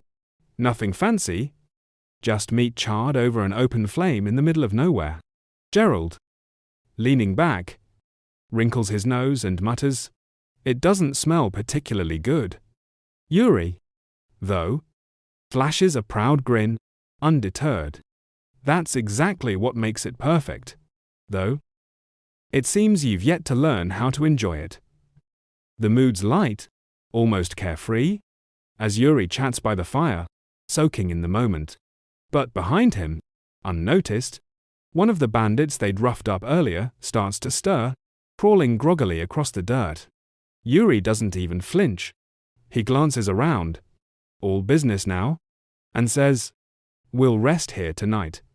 Continue the march at dawn." The soldiers, their faces lit by the fire's glow, nod and call out in unison, "Understood." Then Raymond cuts in, his voice low, urgent. "Your Highness, regarding our next destination, 04, Jid, before we reach Balshad, the Allied army's rallying point. It seems we'll cross paths with the main forces of another kingdom. Our travel route overlaps with theirs." Yuri, calm as ever, raises his leg and crack kicks the stirring bandit square in the face, sending him sprawling back into the dirt. "I see. Which kingdom?" he asks, like he didn't just knock a man out cold. Raymond sighs, his brow furrowing. "The Holy Kingdom." Yuri's eyes spark with interest. "The one that uses divine magic." Sounds promising," he says, his tone light, almost playful. "If we get along well, they might even heal us." Raymond's not so sure, his face clouding with worry. "I'm not so sure about that." A memory flashes through his mind. A woman, slender but fierce, commanding respect and radiating intensity. Word on the wind says she's the commander-in-chief of the Holy Kingdom's forces, a princess no less, but one caught in a brutal power struggle back home. She's got everything to prove, and she'll stop at nothing to make her mark on this campaign. Yuri strokes his chin, thoughtful. "A princess of the Holy Kingdom? Huh?" Raymond steps closer, ever the strategist. "Shall I look into her more thoroughly?" Yuri waves him off, a calm smile tugging at his lips. "No need. That won't be necessary. How asm run? H's wig nose. Makes as nose." He tilts his head back, staring up at the moon glowing bright against the inky sky, a flicker of intrigue crossing his face. "I'll meet her, myself." Jid's a bustling checkpoint, a supply hub for the Allied army heading to Balshad. It's neutral ground, run by its own rules, and troublemakers pay a steep price under its strict laws. No one's above them, not even royalty. From the soldiers' camp, a sharp voice cuts through the night. Sir Raymond, make sure our troops observe proper decorum before we enter. That includes the knights. Raymond's response is immediate, resolute. Understood? We'll stop just outside the city to ensure no one makes a misstep. I'll go meet with the city's lord. Inside the city, the lord greets Yuri with a warm smile, his eyes lighting up. What an honor to meet a prince of Briall. Yuri shakes his hand, all polite charm. Thank you for the warm welcome. Briall is sincerely grateful for your support. The lord chuckles, settling into his chair, his cheer infectious. No trouble at all. We're fully committed to aiding the allied forces. When your father, King Briall, was young, he was famous for battling the orcs. I bet they'd run scared just knowing his son is here. Haha. Yuri returns the smile, easing into the seat across from him. I'll do my best. Just then, 04, a steward's voice calls from outside. My lord. The lord turns, curious, as the steward steps in and whispers something in his ear, right in front of Yuri. The lord's smile doesn't falter as he turns back. The princess from the Holy Kingdom has arrived. Would you care to join me in meeting her? Yuri nods, ever composed. Of course. Footsteps echo through the hall, sharp and deliberate. A woman steps into the room, and the lord scrambles to his feet. Welcome, he says, his voice warm. Bathed in the soft glow of the royal hall, a female knight strides in, her pristine white armor gleaming, her presence commanding. This is Sivela Art, second princess of the Holy Kingdom. Her face is all business, her voice steady as she declares, I am the second princess of the Holy Kingdom. You may address me as Sivela Art. The lord, rubbing his hands together, beams. It's truly an honor to meet a princess in a place like this. Sivela stays quiet for a beat, her eyes flicking to Yuri. Then, sharply, she asks, Are you the lord's attendant? Yuri blinks, clearly thrown, but her gaze doesn't waver. I need to discuss something with the lord, so please give us privacy. The lord tries to clear things up. Ah, princess. He's... Before he can finish, one of Sivela's knights snaps. 05. Silence. The princess is speaking, and you remain seated. Show some respect. Yuri, unfazed, lets out a quiet, Oh, me? Then he drops a bombshell that freezes the room. I am the third prince of Briall. Jaws drop. The lord wipes sweat from his brow, mortified. The knight who barked at Yuri stammers, panic in his voice. I also serve in Briall's military forces. Your Highness, please forgive me. Yuri smirks, clearly amused. I suppose I should have dressed more appropriately like the other knights. Instead of looking like a vagrant, the knights bow deeply, their apologies echoing. Sivela, off to the side, buries her face in her hands, silently kicking herself. We're deeply sorry. Please forgive us, Your Highness. The tension breaks, and they settle across from each other. Yuri, ever the tease, breaks the silence. Do I really look that cheap? The lord forces a nervous laugh. Haha, of course not. Sivela, regaining her composure, offers a formal apology. I'm sorry about earlier. Yuri waves it off with a grin. All right, let's drop it. Shall we properly introduce ourselves again? He flashes his name tag. I'm Yuri, third prince of Briall. They shake hands, and he adds, It's a pleasure to meet you. Very known Zinand of Bizet. Intimate, is no minded. Still cheerful. Yuri leans in, curious. How old are you? Sivela? She answers coolly, 20. Yuri's eyes light up. I'm 18, only 2 years apart. Not that big of a difference. So, we can be friends, right? Sunlight streams through the curtains, catching his hair as he tilts his head with a warm smile. Let's drop the formalities then. Really nice to meet you. Sivilla. She lets out a soft, ah. Caught off guard, while the Lord beams. Wonderful. Making friends before heading off to fight the orcs is always a good thing. Yuri, brimming with energy, presses on. Are you okay with this? Sivilla? She hesitates, then nods. Ah, well, yes. Noticing something, Yuri narrows his eyes. I didn't see any other units on the way here. Did you travel ahead with just your knights? She nods gently. That's right. The main army will arrive tomorrow. Yuri strokes his chin, gazing into the distance. I hope they're all right. Sivilla's brow furrows, her tone sharp. The Holy Kingdom's military follows strict rules. Do you think something will happen? Yuri flashes a crooked smile.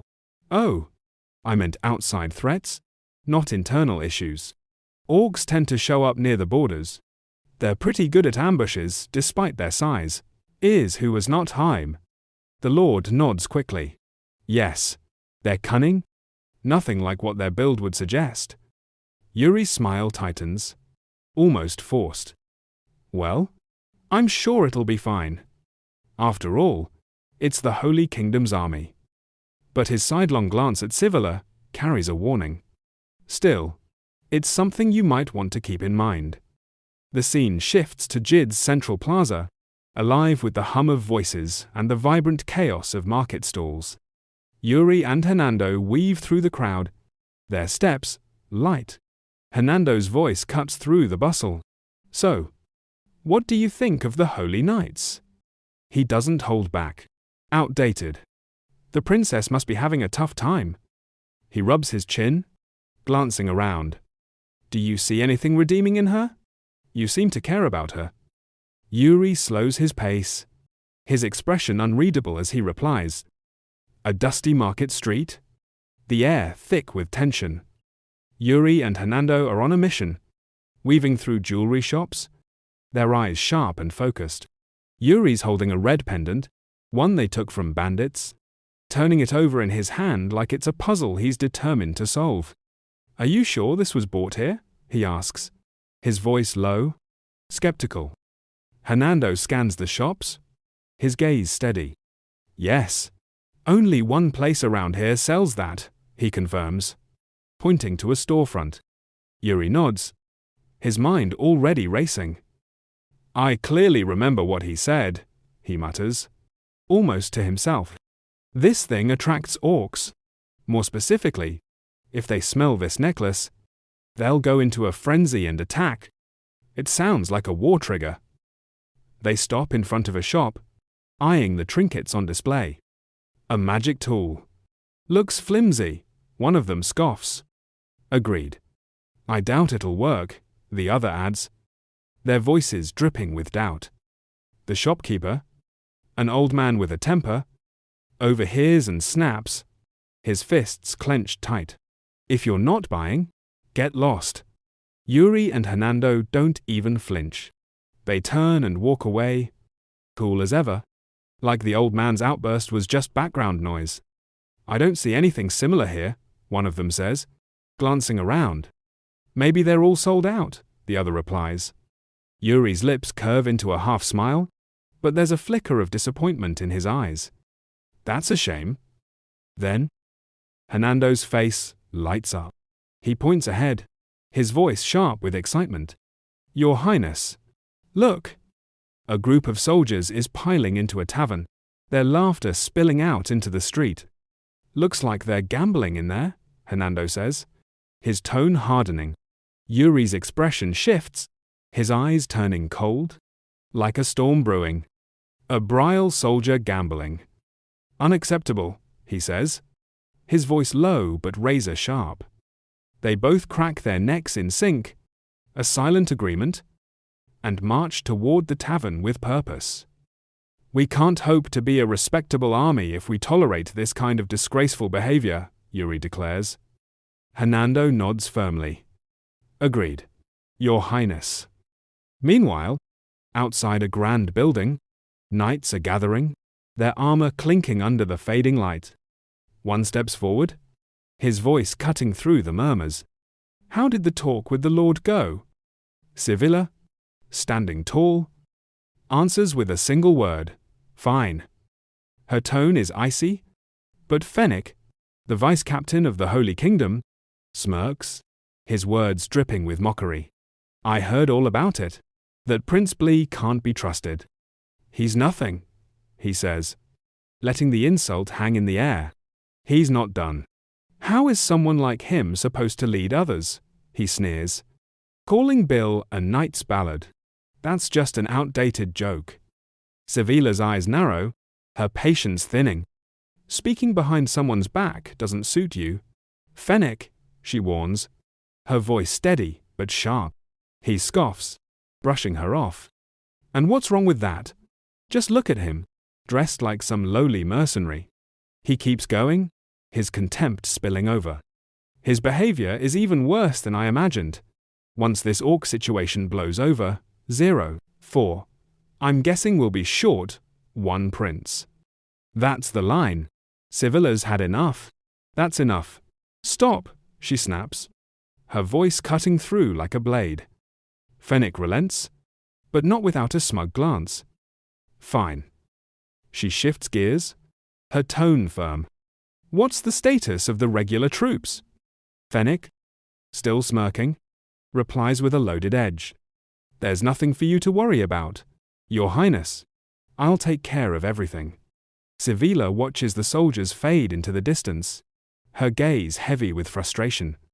We'll begin our patrol now, she says quietly, almost to herself, as the sky dims. Inside the tavern, the mood is different, rowdy, chaotic, filled with laughter and clinking glasses. Fennec leads his holy knights through the entrance, but his face darkens the moment he sees the scene. Who are they? He asks, frowning. Another knight answers, eyeing the cheerful group. I think they're soldiers from Briall. Fennec's irritation flares, letting common soldiers into the city. What kind of military discipline is this? Another knight chimes in. Looks like they're gambling. Fennec's eyes narrow. Gynor's underlings. Next, we'll be seeing Yuji's gambling addict getting involved. Don't they have any regulations? The knight beside him laughs dryly. Their commander probably doesn't have any either. While was in time, my gen, Remoba, was a great into hide. Fennec's done watching. This can't go unchecked, he says, his voice heavy with authority. As knights of the Holy Kingdom, we can't just stand here and watch. He takes a deep breath and roars. What do you think you're doing? His voice booms, freezing the tavern. Even the Briall knights and Raymond turn, startled. You think this is some kind of playground? Fennec snaps, pointing like a scolding teacher. Even if this is a foreign nation, I can't believe what I'm seeing. You think an allied army is just a game. But then, a hand lands on his shoulder. Fennec stiffens, turning slowly. Yuri stands there, calm, with a pleasant smile that doesn't reach his eyes. And who might you be? Yuri asks, his voice smooth but edged. Mind telling me your name? Fennec, annoyed, shrugs off the hand and glares. Third Prince, he replies sharply, then glances at Raymond's men. Actions like this will only get you and your knights into trouble. A smug grin spreads across his face. Seems you still don't understand. You should be handing them swords, not cards. Then again, I doubt you even know how to hold a sword properly. Yuri's smile doesn't falter, but his eyes turn icy. I asked for your name, he says, his voice cutting like a knife. Doesn't the Holy Nation's army have a ranking system? Fennec fumbles, caught off guard. Well, before he can recover, a commanding voice slices through the tension. What's going on here? Sevilla strides in, hands on her hips, her presence undeniable. Sir Fennec, didn't you say you were going on patrol? Fennec bows stiffly, his face tight with frustration. Forgive me, he mutters. Then storms off with his men, shooting a final glance back at her. Sivila turns to Yuri, her expression softening slightly. I apologize on his behalf, she says. Yuri waves it off with a smile. There's no need. Sivila's hand rests briefly on her sword as she adds, It's hard to keep everyone in check. But could a holy army be so easily swayed? She heads for the door, pausing to say, I'll repay this debt another time. Yuri chuckles. Sure. Next time then. He watches her leave, her words lingering. Raymond's voice echoes in his mind. She's losing in terms of influence, so she clings to results. So that's what he meant, Yuri muses, then shakes it off and heads back to the table with a grin. Anyway, shall we continue the next round? He says, his tone light. A young soldier perks up. My turn this time. Yuri laughs. That's the spirit. Outside, Fennec seething, his fists clenched. Damn it, he mutters, turning to Sivila. Your Highness? Don't tell me you're siding with that Briall Prince now.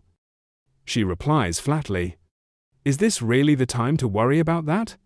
Fennec's frustration boils over. Didn't I already tell you his class is suddenly? A voice cuts him off. Your Highness? Sir Fennec. A knight gallops up, his armor scratched and muddy. He leaps off his horse, dropping to one knee. Forgive my rudeness, but I bring urgent news, he says, breathless. Sivila's gut twists. What is it? The words hit like a thunderbolt. The main force has been ambushed by the orcs. Under a pale moonlight, armor gleams as Sivila sits tall on her horse, fully clad in helmet and plate. The Lord stands below, his voice heavy with concern. Your Highness, are you truly setting out now? He asks. With all due respect, shouldn't we request aid from the Briall forces? Sivila stays silent, her thoughts unreadable. The Lord presses on, careful but earnest. If your aim is to minimize casualties, surely it would be better to… A gruff voice interrupts. What are you saying? Fennec appears on horseback, his tone sharp. Matters of the Holy Nation will be resolved by the Holy Nation. Or do you truly believe we'd lose to a bunch of lowly orcs? The Lord waves his hands nervously. Haha, I didn't mean it like that. Sivila steps in, 04, her voice gentle but firm. It's fine, my lord. Bathed in moonlight, she radiates strength and grace. I understand your concern, but we can end this swiftly. Thank you for your care. She kicks her horse forward, shouting, Let's move. Her knights thunder into the forest, hooves pounding under the night sky. The Lord watches them vanish, hands clasped behind his back. Beside him, a young soldier mutters, puzzled. The Holy Nation really is stubborn. The Lord's face, lined with deep wrinkles, betrays his worry. Especially that vice commander. Stubborn as they come, he sighs. We've got no other choice. He turns to the soldier, his voice urgent. Head to Briall. The young man bows deeply. Yes, sir. Hurry, the Lord urges. There's no time left. The pale moon casts its light over the dark, uncertain night. A dimly lit tent, the air heavy with tension. Yuri, the third prince of Briall, is hunched over a worn parchment, his eyes locked on the scrawled words like they hold the fate of the world. Raymond steps closer, his armor clinking softly. Your Highness, what's written there? He asks, voice low but curious. Yuri doesn't look up, his face carved from stone. The Holy Nation's main forces were ambushed by orcs, he says, each word sharp enough to cut. Raymond's eyes widen, stunned. Yuri's frown deepens as he goes on. The Alliance is requesting we help clear nearby orcs as repayment. Raymond shifts, uneasy. But the one making the request isn't the Holy Nation's guide, right? Yuri finally lifts his gaze, his mind flashing to Fennec's cold, unyielding stare. She seems incredibly stubborn, he mutters, almost to himself. Then, with a spark of resolve, he turns to Raymond. Prepare to mobilize immediately. Raymond places a hand over his chest, bowing slightly. As you command. Yuri's attention shifts to the young soldier kneeling nearby. What was your name again? Still kneeling, the soldier answers, steady and respectful. Roy, Your Highness. All right. Roy, Yuri says, his voice firm but warm. Go to the tavern near the enchantment market and summon Briall's forces. A sly smile creeps across his face as he lowers his voice. Tell them I'll only take the first 10 who show up. That'll have them rushing here in no time. Roy catches the glint in Yuri's eye and nods. Yes, Your Highness. Yuri grips the parchment tightly, watching Roy gallop off into the moonlit night. He sets the paper down on the table, dusting his hands with a faint, amused smile. Now then, he says, almost to himself, how about a little midnight excursion? 05. Time passes, and the scene shifts. Yuri's back with his squad, their horses thundering through the dark toward the battlefield. He glances back, a smirk tugging at his lips. I don't think you guys have sobered up yet. The knights, full of fire, raise their swords in perfect unison. We're totally sober now, they shout, their voices ringing with defiance. Yuri bursts out laughing, the sound cutting through the night. Ha ha, all right, then. His gaze lands on Gerald, who's looking rough, his face pale as moonlight. You don't look so good, Gerald. Your face is pale as a ghost. Gerald, swaying slightly, forces out, I am fine. Hooves pound the earth, and Roland pulls up beside Yuri, grinning wide. Your Highness, he calls. Yuri turns. What is it? Laurent? Roland's eyes practically sparkle, like stars are dancing around him. Once again, I'm truly amazed by you, Your Highness. Yuri blinks, thrown off, managing only a confused, huh? Roland's on a roll now. Not only did you forgive the Holy Knights after they insulted you, but you even offered them help in their time of need. His voice grows brighter, almost glowing with admiration. I've learned that there is no need for petty revenge. I truly admire you for that. He's not done. Only a true prince could have such wisdom, seeing not just the outside, but what lies within. Yuri laughs awkwardly, waving him off. Haha, it's not that deep. In his head, he's wondering, when did Laurent become this kind of person? But there's a flicker of something else, gratitude, maybe. Hidden in the shadows, his face curves into a small, unreadable smile. He really is nothing like the Roland from my previous life.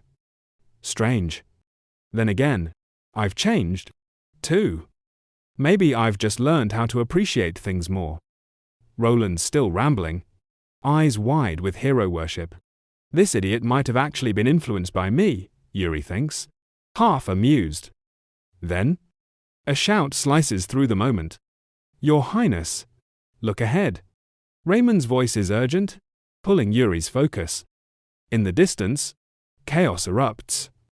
The holy knights of the sacred kingdom are locked in a brutal clash, swords flashing against snarling orcs. Yuri's voice cuts through the tension like a blade, steady and commanding. Everyone, listen up. This will be our first battle against the orcs. From this point on, I will be the first to charge in and the last to retreat in every fight. His horse steps forward, and a roar, chilling bloodlust rolls off him, filling the forest with a weight that makes the air itself shiver. This is Yuri Briall, third prince of Briall. No longer just a man, but a force. His next words hit like thunder. By my command, he declares, voice echoing through the trees. The horses neigh fiercely, the air crackling with electric tension. No one is allowed to get hurt. Back to a moment just before the Imperial Knights stormed in. Civil, her face already tight with unease, kicking herself for not seeing this coming. I should have anticipated an ambush, she thought, her mind replaying the protagonist's warning about orcs slipping through their borders. That memory stung, fueling her self-reproach. I should have been more cautious. Then, through the chaos, she spotted a group of knights up ahead, locked in a brutal clash with towering orcs. Steel rang against claw, both sides fighting like their lives depended on it. Someone from her group shouted, "They're still fighting!" Civil's eyes snapped to her isolated unit, still holding their ground, their banner defiantly upright. Relief hit her like a wave. "Good, our banner is still standing," she whispered to herself, steadying her nerves. No time to waste, she spun to her subordinate, voice sharp.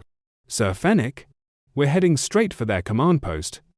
Fennec nodded, his face all business. "We're charging in," he bellowed.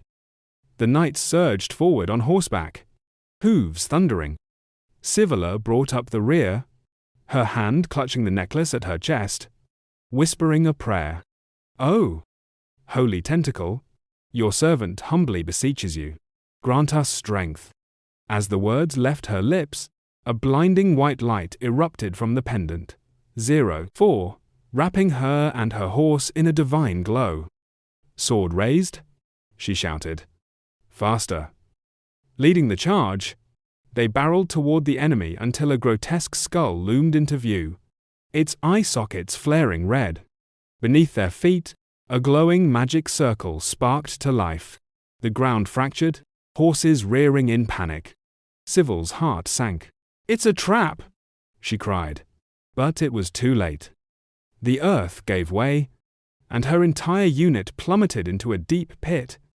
As she fell, regret clawed at her. Did I make the wrong call again? Memories flooded in praise for her divine powers, calling her extraordinary at a young age. She'd picked up a sword to meet those expectations, but surpassing her brothers had been a mistake. He kept forcing me onto the battlefield, afraid I'd take his place as heir. She saw that young man's face again, handing her a document, his voice calm but unyielding. "Lady Civila, you must join the allied forces. It is God's will. Fight for our Holy One, and your soul will be saved and ascend to heaven." Now? Bitterness twisted her face as she muttered, "What a load of crap. He just wanted me dead." The knights around her groaned, battered from the fall. Civila gritted her teeth, forcing calm. "Everyone, regroup," she commanded. Then she noticed its sticky black liquid coating her armor. "Is this oil?" Her eyes widened, dread sinking in. She looked up, and there they were, orcs lining the pit's rim, torches in hand, ready to burn them alive. One raised his torch, poised to throw. Civil's face paled, her mind blank. An ambush, followed by a fire trap. What do I do? How do I survive this? What am I even living for? A voice cut through her panic. "Civila, open your eyes. Is it really that hard to ask for help?" It was Yuri, the protagonist, standing at the pit's edge, grinning brightly. He'd just decapitated the torch-wielding orc. "And next up," he said, as his team tossed ropes down to pull them out. Civila climbed up, catching her breath. "Thank you. I owe you one," she said, sincerity in her voice. Yuri shook his head. "Don't mention it." Before she could relax, Fennec pushed forward, all pomp and circumstance. "Ladies and gentlemen, Vice Captain of the Holy Nation Fennec presents himself to the third young master of House Briall. Please forgive my rudeness at the tavern the other day. I, Fennec, will never forget this day." Civila's jaw nearly dropped. Fennec, apologizing? Yuri, unfazed, smiled. "Apology accepted. Let the Holy Nation lend a hand to House Briall when we need help in the future." Their moment was cut short by the sounds of battle nearby. 04, growing fiercer. Yuri's gaze shifted to the chaos, where orcs and knights clashed. An orc raised a buffalo bone horn and blew, the sound piercing the air. Instantly, the 8 remaining orcs turned and fled. Someone shouted, "They're retreating!" They failed to assassinate the holy knights like they planned. "Don't let a single one get away." Yuri's voice rose above the rest. "After them!" The others echoed, "Yes, sir." They hadn't chased far when Yuri's eyes narrowed, locking onto a figure among the fleeing orcs. His instinct screamed Orc Val. He threw out an arm, stopping Civil from advancing. Across the field, Orc Val drew his bow, magical energy surging into a glowing arrow aimed straight at them. But Yuri was ready. With a single swing, he sliced the arrow in 2, its pieces scattering. Smirking, he quipped, "Looks like the orc commander's getting pissed. Must be because of me. Guess I'd better return the favor." A soft blue aura cloaked Yuri as he stepped forward. Civil watched, concern flickering across her face, but she didn't stop him. Yuri bent his knees, gathering momentum. "I'll be right back," he said calmly. Number 3 panicked. "Hey Yuri, you're not seriously going in there alone, are you?" But Yuri was already gone, charging into the orc horde with blazing speed. The orcs weren't slow to react. One grabbed a spear and hurled it at Yuri, the weapon screaming through the air. Yuri's eyes locked onto it, his mind flashing back 5 years. His uncle Bernard's words echoed, "The soul split technique." Countless variables emerge from the terrain, the environment. The core lies in training your adaptability until it becomes second nature. Your soul split is different, young master. You instantly perceive the whole situation, instinctively recognize the optimal path, and convert it into a perfect sword strike. Young Yuri had been impatient. "Could you say that in a simpler way?" Bernard sighed. "When the moment comes, you'll understand on your own. Your body will move first, leading you to the most effective way to cut down your enemy." Now, Yuri understood. A grin curved his lips. With perfect timing, he tilted his head, dodging the spear effortlessly. But the fight was far from over. The orcs across from him freeze, stunned, their beady eyes wide as Yuri soars above. They don't even get a chance to blink before he slashes downward. 2 lightning-fast strikes slicing clean through their chests. Blood sprays like a geyser, and they crumple to the ground, lifeless. The remaining orcs, watching their kin fall so fast, roar with fury and charge at Yuri in a wild stampede. He sizes them up quick 1 versus 3. Risky? Sure. But it's been ages since he's tasted a real fight. A feral grin flickers across his face. "No way I'm letting this slip by." His eyes sharpen, locking onto the fray. Then, like a vision, faint glowing lines appear in his mind, the perfect sword path. There at Island. I can see it. No hesitation. Yuri moves like a storm, his blade a blur of deadly precision. The first orc barely squeaks before Yuri's sword sends it to the afterlife. The 2 behind it? They scream, high and desperate, but his blades silence them just as fast. When the dust settles, the ground soaked red, orc bodies strewn like broken toys. Yuri sheathes his sword, calm as ever, muttering to himself, "My body still isn't quite keeping up with my thoughts. But this will do for now." His gaze catches a spear lying in the dirt. He snatches it, raises it high, and bellows across the battlefield. Orc Val. Not far off, the hulking orc turns at the sound. Yuri's grip tightens, and with a flicker of radiant aura, he hurls the spear like a bolt of lightning. Orc Val raises his twin axes to block, but Yuri's already smirking. He didn't aim for the orc. The spear slams into the enemy standard, shattering it to pieces. The orcs around Val slump, their spirit broken. Val's eyes burn red, seething, 0-4. But after a tense moment, he mutters a retreat order, barely audible. Yuri thinks to himself, "I figured they'd all charge in at once. But I guess they decided it wasn't worth the losses." A sly smirk crosses his face. Let's hope that was enough to pay them back for that arrow earlier. Then, a voice cuts through, worried, familiar. "Yuri? Are you hurt? It's the princess, Sivila. Her face etched with concern. Yuri turns, flashing a cheerful grin. Nope. I'm fine. Looks like it's all over now. Huh? Then, with a playful lilt, he adds, So, Sivila, how does it feel to earn your first victory as a member of the Alliance? Her face softens, a gentle smile breaking through. Thank you. I couldn't have done it without you. Across the field, Val's still raging, his fury boiling over as he slams his fist into a tree, leaving a deep dent. The air around him hums with murderous intent. This defeat's pushed him to a whole new level of wrath. The scene shifts to a lively tavern, buzzing with chatter and the clink of mugs. Suddenly, a shout slices through the noise. Really? Razor's gripping his mug tight, his other hand balled into a fist, trembling with excitement. I embarrassed, yet passionate, he says, eyes gleaming. I am telling the truth. Prince Yuri suddenly lunged forward and snatched the torch right out of midair. Just as it was about to fall into the pit of fire. It was absolutely incredible. Two soldiers nearby gasp in unison, one muttering, "Oh!" The other, "Oh!"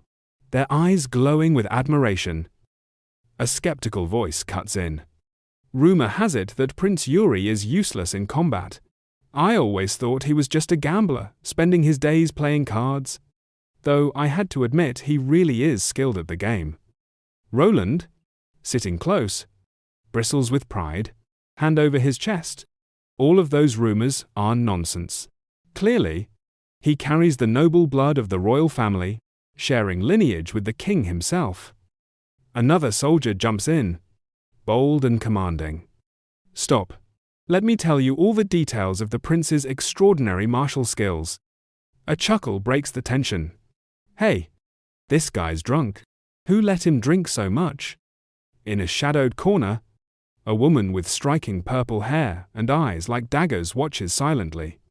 She mutters under her breath, Prince Yuri. How strange. He is just an ordinary royal, yet he sees through all the assassination techniques I have kept hidden. And now he charges into the battlefield willingly. Whenever I try to stop him, it feels like he is always a few steps ahead, as if he can see the future. She turns slightly, her voice low and sharp. I need to find someone. The tavern owner, 03, polishing a mug, looks up, puzzled. What kind of person are you looking for? He asks. Her tone's icy, precise. He has dark brown hair, carries a sword, and is a master swordsman. The owner hesitates, then shakes his head. Just that. That is going to be tough. She leans in, voice sharper. He does not speak the continent's language well. His accent is very heavy. The owner's eyes light up, a spark of recognition. Ah, now I remember. I am not sure about the hair, but there was a man who spoke the continent's language clumsily. He ordered Italian food, asked for no seasoning, and inquired about the way to Balshod. She nods, sliding a gleaming coin across the table. Understood. Thank you. The owner's face breaks into a grin. Haha. I do not accept gifts for gratitude, but I will gladly accept the thanks of a distinguished guest. As he walks off, the woman's mind races. Balshod? The Orc Alliance's gathering point. That is where the prince is headed. I need to leave first and find him a swordsman among the strongest in the east. The scene cuts back to Yuri. After the battle at Jide, the army's on the move, camping along the way. Yuri watches the troops, his smile warm with satisfaction. Everyone is more agile after a few exercises. I thought I would have to start teaching from scratch, 04, but this is excellent. Raymond, nearby, nods. We have camped multiple times. We are getting used to it. Yuri's eyes soften. Thank you. Raymond, it is all thanks to your hard work. Then, his tone shifts, calm but firm. I will go check the surroundings. Please oversee everything here. Raymond bows. Yes? Your Highness. Alone in the vast forest, Yuri's thoughts turn quiet. Once we leave the camp, everything becomes so quiet. The risk of a nighttime ambush might be higher than I thought. Suddenly, a yell shatters the stillness, coming from deep in the trees. Yuri's on the move instantly, zeroing in on the sound. There, 2 soldiers are berating Cory. One growls, "I told you not to draw attention," his voice dripping with contempt as he spits, "Dirty orc sympathizer." Cory's silent, tears streaming down her face. The soldier grabs her hand, yanking off her glove. Not guilty. "Huh? Thief! Give it back!" Cory's voice trembles as she pleads, "I did not steal anything. Please return it." Yuri steps forward, his voice cold and commanding. "Hey, what are you doing here?" While everyone's setting up camp. The soldier stammers, "Your Highness?" This one. But Yuri's gaze cuts like a blade, silencing him. 05. It seems you do not understand. A tense, dusty battlefield, the air thick with the threat of danger. 2 soldiers stand frozen, trembling under the weight of a single, commanding voice. I will say it again. Leave now. It's Yuri, his authority cutting through the chaos like a blade. The soldiers, pale and shaken, stammer in unison, "Yes, Your Highness? Sorry," before scrambling away, their boots kicking up dirt as they flee. Yuri's gaze softens as he turns to Cory, kneeling in the dust. He offers her a glove with a faint smile. "Are you all right? Here. Take it." Cory, her eyes grateful but steady, bows her head. "Yes? Thank you, Your Highness." Yuri's voice grows warmer, but there's an edge to it. "I have the right to punish them. Do you want me to?" Cory shakes her head, calm but resolute. "It is fine. People are naturally drawn to beauty and repulsed by ugliness. If you helped me, things might be easier, but my dream would drift further away." Yuri's curiosity piques. "What dream is that?" he asks, leaning in. Cory hesitates, then speaks softly. "I want to be accepted by everyone, to live in harmony with them." Yuri pauses, his eyes thoughtful. "A dream not easily achieved," he says, placing a reassuring hand on her shoulder. His voice is warm now, almost gentle. "Cory? You with Hernando? Right?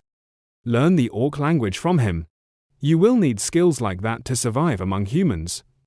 Night falls over the camp, a restless hum of alertness hanging in the air. Inside a tent, a voice cuts through the tension. "How's the anti-night raid defense coming along?" Raymond's response is firm, unwavering. All supply areas are covered with fireproof tarps. Guards are stationed along the wooden fence. Razor, skeptical, chimes in. "Do we really need to go this far? You have increased the manpower already." Yuri, standing over a map, points to a spot with a grim look. "This is orc territory. Anything can happen here. And the likelihood of them using dark magic is very high." Before he can finish, a soldier bursts in, panting, voice frantic. "Your Highness, big trouble. The orcs are attacking." The tent shakes as everyone rushes outside. Chaos explodes before Yuri's eyes, soldiers clashing with orcs, flames licking at the tents. "This is worse than I expected," Yuri mutters, his jaw tight. A massive barrel crashes down, unleashing a thick, black aura as it hits the ground. A deafening explosion rocks the camp. Yuri spins, bewildered. "What the?"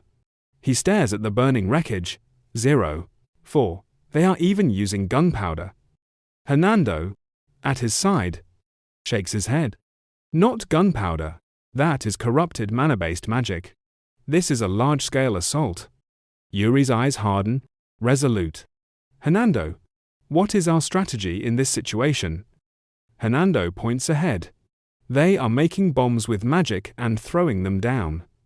We need to stop the one orchestrating this." Yuri nods, then shouts to Raymond and Razor, "Disperse by unit. Take command." Gripping his sword, His eyes blaze with purpose. I will find the one behind this myself. Mana surges from him, a terrifying wave of power.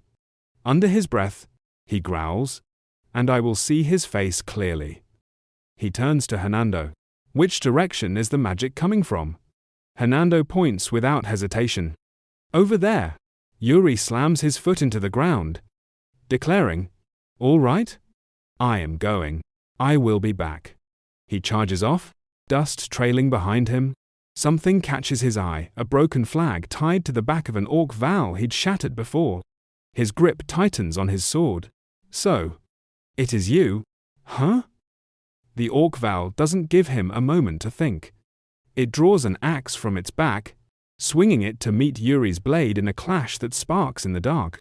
They trade blows, fast and brutal, each strike shaking the ground. Yuri steps back, 0-3, arms trembling. Its strength is far from ordinary, he thinks, and its movements are strange, like someone with extensive combat experience. I do not like this, but I need to maintain distance first. The orc Val lunges, axe raised high, swinging with devastating force. Yuri dodges, quick and precise, evading a relentless barrage of attacks. The creature roars, frustrated, and unleashes another heavy strike. This time, Yuri meets it head-on, blocking with his sword, twisting the blade, and slashing back. The orc Val cries out in pain. Yuri's face darkens. I admit, this one is nothing like the others. He is on a completely different level. His eyes sharpen. Let us see. Let us test your skill. He charges, thrusting his sword toward the orc Val's neck. It flinches, but a dense black aura envelops its body, surging with power. The orc swings its axe down, shattering the earth. Yuri slides back, watching every move. This is the moment, he murmurs. The orc Val, now cloaked in thick black mana, steps forward, fearless. Yuri's mind races. When I heard they were using magic, I should have suspected. Could an orc mage really manipulate mana? He recalls the burning camp, Hernando's words echoing, "Not gunpowder. That is twisted mana-based magic." A small smile tugs at Yuri's lips. You're one of those elite fighters, aren't you? His eyes flash as he unleashes his soul-seizing slash. Invisible sword marks carve across the orc Val's body. It charges, unaware of the weaknesses forming. Yuri parries, watching for his opening. In a swift thrust, he aims for its throat. The orc Val grabs the blade, eyes blazing. Yuri mutters, "Damn it. So you are channeling mana into your neck to reduce the damage." The creature roars, yanking the sword, but Yuri swings hard, severing its fingers.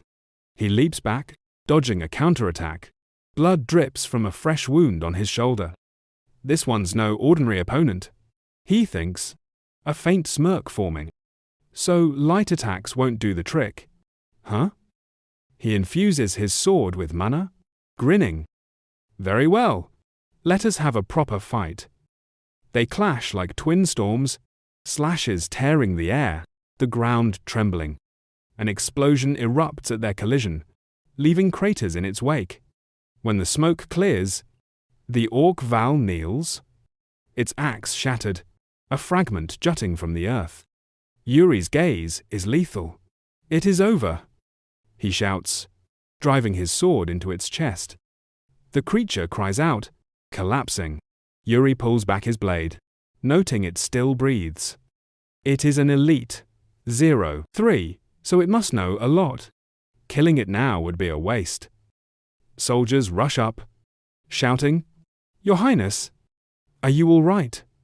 Another eyes the fallen orc. It is an orc. Yuri nods. Yes.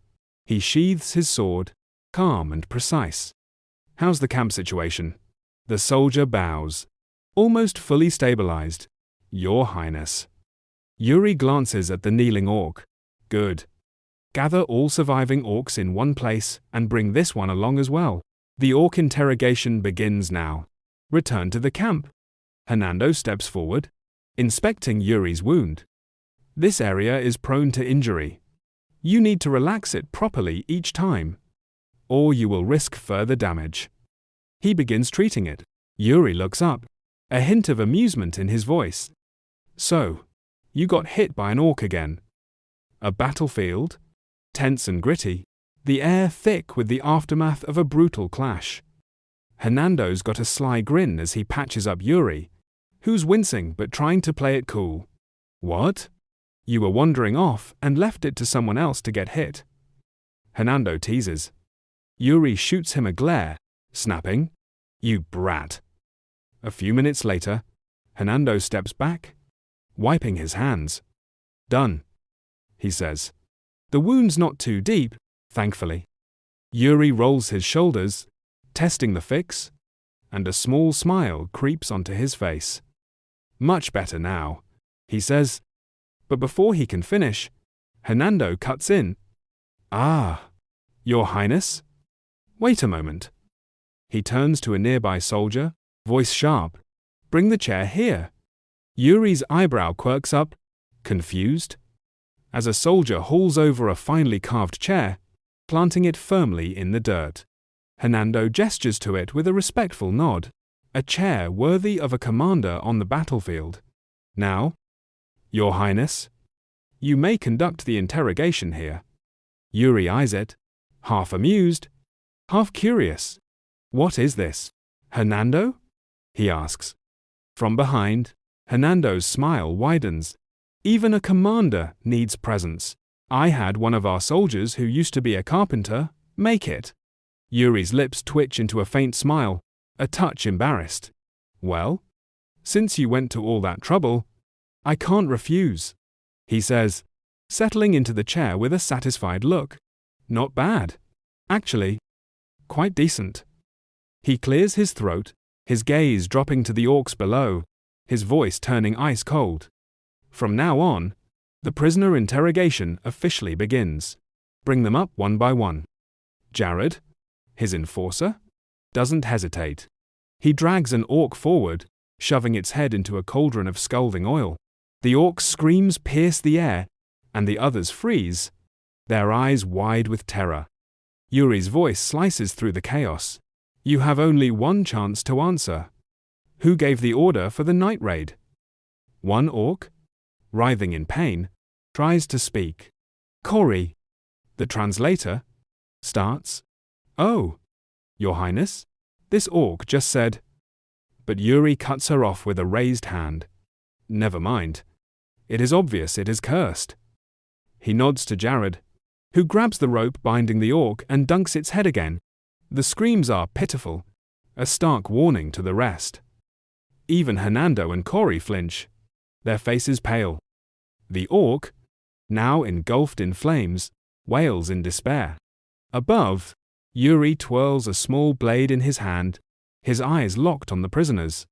"I will ask only once more, and I will be brief," he says, his voice like a blade itself. "Your answers determine the outcome." With a flick of his wrist, the blade sinks into the chest of the orc on the ground. Another scream, raw and miserable. Yuri's tone doesn't waver. "Perhaps I will let you die painlessly. The orc's still alive. Barely." "Finish handling him," Yuri orders Jared. The other orcs roar in anger, but Yuri's already turning to Cory. "What did he say?" Cory translates, her voice steady despite the horror. He said, "They are just low-ranking soldiers. They know nothing, but they revealed that the one giving orders is Orc Bao. They begged us to punish him and spare them." Yuri chuckles, a dark edge to it. "Haha, I see he is trying." His expression hardens. "So? This raid was ordered by Orqua, correct?" Whispers ripple behind him. Orqua? The name's unfamiliar to most, but not to Yuri. Orqua, king of the orcs? The one who'd slaughtered knights in a past life? The one who'd sparked this rebellion? He's the target that has to fall. Cory relays another message from the orc. He is asking, if they tell the truth, will they be spared? Yuri's response is firm. Yes. Cory passes it on, but hesitates before turning back. Your Highness, this orc vows once an oath. Yuri raises an eyebrow. An oath? Cory nods. He says that to betray an oath and then strike an opponent is like dragging your honor through the mud. Yuri's amused smile returns. Haha. So he has had some contact with humans and work with Bron thinking like that. He nods. Very well. I swear. Jared flinches behind him. Your Highness. What are you thinking? Letting that one go? Yuri's calm, unshaken. It is fine. Jared. Stay calm. He turns to Cory. So? It really was Orkua's order? She translates. He is right. It was precisely the order of the Han Clan chief. The Han Clan chief acted under Orkua's command. The Prestable with you. The Brazeland Sarfid is a clears. Yuri presses further. And the Orc Alliance. How did they know our marching route? Cory relays the response. He said, Orkua has his own way of gathering intelligence, but he himself does not know exactly how it is done. Jared jumps in. Your Highness, do you mean that Orkua somehow learned our march and ordered the raid? Yuri exhales softly. Yes. The Qing Kingdom's assembly point was likely discovered the same way. He fixes his gaze on the orc vow. This is your final question. How strong is he? The orc growls, and Cory flinches as she translates. He says that even an entire pack of orc vows charging together could not defeat him. He swears that no creature in this world is as brutal or as powerful as Orkua. Yuri nods. Thoughtful. That may be true. But remember this. Humans are even more cunning than any orc, and far craftier than you might imagine. He lifts a chain in his hand, and the orc vow's eyes blaze with fury. Do you wish to challenge me? I intend to keep my oath. Tell me, are they really going to charge? The orc struggles, the chain fraying under its strength. The soldiers behind shout, the chain's breaking. Damn it. It snaps. The orc lunges at Yuri, roaring with hate. But Yuri's voice cuts through like a whip. What a pity for someone who talks endlessly about honor. You are truly unworthy. Elite guards close in, surrounding the orc on three sides. Yuri, unfazed, turns and walks away. Take him to meet my grandparents, he says coolly. Blood sprays across the ground as the guards finish the job. Time shifts. The scene fades to the human army's encampment, where groans of wounded soldiers fill the air. Inside a tent, a calm, warm voice cuts through the pain. Stay still. It will be over soon. Father Germain's hands glow with soft golden light, healing wounds at a visible rate. Another voice calls out, urgent. Father, please come over here as well. Germain turns. All right. I am coming. Hernando's voice chimes in from behind. Father, take care of the patients on that side first. I will handle this part. Germain nods. Ah. Yes, thank you. Cory enters, lugging a bucket of water. Father, I have brought water, he says. Germain replies, well done. Cory, step back a little. He infuses the water with sacred magic, pale golden runes rising from his palms, hovering over the surface. Cory stares, awestruck, thinking, it was just ordinary water a moment ago, but now, with the father's spell, it glows with a strange holy aura. Germain finishes and instructs, 03, Cory, use this water to wash the wounds. It is holy water. It will cleanse the evil energy lingering in the injuries. Cory nods eagerly. Another call rings out. Father. Over here. Please hurry. Germain grabs the bucket. All right? All right? I am coming. Cory watches, mesmerized. It's amazing how the father uses magic. The twisted, pained expressions on their faces smooth out in an instant.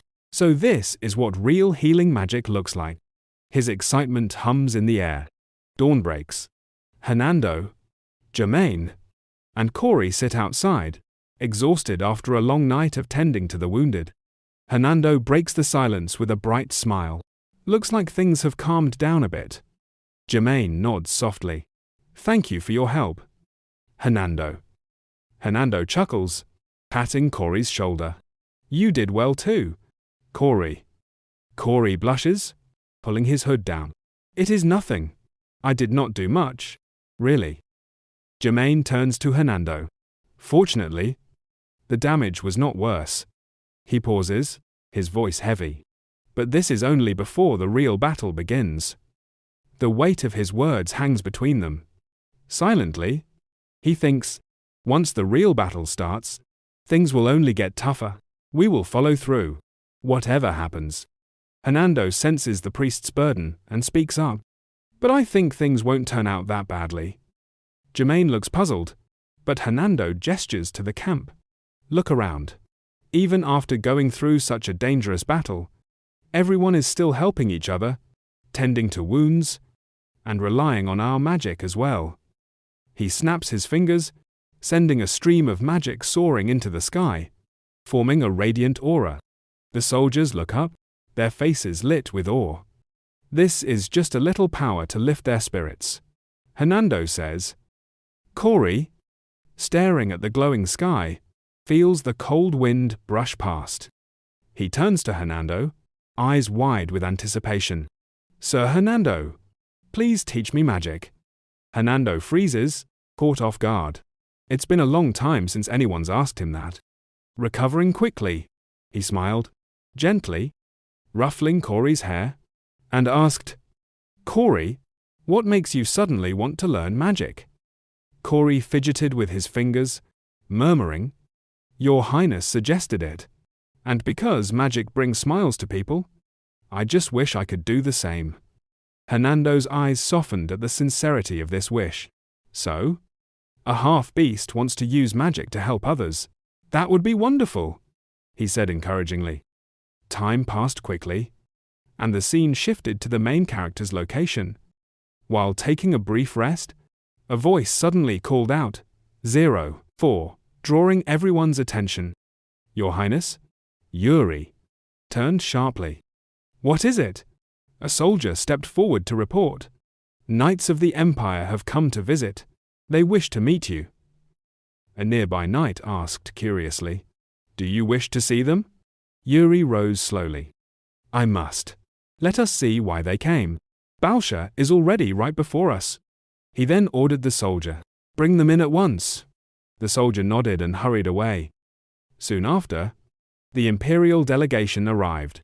Their representative stepped forward, introducing himself formally. It is an honor to meet you, third young master of the Briall family. I am Rapio Ardum, a knight and second son of Count Xenon. Yuri returned the greeting with a smile. Welcome. So, the Empire reached Balsha before us. Rapio nodded. Yes. We are the vanguard. We confirmed the presence of enemies around Balsha and relayed the information to the surrounding forces.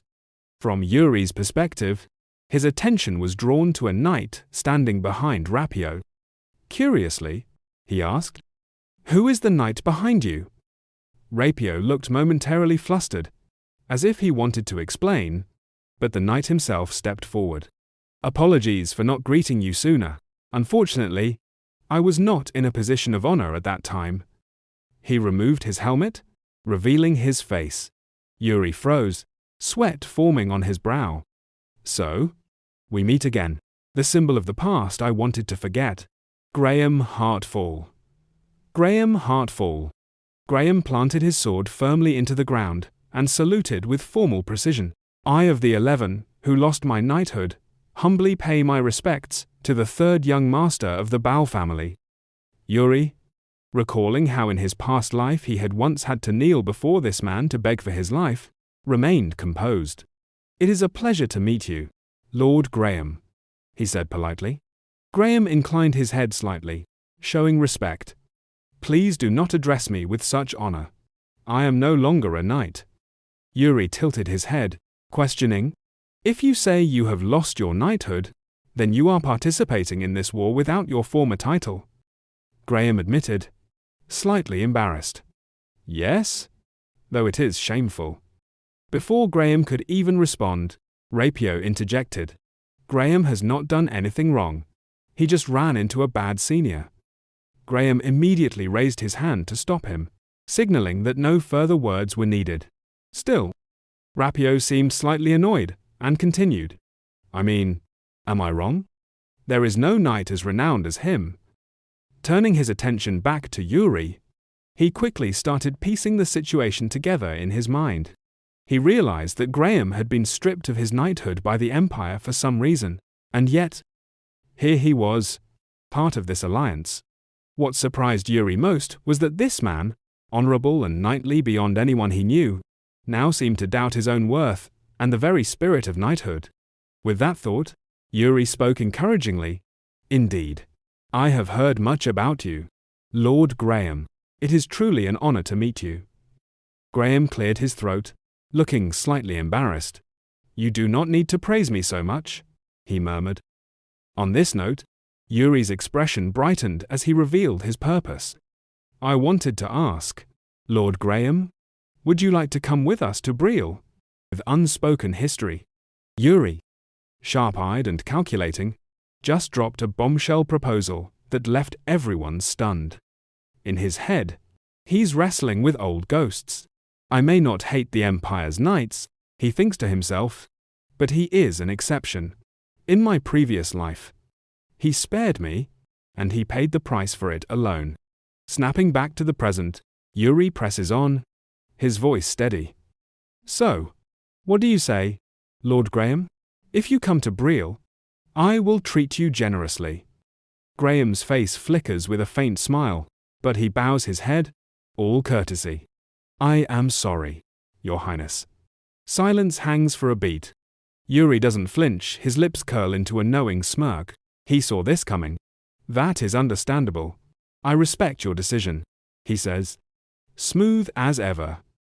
Time skips forward, and Yuri's group rolls up to Valhard, a beast of a fortress looming against the horizon. Yuri's eyes trace its massive walls, and he mutters, almost to himself, "We have arrived." Valhard, the Alliance's gathering point. It is much bigger than I expected. Hernando, always quick to jump in, adds, "It is a city in the heart of the plains. Yet its scale and influence are immense." Yuri's still taking it all in, impressed. They even used magic to build the fortifications. Incredible. The Valhard Duchy must be a lineage of mages. Right. Hernando? Hernando nods, his tone shifting to serious. Yes. The Entree family has produced exceptional archmages for generations. Then, with a warning edge, he says, "This is important. Even more so than deadlines. Be cautious. If you let your guard down, you could be consumed." He throws Yuri a look, half teasing, half trying to spook him. Yuri, unfazed, just raises an eyebrow. An archmage? Huh? So, an old stubborn wizard. Hernando's probably grinning inside, picturing some grizzled old man. But the city gates creak open, and Yuri shelves the thought, stepping forward. Cut to a grand banquet hall, alive with chatter and clinking glasses. A voice cuts through the noise, warm but commanding. "Welcome to Valhard. I am the Duchess of Valhard, Marie-Rose Entree." Her red hair catches the light, and her beauty hits like a lightning bolt. Yuri's caught off guard, glancing at Hernando. "I thought it was supposed to be an old man." Hernando chuckles, smug. The title was only recently passed down to her generation. Marie glides over, all charm. "It is an honor to meet you, Knight of Briall. Are you the third young master of Briall?" 05. Yuri nods, cool as ice. "I am Yuri Briall, commander of the Briall army." She tucks a strand of hair behind her ear, smiling. "As handsome as the rumors say. If you don't mind me asking, how old are you?" Yuri doesn't miss a beat. 18. Her eyes light up, and she leans in, playful but bold. "Oh my, only 4 years younger than me. I think we will get along very well." won't we? Yuri stays sharp, brushing off the flirtation. We will see about that, he murmurs, his mind racing. She's stunning, no question. That smile could charm a snake, but I know better, there's nothing good behind it. He keeps his thoughts locked tight, reasoning out loud. Age does not matter. If we share the same goal, anyone can be an ally, regardless of background, age, or gender. Marie's eyes widen, but then a sultry smile spreads across her face. Oh my! So that is what you think. That is the way of the world. She's got an idea now. You can see it in her spark. She slams her hand on the table, standing tall. Knights of Briall, gather here. We have the young master, and the knights of the Briall family, the land of knights. From now on, we shall fight together against our enemies. Why not take this chance to get to know each other first? Her words spill out, 03, enthusiastic, her smile unshakable. Nearby, Jared leans toward Hernando, whispering, Hey, why is she doing this all of a sudden? Hernando glances at Marie, chuckling awkwardly. Haha, it is probably nothing serious. She is just naturally sociable. Jared's not buying it. Still unconvinced. He mutters. Yuri, meanwhile, nods to himself, piecing things together. And Brusen, too. Isn't that just a small country on the edge of the continent? He elaborates. Yes. Moreover, it is a maritime nation. The people are hearty, and they have many formidable warriors. Before he can say more, a voice booms across the room. Young Master of Briall, I am Jonathan, commander of the Brusen army. The man strides over, pouring wine into Yuri's glass. Yuri flashes a polite smile. Thank you, sir. Then, with a teasing edge, he adds, From what I see, this is really excellent wine. Such quality is not what I would expect from a remote place like Brusen. A tense standoff? The air thick with unspoken challenges. Jonathan's face turns to stone, his eyes narrowing as Yuri's mocking words hang in the air like a blade. One of Jonathan's men, a hot-headed subordinate, can't hold back. How dare you insult us? Are you calling this country bumpkins? 04, he shouts, his voice raw with fury. Another ally yanks him back, trying to cool the situation, but the blonde knight isn't done. Open your mouth. How dare you look down on us? He roars, fists clenched.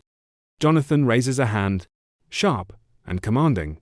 Calm down, he says, his voice steady but firm.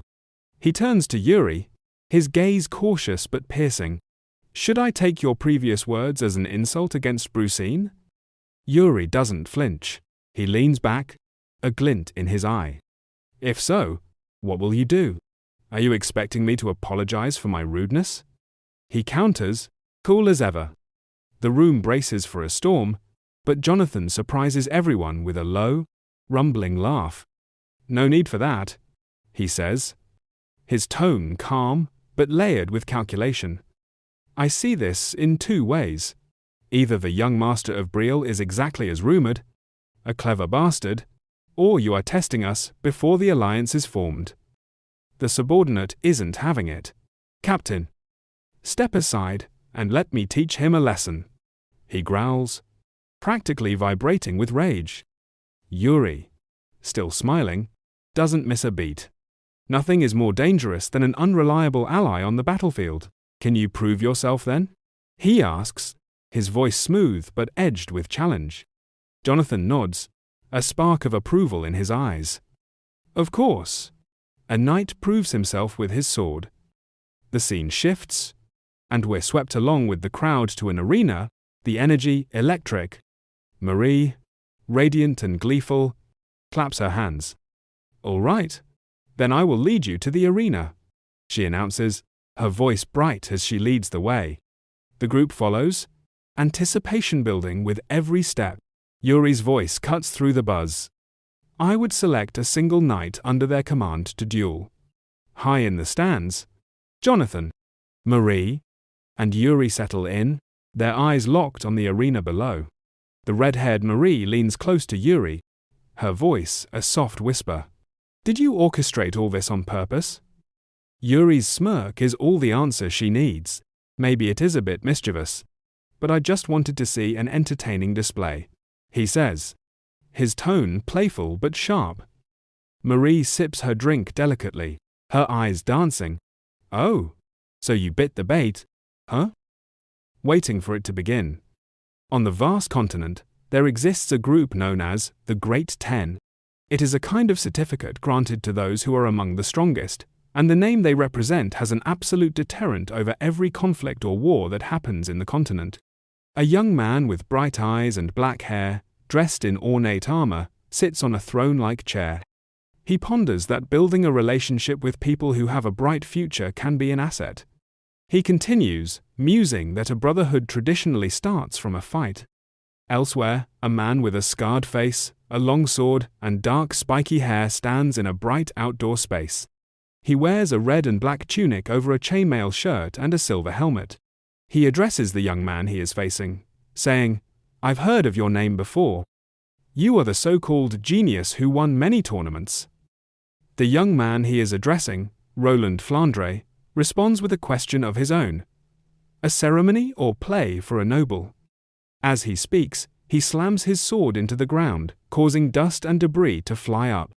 The man in the red and black tunic launches his attack, his sword swinging down with great force. Roland, quick as lightning, dodges and counters, his own blade a flash of silver.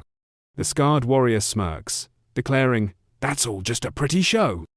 He notes that Roland's movements and swordsmanship are, as expected, a movement and swordsmanship that would be in a textbook.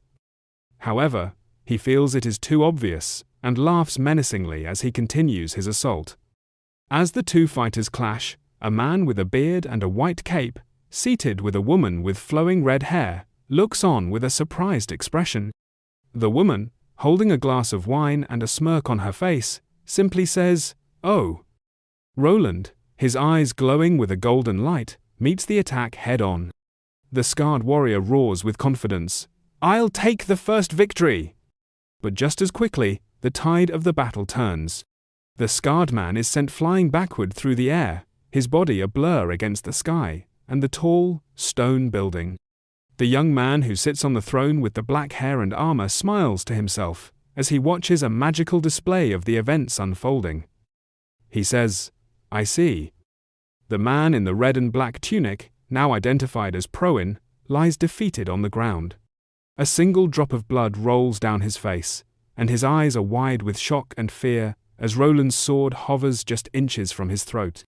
Roland, with a calm and determined expression, holds his weapon perfectly poised. He intentionally created a gap to lead Proin's attack to his shoulder, a tactic that Proin fell for. Proin, in his eagerness to strike, shifted his weight forward at the perfect time, only for Roland to twist his wrist and nullify Proin's strength. Roland then parried his opponent's attack and moved to counterattack.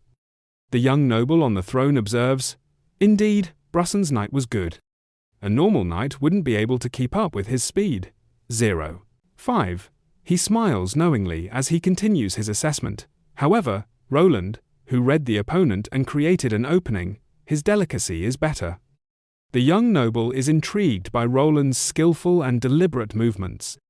Defeated, Proin stands, lamenting, "Damn, I really just fell for it."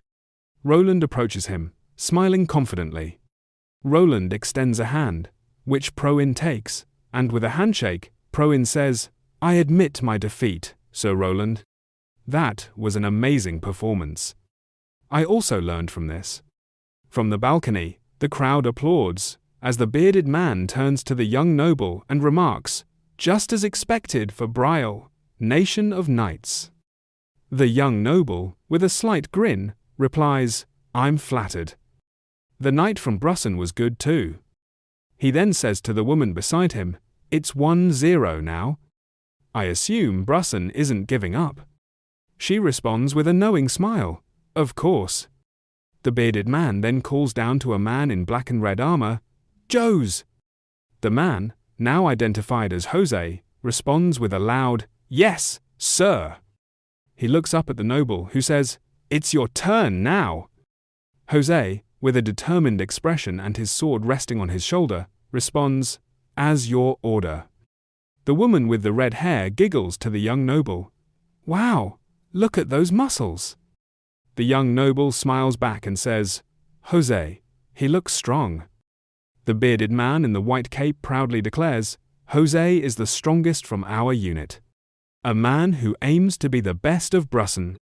From his seat on the throne, the young noble muses to himself, best of Brussen. He then turns to the man who won the first bout and excitedly says, "Gerald, you're up this time." The man, Gerald, looks taken aback and questions, "Me?" The noble quickly replies, "Hurry and go." Gerald, nervously rubbing the back of his neck, is met with shouts of encouragement from his comrades in the background.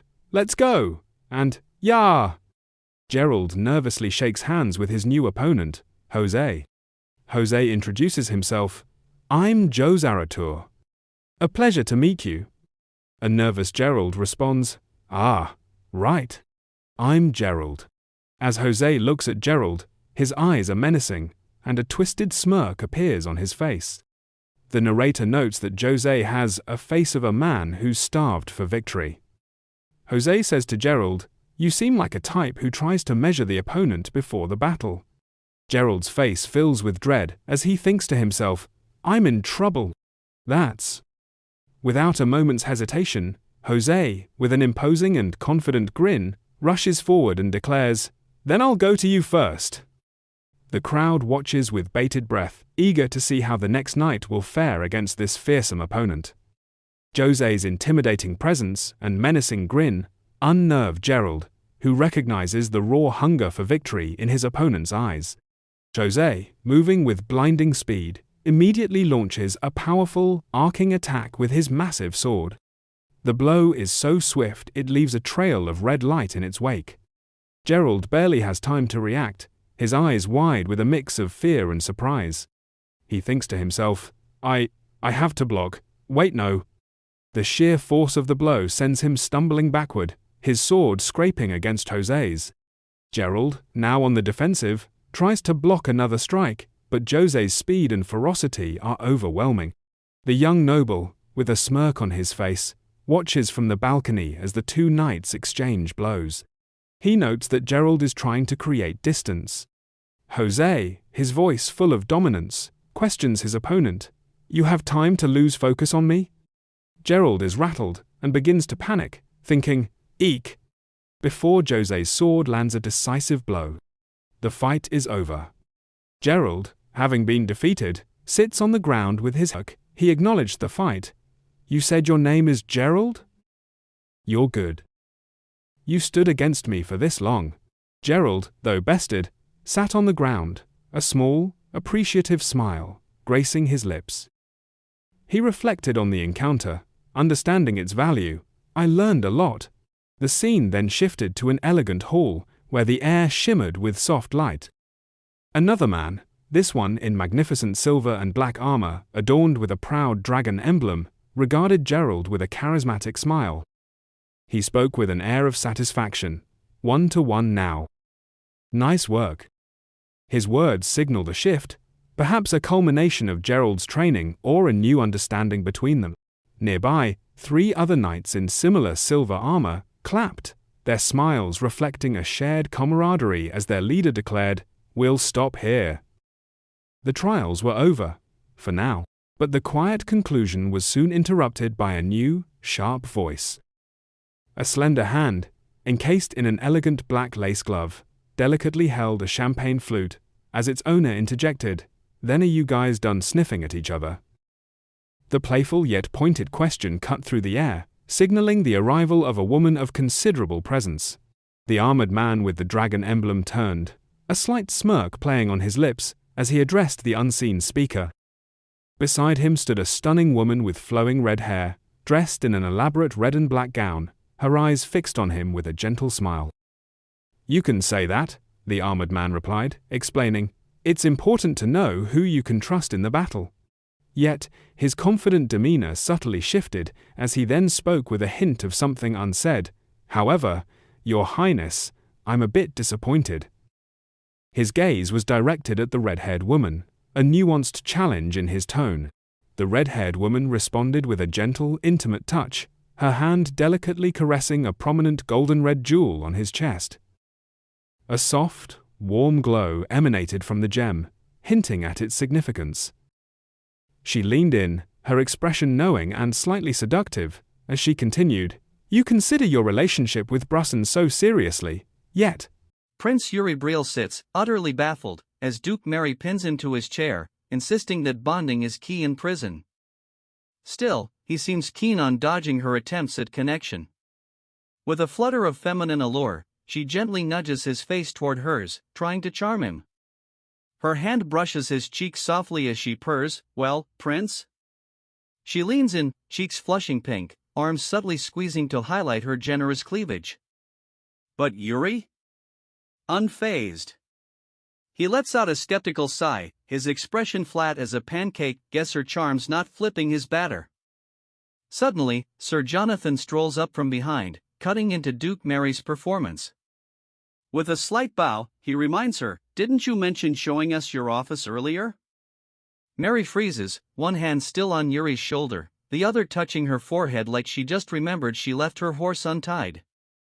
"Oh, right, I did say that," she admits. Yuri sighs again, muttering under his breath, "All an act, huh?" Sir Jonathan chuckles like it's no big deal, probably thinking, drama's free in prison. And asks if she can show them now, noting everyone's curiosity. Mary, masking her annoyance with a tight smile, agrees, of course. Turning back to Yuri, she asks if he'd like to tag along. But Yuri, flashing a polite grin, stands and says he's got nightly duties to attend to. Without missing a beat, he bolts, calling over his shoulder, "Gotta run. Catch you later." Mary stands there, stunned, her face turning tomato red as she clenches her fists, trying to bottle up her irritation. Jonathan, still nearby, laughs at Yuri's speedy exit, probably thinking the prince moves faster than a cat dodging bath time. Unable to hold it in, Mary swings a fist at the air, yelling that Prince Yuri is infuriating. Jonathan, clueless, asks, "What's up, Mage Duke?" She just glares, probably wishing she could magic Yuri back into that chair. Soon after, the allied forces roll into Balshad, their kingdom flags waving like a colorful parade. Word spreads that the Empire's supreme commander has arrived, strutting in gleaming armor, and each faction starts sizing up the others except for Briall. Prince Yuri stands alone in an open field, staring at his sword like it's about to spill some royal gossip. Sir Hernando approaches, concern in his voice. "Your Highness, should we really just focus on training?" Yuri nods firmly, "Yup." Hernando pushes, but the other commanders are already swapping strategies and forming alliances. Yuri smirks, confident. Alliances? More like half-cooked coalitions. Hernando's jaw drops. Half-cooked? Yuri explains, "Only the strongest from each nation are here. Their egos are bigger than a dragon's horde. Words won't cut it, everyone thinks they're the top dog." Hernando nods, recalling their own run-ins with other forces, and says, "Yeah, that tracks." Yuri gazes at his sword's shiny blade, worry flickering in his eyes. He thinks to himself, in the end, we've got to flex our skills to prove our worth. Turning to someone nearby with a grin, he says, "All right, how about a spar?" Stepping forward with confidence, Lauren, sword already drawn, replies, "Love the idea." With a bold smile, he adds, "It's an honor to cross blades with you." Yuri points his sword at Lauren, grinning back. "Don't you dare hold back unless you want to be the court jester." Lauren's eyes glint as he takes a battle-ready stance, mana crackling around him like a summer storm. "No chance," he replies, buzzing with excitement. Yuri locks eyes with Lauren, sensing the purity of his mana. As expected, Lauren's power is crystal clear, perfect for a sparring partner who doesn't flop like a fish. Yuri mirrors his stance, grinning as he thinks, "This is gonna be fun." In a flash, Lauren charges, his sword slicing through the air. Bam! Yuri blocks the strike, sparks flying as steel clashes with a sharp ring across the field. Lauren stomps the ground, his face now serious, and channels mana into his blade for a faster strike. Yuri dodges just in time, but Lauren's relentless, unleashing a flurry of stabs so quick his sword seems to multiply like it's got clones on the attack. Yuri keeps dodging, but one thrust nearly nicks him.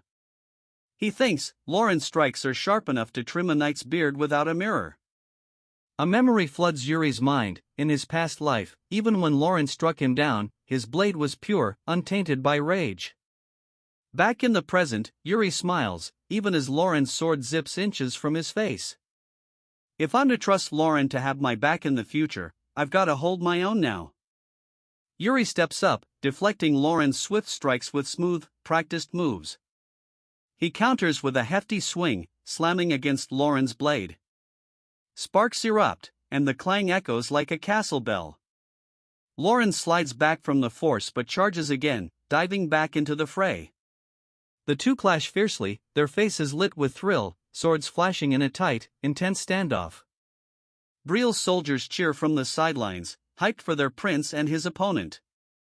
But Jared, a Briall knight watching lazily, sighs and mutters, "Do they have to go so hard for a spar? It's not like they're fighting over the last slice of pie." From behind, a voice booms, "Briall's prince has some serious skill." Jared spins, eyes wide, recognizing the speaker instantly. Before him stands Sir Jose, a towering knight from Bruzin, grinning like he just won a jousting match. "You're Sir Jose?" Jared blurts. "That's me," Jose replies casually. Then he shouts to Yuri, "Your Highness, I've got a request." Yuri and Lauren pause, turning to Jose. Stepping forward, Jose says, "I'd love a spar." Yuri rests his sword on his shoulder, grinning. "A spar? Sure thing." Then, with a mischievous glint, he points at Jared. "You can borrow Jared." "What?" Jared yelps, looking like he just got volunteered to clean the royal stables. Jose, unfazed, scoops Jared up like a sack of potatoes and slings him over his shoulder. "Let's roll," Jose says, striding off. Jared flails, reaching toward Yuri and shouting, "Your Highness, save me." But Yuri just waves, calling out, "Have fun, don't break him." Lauren steps up, bowing respectfully. "Thank you for the lesson, Your Highness." Yuri grins. "Any time. Can't wait for round 2. Lauren walks off, and Yuri watches in silence. Moments later, Yuri strolls to a shady tree, sword in hand, and leans against its sturdy trunk, finally catching his breath. His face turns serious as he speaks into the quiet. "Any news?" From the tree's shadow, a woman steps out. "Asana," Yuri says, noting, "Your stealth's gotten sneakier, bet you could outwit a fox." She shrugs, "Maybe, but I'm sharper on the plains." Cutting to the chase, he asks, "What about that foreigner?" Asana replies, "Found traces of him in Balshad." Yuri's mind paints a vivid picture, a warrior, one of the continent's 10 strongest, hailing from the east. In his past life, this foreigner stood alone against Aqua. Why he fought, I don't know, but an enemy of my enemy is my ally. Yuri nods at Asana. "Good work. We need to find him before we face Aqua."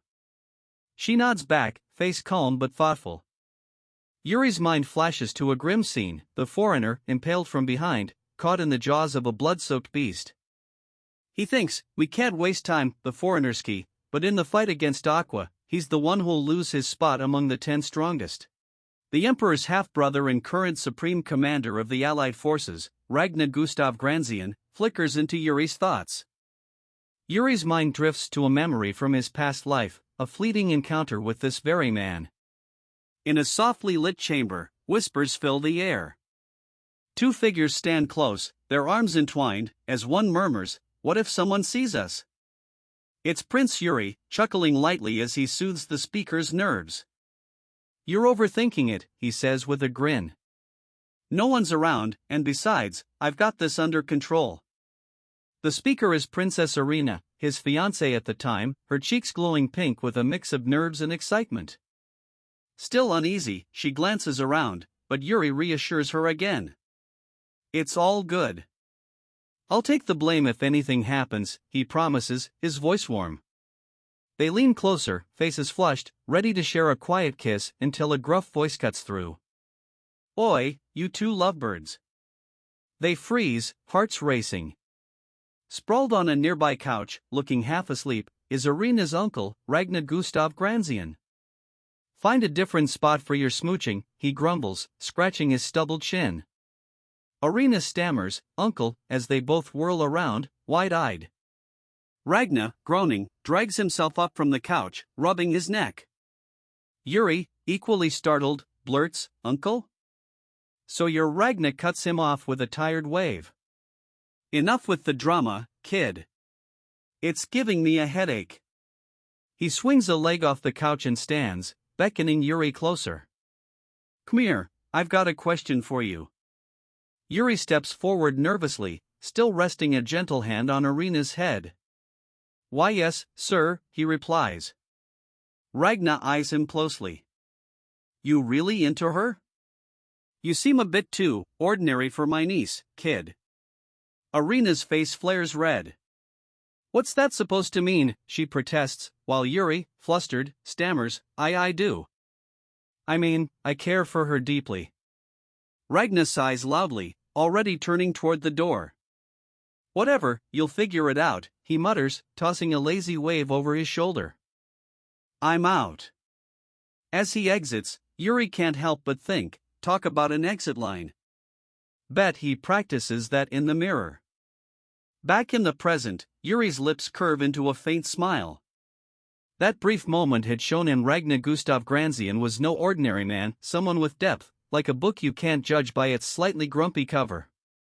Inside the grand conference room of Balshed Castle, commanders from various kingdoms gather around a massive oak table, awaiting Ragnar's arrival. Whispers ripple through the room. He's the supreme commander, isn't he? The emperor's half-brother, Ragnar, the Lionheart Prince, one says. Another adds, you don't get to meet a man like him every day.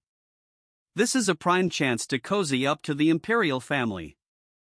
Yuri, observing their scheming, thinks, even in the middle of a war, these guys are playing politics like it's a board game. Someone get them a rulebook. Suddenly, a presence looms behind him, so close it sends a shiver down his spine. Having fun, are we? A calm voice says. Yuri spins to find Ragnar standing there, a faint smirk on his face as he strolls to his seat. When did he sneak up on me? Yuri wonders, his heart doing a quick somersault. Ragnar settles into his chair, lacing his fingers together, his gaze sharp and commanding. If you lot get any more relaxed, we're going to have problems, he warns, tapping the armrest once. Then again. With the second tap, an overwhelming pressure fills the room, as if the air itself turns to stone. Commanders shift uncomfortably, some struggling to keep their composure. Even Yuri feels his breath catch, sweat beading on his brow. Well, that's one way to make an entrance. Does he come with a fog machine too? Yuri thinks, trying to lighten his own tension. Ragnar's eyes narrow. I despise cowards, he says, his voice icy. Try to run, and I'll cut you down myself. But prove your worth, and I'll treat you like knights, rewarding skill and valor. The room falls deathly silent under his intense aura. Any questions, he asks, the pressure easing. The commanders exchange glances but say nothing. Yuri, undaunted, raises his hand. I've got one. Ragnar nods. Speak. Meeting his gaze head-on, Yuri asks, what's the Empire's take on the orc's strength? Ragnar studies him, a slow grin spreading. Well, who's this bold kid? Without missing a beat, Yuri replies, Yuri Bull, commander of Briall. Ragnar's eyes light up with amusement. So you're the one George was talking about. Good question. He stands and strides toward Yuri, placing a firm hand on his shoulder. The Empire's confirmed an orc named Oka has united the three great tribes. His power's growing fast, and it's a real threat. Their vanguards camped around Balshad. He points to several spots on a map spread across the table. The day after tomorrow, we'll face them here. This will be the first battle for our allied forces. With a proud glint in his eye, he adds, and Yuri, I want you to lead the vanguard. The room goes still, shock rippling through the commanders. Yuri exhales, steadying himself, then meets Ragnar's gaze with fire in his eyes. Yes, sir. I'll take the front line with pride. Guess I'm the main character now. Hope I packed enough courage for this, Yuri thinks, a wry smile flickering in his mind. Hours later, under a sky glittering with stars, Yuri sits alone by a crackling campfire, lost in thought. A voice breaks the quiet. What's got you so deep in your head? He turns to see Mary, the Mage Duke, approaching with a playful smile. As she settles beside him, smoothing her dress, Yuri glances at the flames. What brings you out to our little military campsite? He asks. Mary tilts her head. You just snagged the vanguard spot everyone was drooling over, and yet you look like someone stole your favorite sword. I had to come check on you. Yuri eyes her cautiously. You seem awfully curious about me. She grins, unfazed. Can you blame me? You're like a puzzle I haven't cracked yet. Then her tone softens. The people of Balshad are counting on us. I can't just follow any random leader blindly. I worry too, you know.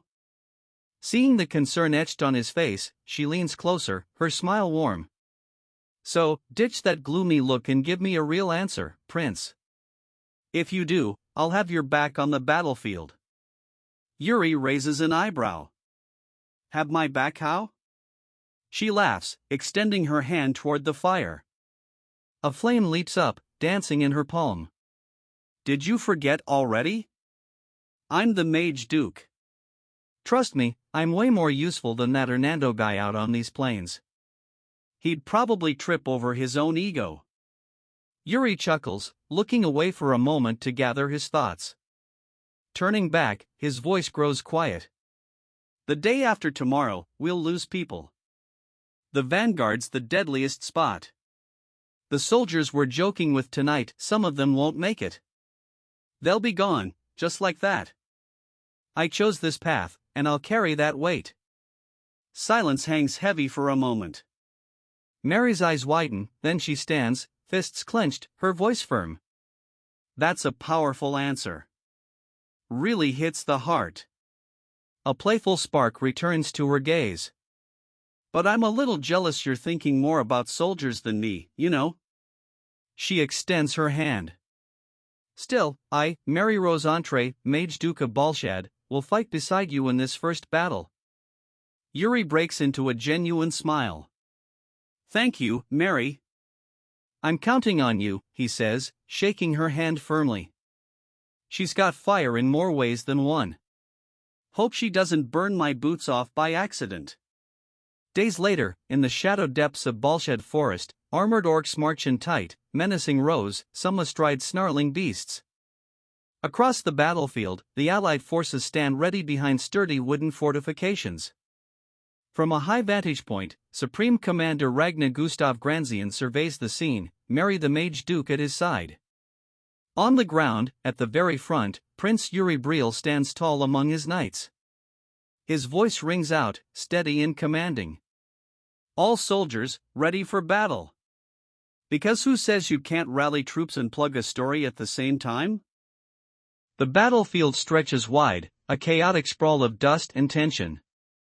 The flag of Briall snaps in the wind, held high at the front of the vanguard. Prince Yuri Briall, eyes like steel, stands tall on his horse, staring down the horizon. His voice cuts through the air, sharp and commanding, all soldiers.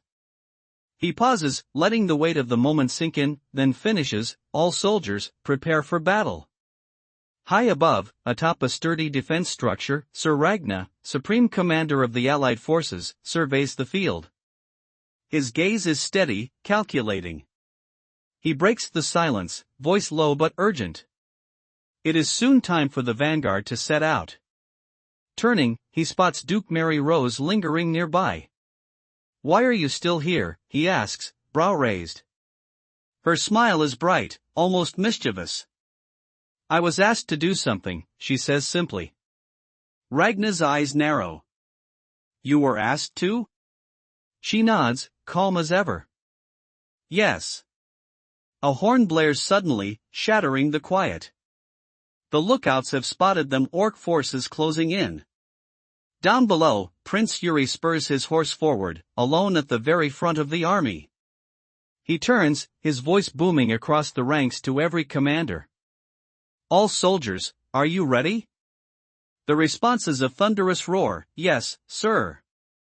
He yanks the reins, his horse rearing with a fierce neigh. "Let's go," he commands, and charges straight toward the enemy. His soldiers surge behind him, a wave of steel and resolve, as the orcs rush to meet them. Ragna watches from above, his jaw tightening. Prince Yuri's leading the charge himself, right at the front. Reckless. Brave, sure, but reckless. He could get himself killed. Such bravado, Ragna thinks, shaking his head. Then, out of the corner of his eye, he notices Mary Rose. Her hands are moving, weaving a spell. "Excuse me for a moment," she says, almost casually. Ragna glances over, curious. Mage Duke, he thinks, as a massive fireball forms above her staff, glowing like a second sun. She looks at him, her voice steady. "This is what Prince Yuri Bowl asked me to do." With a sharp wave of her staff, she sends the fireball screaming toward the orc ranks. The orcs see it coming, a meteor of flame hurtling down. They twist and scramble, desperate to escape. Meanwhile, Yuri and his soldiers don't even flinch. They charge on, straight toward the fire. Ragna's heart skips a beat. He spins to Mary, voice sharp. "It's too close. At this rate, our soldiers will be swept away in the fire." But Mary just smiles, serene as ever. Including that was what Prince Yuri wanted. On the battlefield, Yuri's horse thunders into the orc lines. He grins down at one of the creatures, spear gleaming. With a single, devastating slash, he cuts it down, the orc's body crumpling instantly. His knights follow, hooves pounding the earth. Then the fireball hits. The orc ranks erupt into a sea of fire, screams swallowed by the roar of flames. But Yuri? He's ready. He raises his sword, mana pulsing through it. Water surges from nowhere, forming a shimmering barrier around him and his soldiers, shielding them from the inferno. Ragna watches, speechless, as Yuri charges through the flames, water swirling around him like a living shield. His horse gallops on, undaunted, and Yuri's voice rings out, clear and commanding, "Charge!" His soldiers follow, cutting through the dazed, burning orcs. The survivors roar in fury, charging back, but Yuri's already moving. He slams his spear into the ground, dashes forward with impossible speed, then snatches it up again. In one fluid motion, he hurls it at an oncoming orc. The spear strikes true, piercing the creature's skull. It screams, collapsing, as the lizard-like beast it road charges at Yuri. He doesn't blink. Before it can strike, one of his knights rides in, slicing its head clean off. Yuri presses forward, relentless. From the sidelines, Jose, a knight of Bruzen, watches with a grin. "They deserve the title of the Nation of Knights," he says, turning to his comrades. "Now then, shall we also pick up the pace?" He leaps into the air, greatsword spinning, carving through orcs like a whirlwind. The princess of the Holy Kingdom joins the fray, her voice sharp as she orders her soldiers, "Protect the men of Bull." They charge in without hesitation. Hours grind by, the battle a brutal slog. Then a shout cuts through the chaos, the enemy's formation has collapsed. Another voice follows, cold and final, "Do not spare any of them." Ragna, still watching from above, rubs his chin, a slow smile spreading. Surprising, he murmurs. Prince Yuri stood at the front, crushing the enemy himself, and his soldiers fought like they were unstoppable. The man asked Mary to rain fire on the orcs while shielding his own with water magic. Bold. Insane, even. But it worked. Turning to Mary, Ragnar says, "Still, that was reckless." He pauses, then adds, "Mage Duke, did you cooperate knowing all this?" Mary's smile is smug, satisfied. "When I first heard it, I tried to stop him as well," she admits, brushing her hair back. "But I'm glad he didn't listen. He did it with style." Her eyes linger on Yuri, still fighting below. "A man with a twist," she says softly. "Isn't that wonderful?" Ragnar's gaze softens, just a fraction. This isn't bad for the first battle of the Allied forces. By the end, Yuri and his soldiers stand victorious. The enemy corpses are piled high, Briall's flag planted proudly at the top. Late that night, in a candlelit room in Balshad's castle, Mary writes in her journal, a faint smile on her lips. A sudden sound makes her freeze, pen hovering. Her eyes sharpen. "It's great that the Prince of Bowl emerged victorious from battle," she says coolly, "but who said you could enter my room without permission, Hernando?" From the shadows, Hernando steps forward, his concealment magic fading. He chuckles. "You don't have to be so cold. I used to be your teacher. Can't you at least ask how I've been?" Mary scoffs. "What kind of teacher abandons his student like that?" He shrugs, sitting down. "I'm here to check on my old student's progress." Her eyes narrow. "Don't give me that. I'm talking about what you're researching, the transcendental interpretation formula." She leans forward. "We've made progress. It's magic meant to link languages and understand their meanings. As of now, we've succeeded in catching a connection to ancient magic." Fernando's face softens, relieved. "If you make further progress, let me know." She smirks. "And why should I?" His gaze steadies. "Because you're interested in Prince Yuri." Her eyes widen slightly, but she recovers fast. "So, Prince Yuri's fate is quite important to you, huh?" Before he can answer, she cuts in, voice sharp. "A grand wizard like you cannot intervene in human history. You already know that, don't you?" Hernando nods slowly.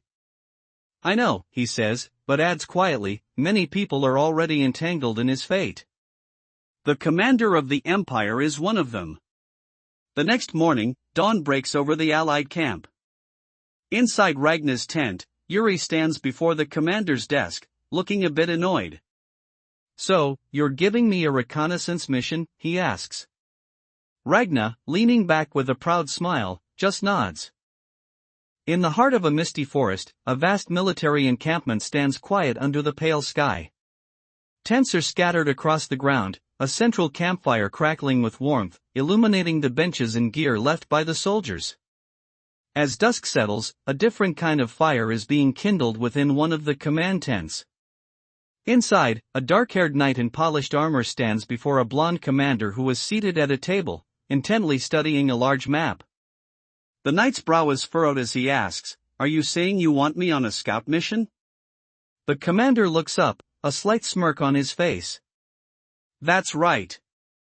Starting tomorrow, we're going to head to the Eastern Plains, the territory of the orcs." His finger points to a specific spot on the map. He continues, "And of course, chances are high for an ambush. The entire Allied force will move on high alert." The knight understands immediately. "So you want to create a separate party to watch over the Allied force," he says. The commander's smirk grows. "You catch on quickly." The dark-haired knight is silent for a moment, processing the gravity of the mission. The commander, anticipating his unspoken question, adds, "I appreciate it, but Briall also served in the vanguard in the last battle." He is interrupted by the arrival of a new character, an older man in fine robes. The new man interjects, "I think it would be fair to give a different state a chance this time." A woman in ornate armor stands behind him, and the commander scoffs at their proposal. You mean, those people who think they're better than everyone else? The commander's frustration is clear, and he looks away from the newcomer, his face a mask of annoyance. He turns back and states, I only trust the skills of the people I have personally witnessed. He tries to continue, so this time, I want Briall to, but is cut off. The dark-haired knight raises a hand to speak.